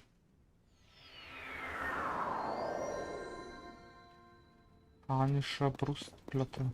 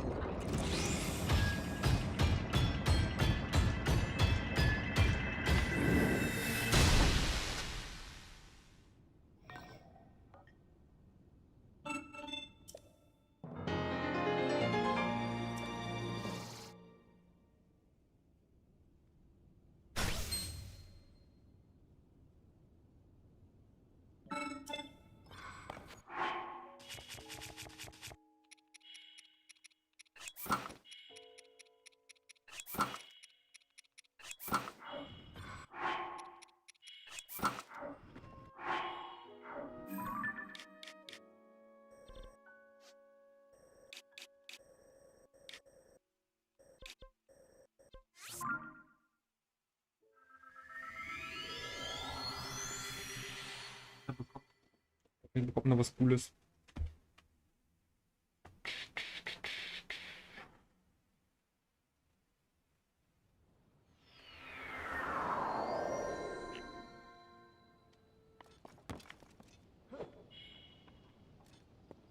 Erstmal schlafen wir hier.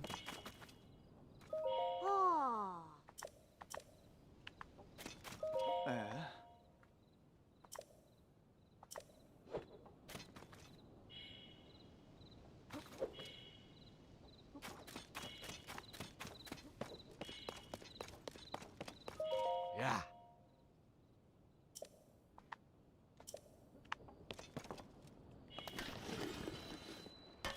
Na Hallen, Boys.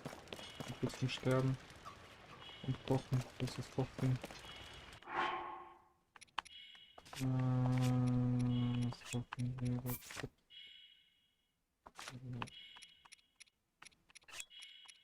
Rezept. Was kann ich kochen?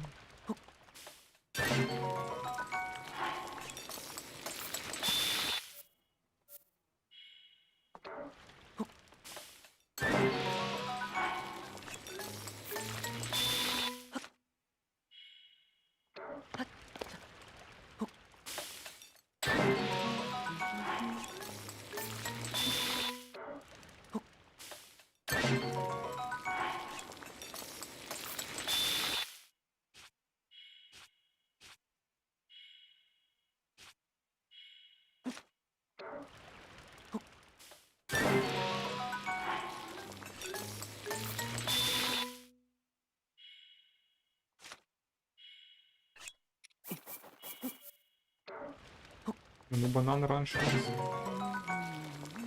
Krass, Angriffskraft 4 Minuten. Hammer. Wird gemacht. Wenn der letzte Boss kommt, wird das gegessen. Angriffskraft 4 Minuten. Bananen.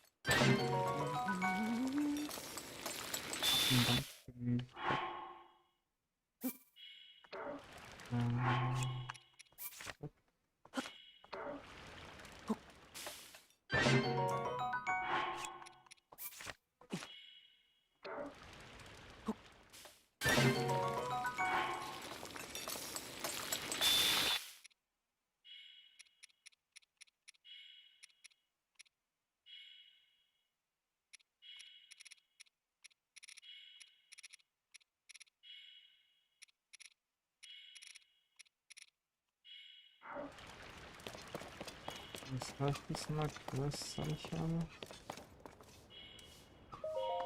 Oh? Hm? Hm.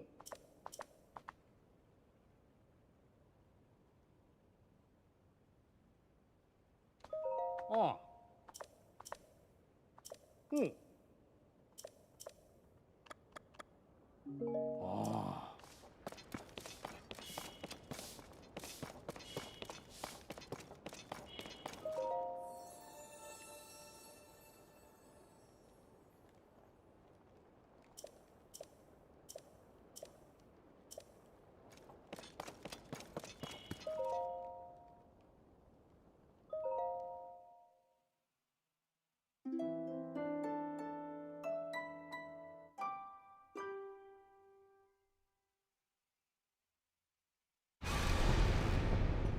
赤く染まりし月、大地を照らす時、魔物の魂が肉体を得てよみがえる。再びこの地を席巻する。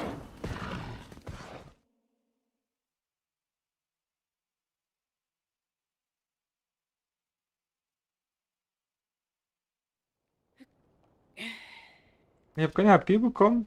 Doch. Boah, Alter, Spieler steckt mich nicht.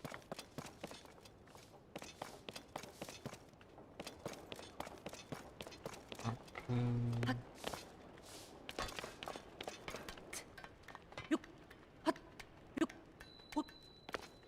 Jetzt beim kleinen Mädchen. Okay, kleines Mädchen, gib mir was dafür Cooles. Da ist der Stein. Irrlichter.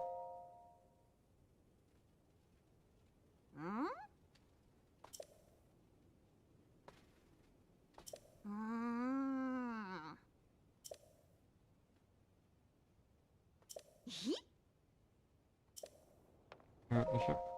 Du sprichst mich an.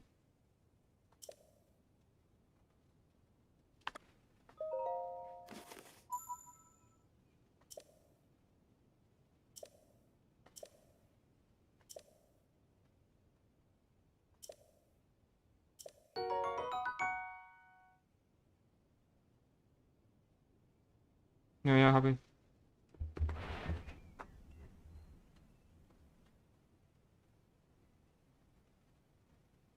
Okay, es war eine Kochzutat und die macht. Ja, ich glaube, das ist auch gut.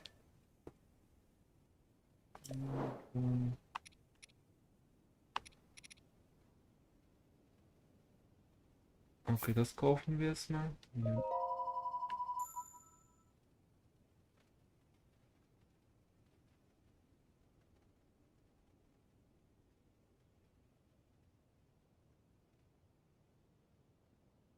Krass, da gibt es ja noch einen Kopf irgendwo.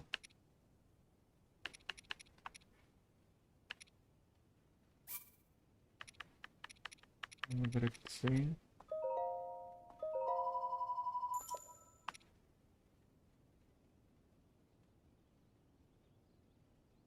Der Blut kann so stark verwirren, dass du vorübergehend nicht in der Lage bist zu fangen.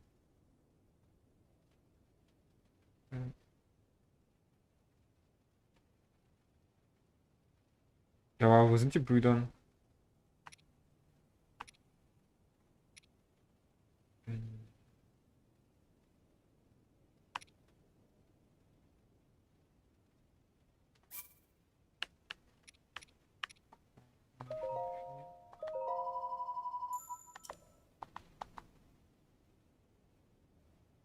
Ah, okay.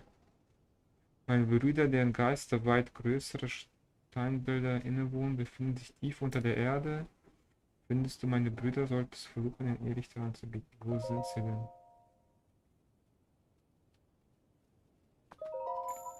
Okay. Deine Gabe stimmt nicht, oder was? Okay. Da.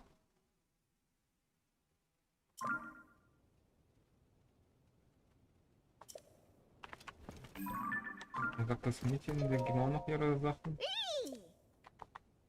Okay. Jo.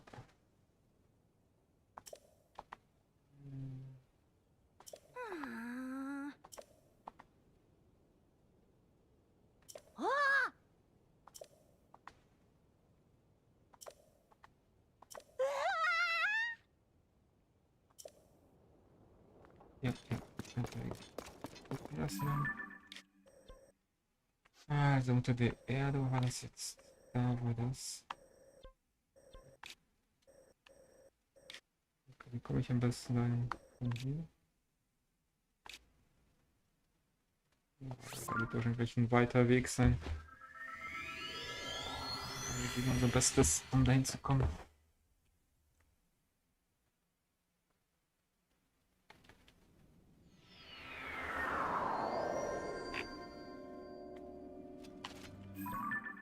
Okay. Die falsche Richtung.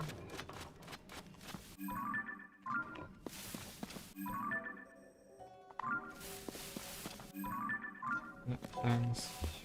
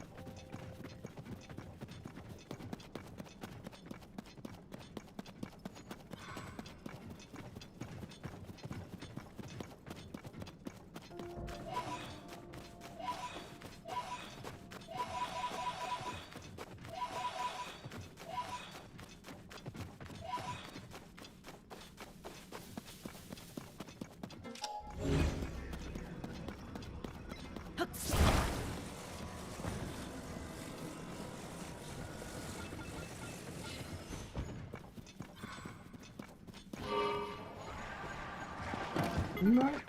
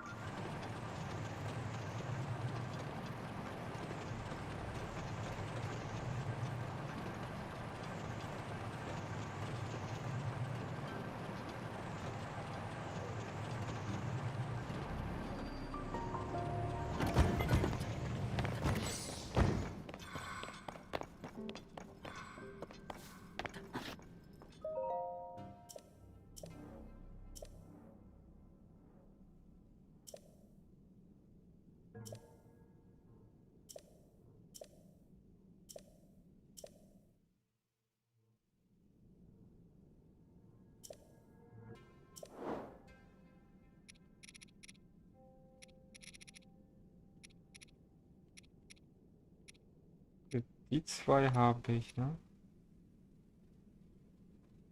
Äh,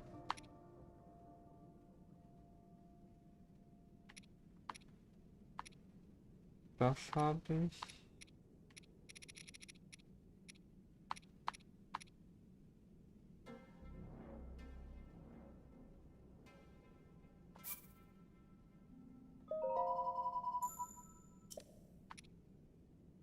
Die Hose habe ich. Ich glaube, das habe ich ja auch Schattengewand. Die habe ich.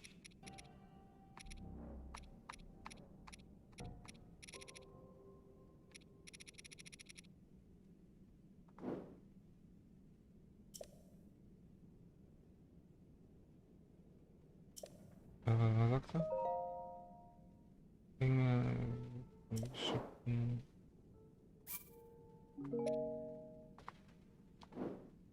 Such meine Brüder auf in diesen Landen. Okay.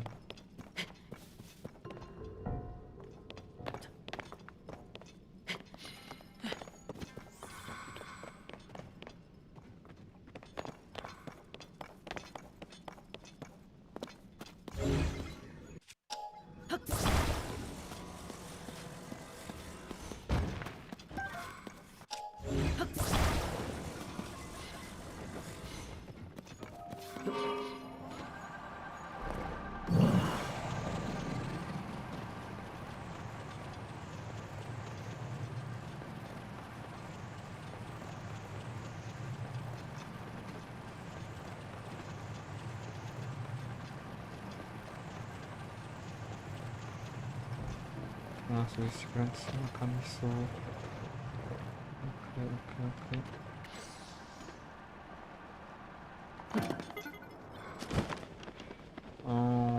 Dann bin ich ja hier an der Grenze.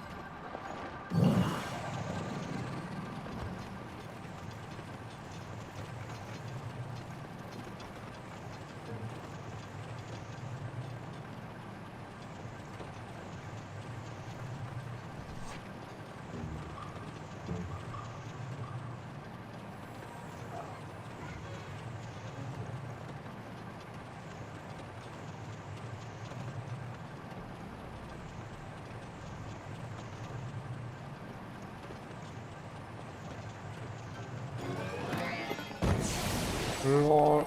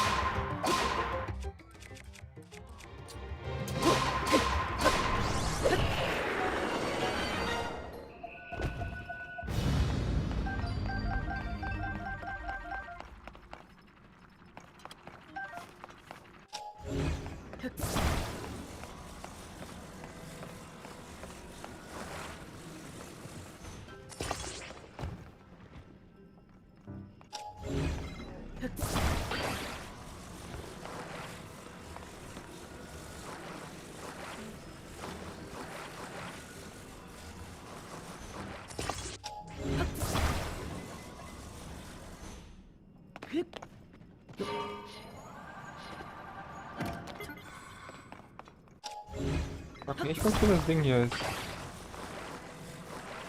Das ist nicht zum Energie. Das ist nicht so ein Energieding.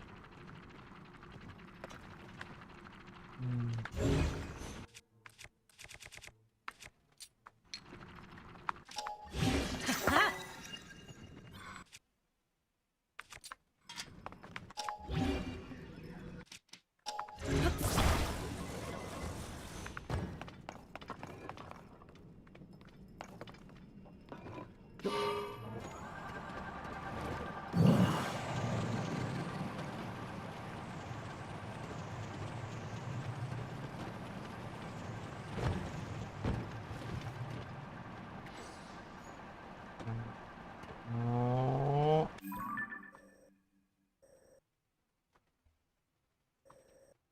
Quasi von der anderen Seite vielleicht.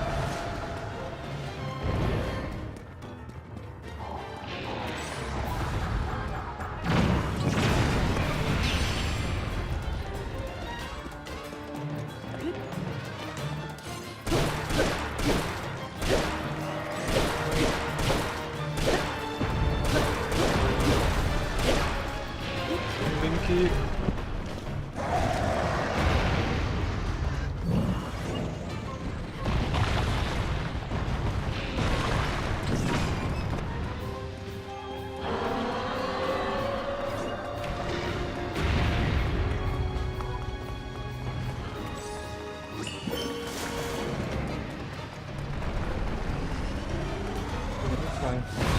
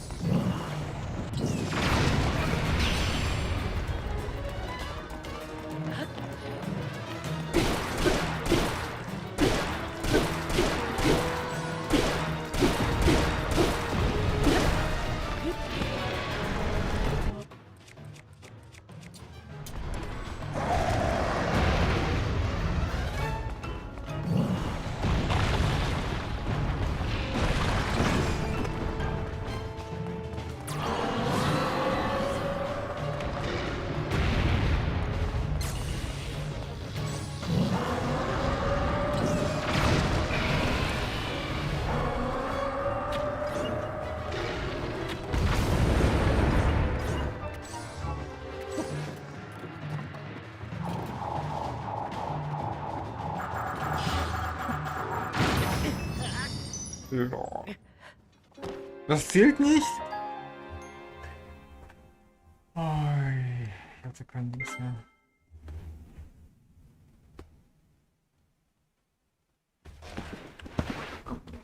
Da muss ich schon mit dich anfangen.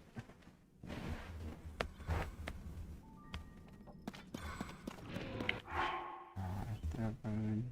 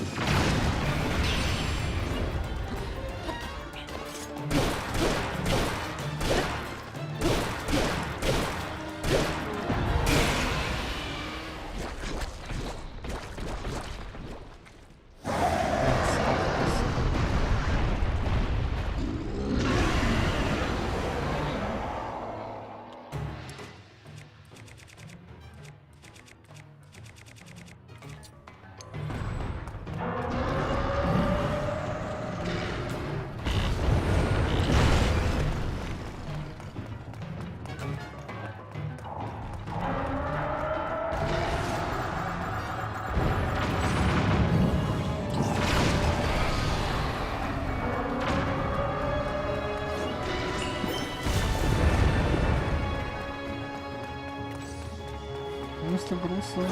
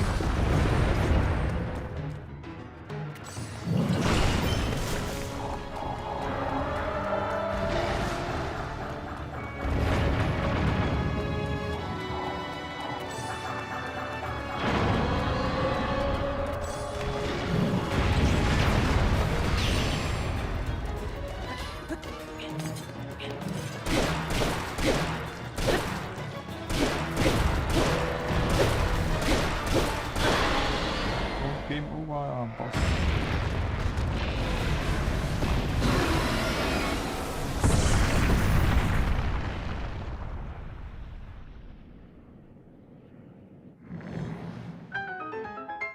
Mhm.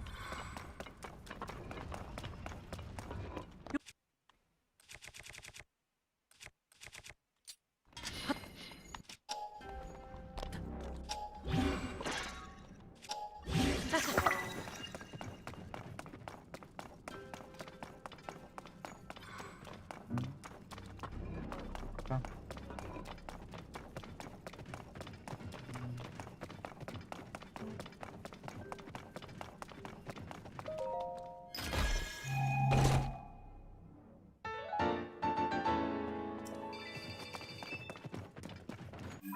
Sauber. Okay, jetzt warten. Also da hinten.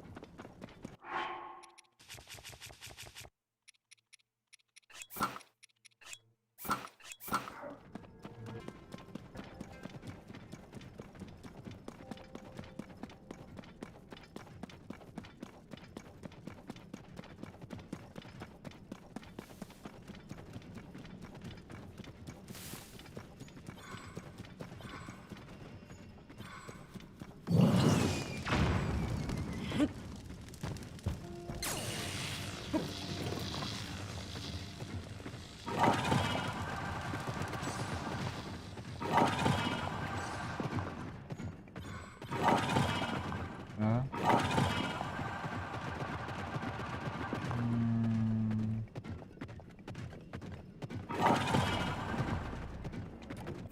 Ja, dann ist hier nicht.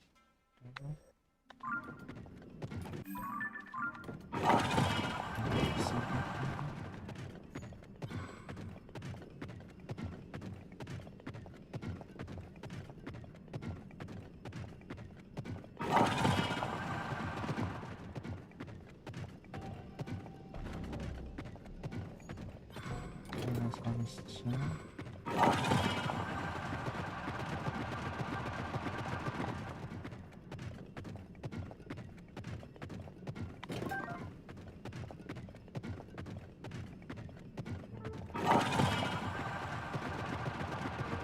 ist auch alles zu.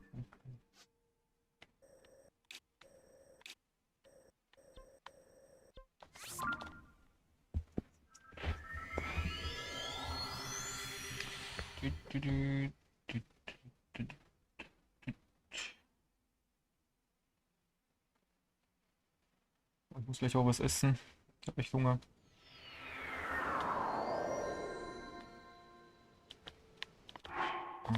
Lass gleich Essen kochen.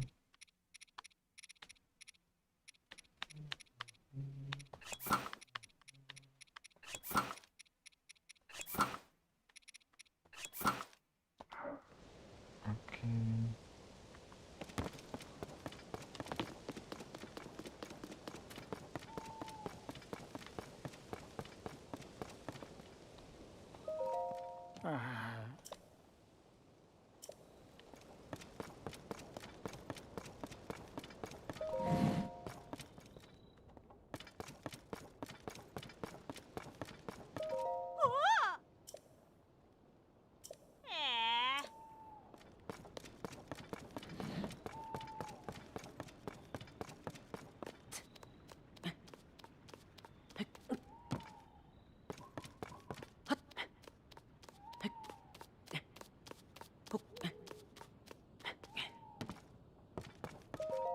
ええ。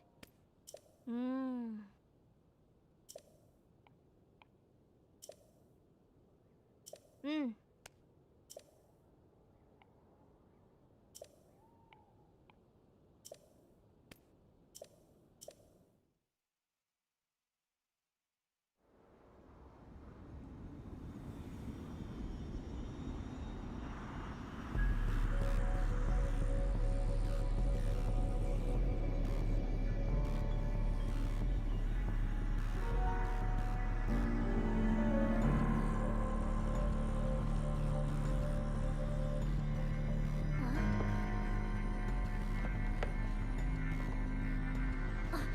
あれは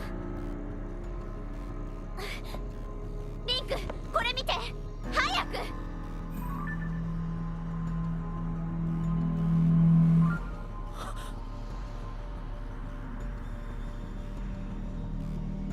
姫様。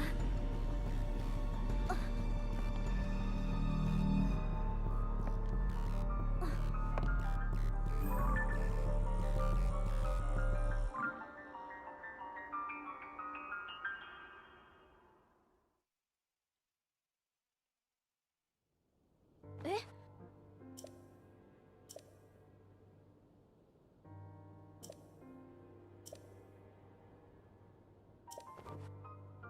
うん。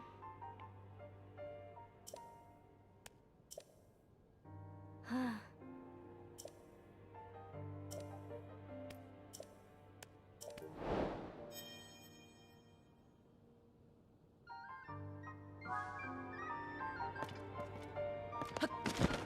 Da hinten.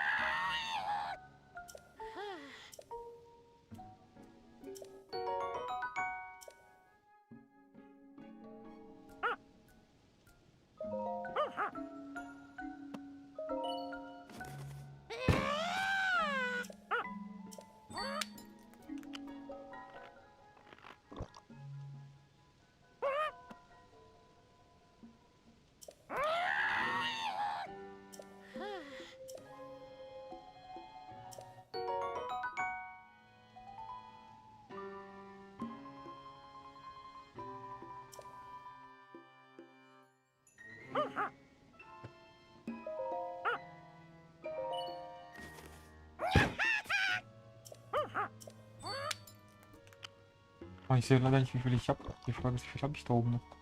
Ich glaube, ich hätte 26 oder 28.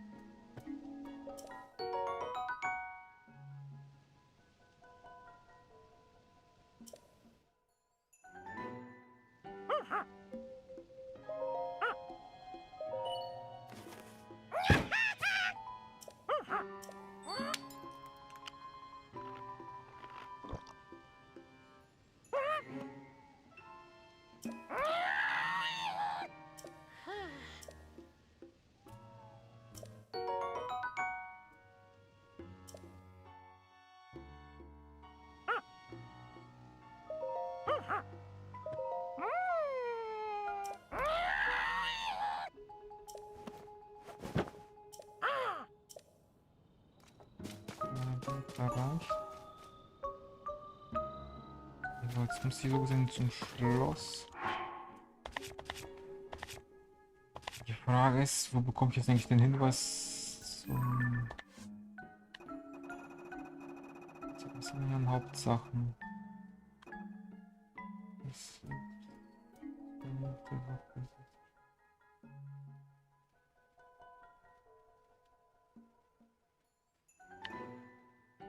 okay, Schlosslampe.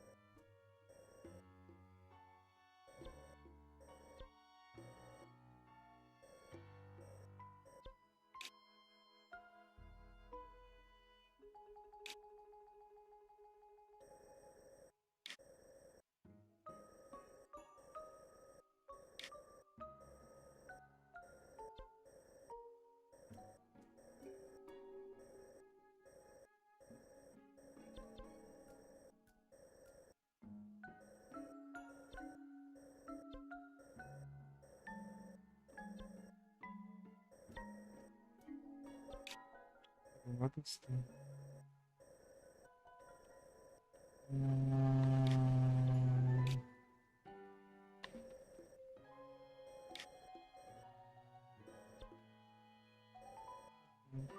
War das nicht hier?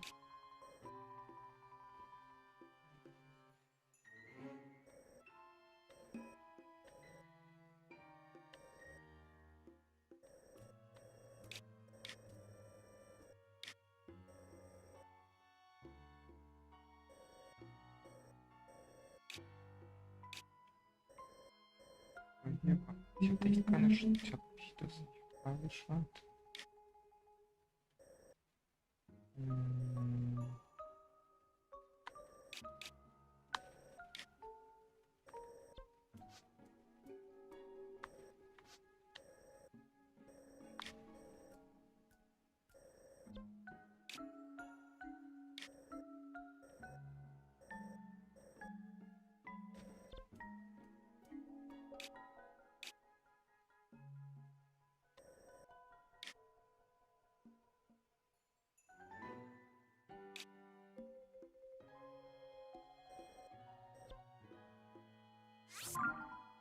war das hier?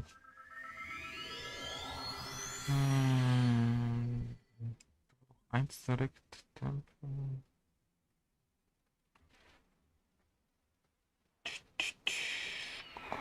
Was soll ich hier?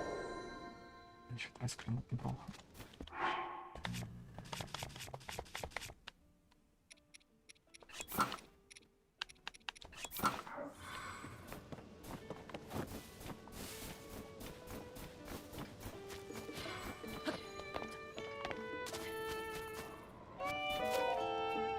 Ja, ja. Ja, ja. Ja, ja.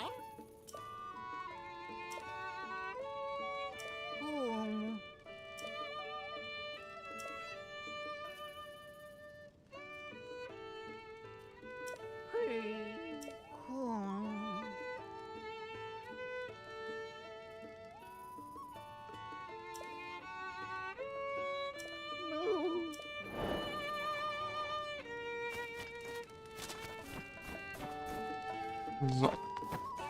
Ich mache erstmal Pause. Ich muss was essen.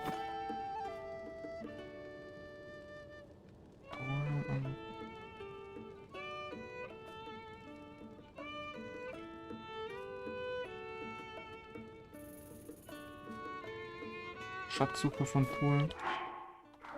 Ich guck mal, ob ich die Quest habe.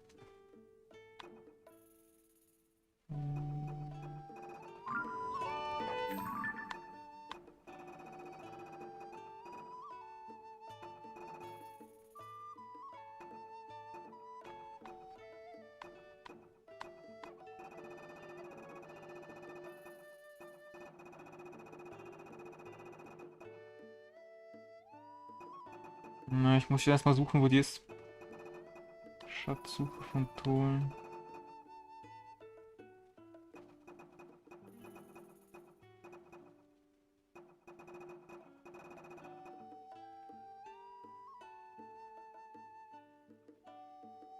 Der Schatz zwischen den drei Quellen.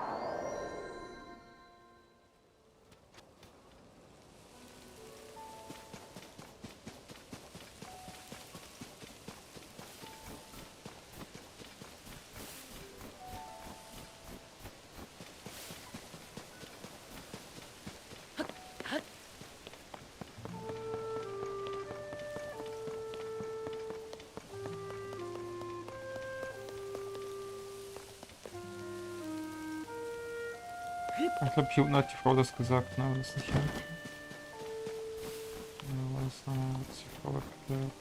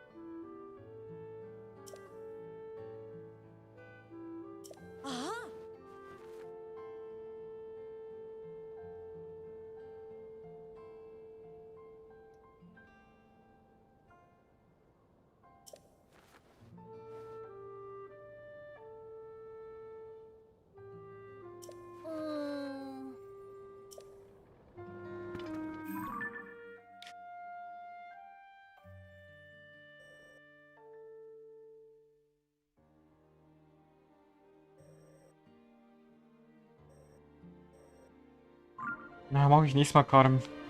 Geh jetzt mal gleich Essen kochen. Ich hab Hunger. Ich speichere. Ich mach das nächste Mal, wenn ich dann da bin. Also wenn ich spiele.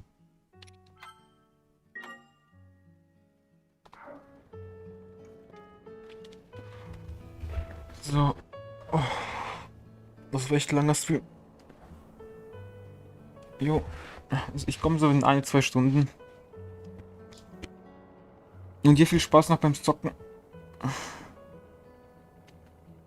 Aber gut, dass du jetzt auch das Spiel spielst, dass du nicht in 2 Tagen durchspielst. Weißt du, dass du jetzt dafür länger brauchst als 2 Tage. Wenn du versuchst, alles zu machen. Vergiss nicht gegen die Drachen noch. Ja. Vergiss nicht, da gibt es noch diese Drachen, gegen die man kämpfen kann. Ich weiß nicht, ob du die schon versucht hast zu besiegen, die immer rumfliegen.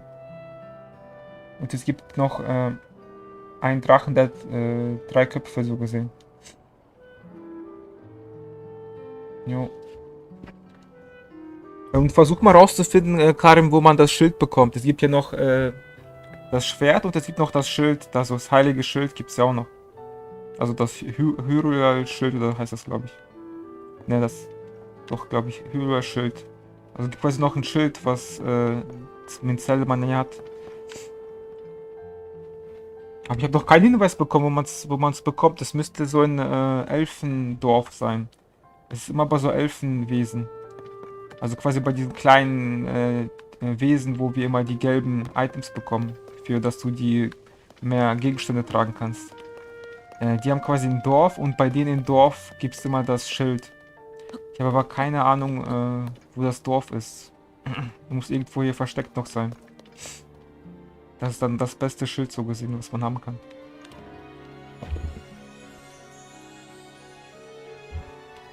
Okay, ich mach dann aus. Ja, genau, sag mir dann, wenn du es rausgefunden hast, wo man hinlaufen muss. Also wenn du es schaffst. Ansonsten, wenn ich wieder da bin, mache ich auch die Quest und dann gucke ich auch mal wegen dem Schild, wo man da suchen muss.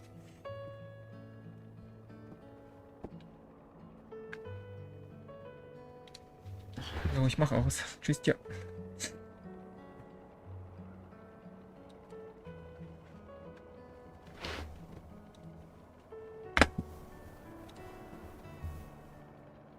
So, das war's, Leute.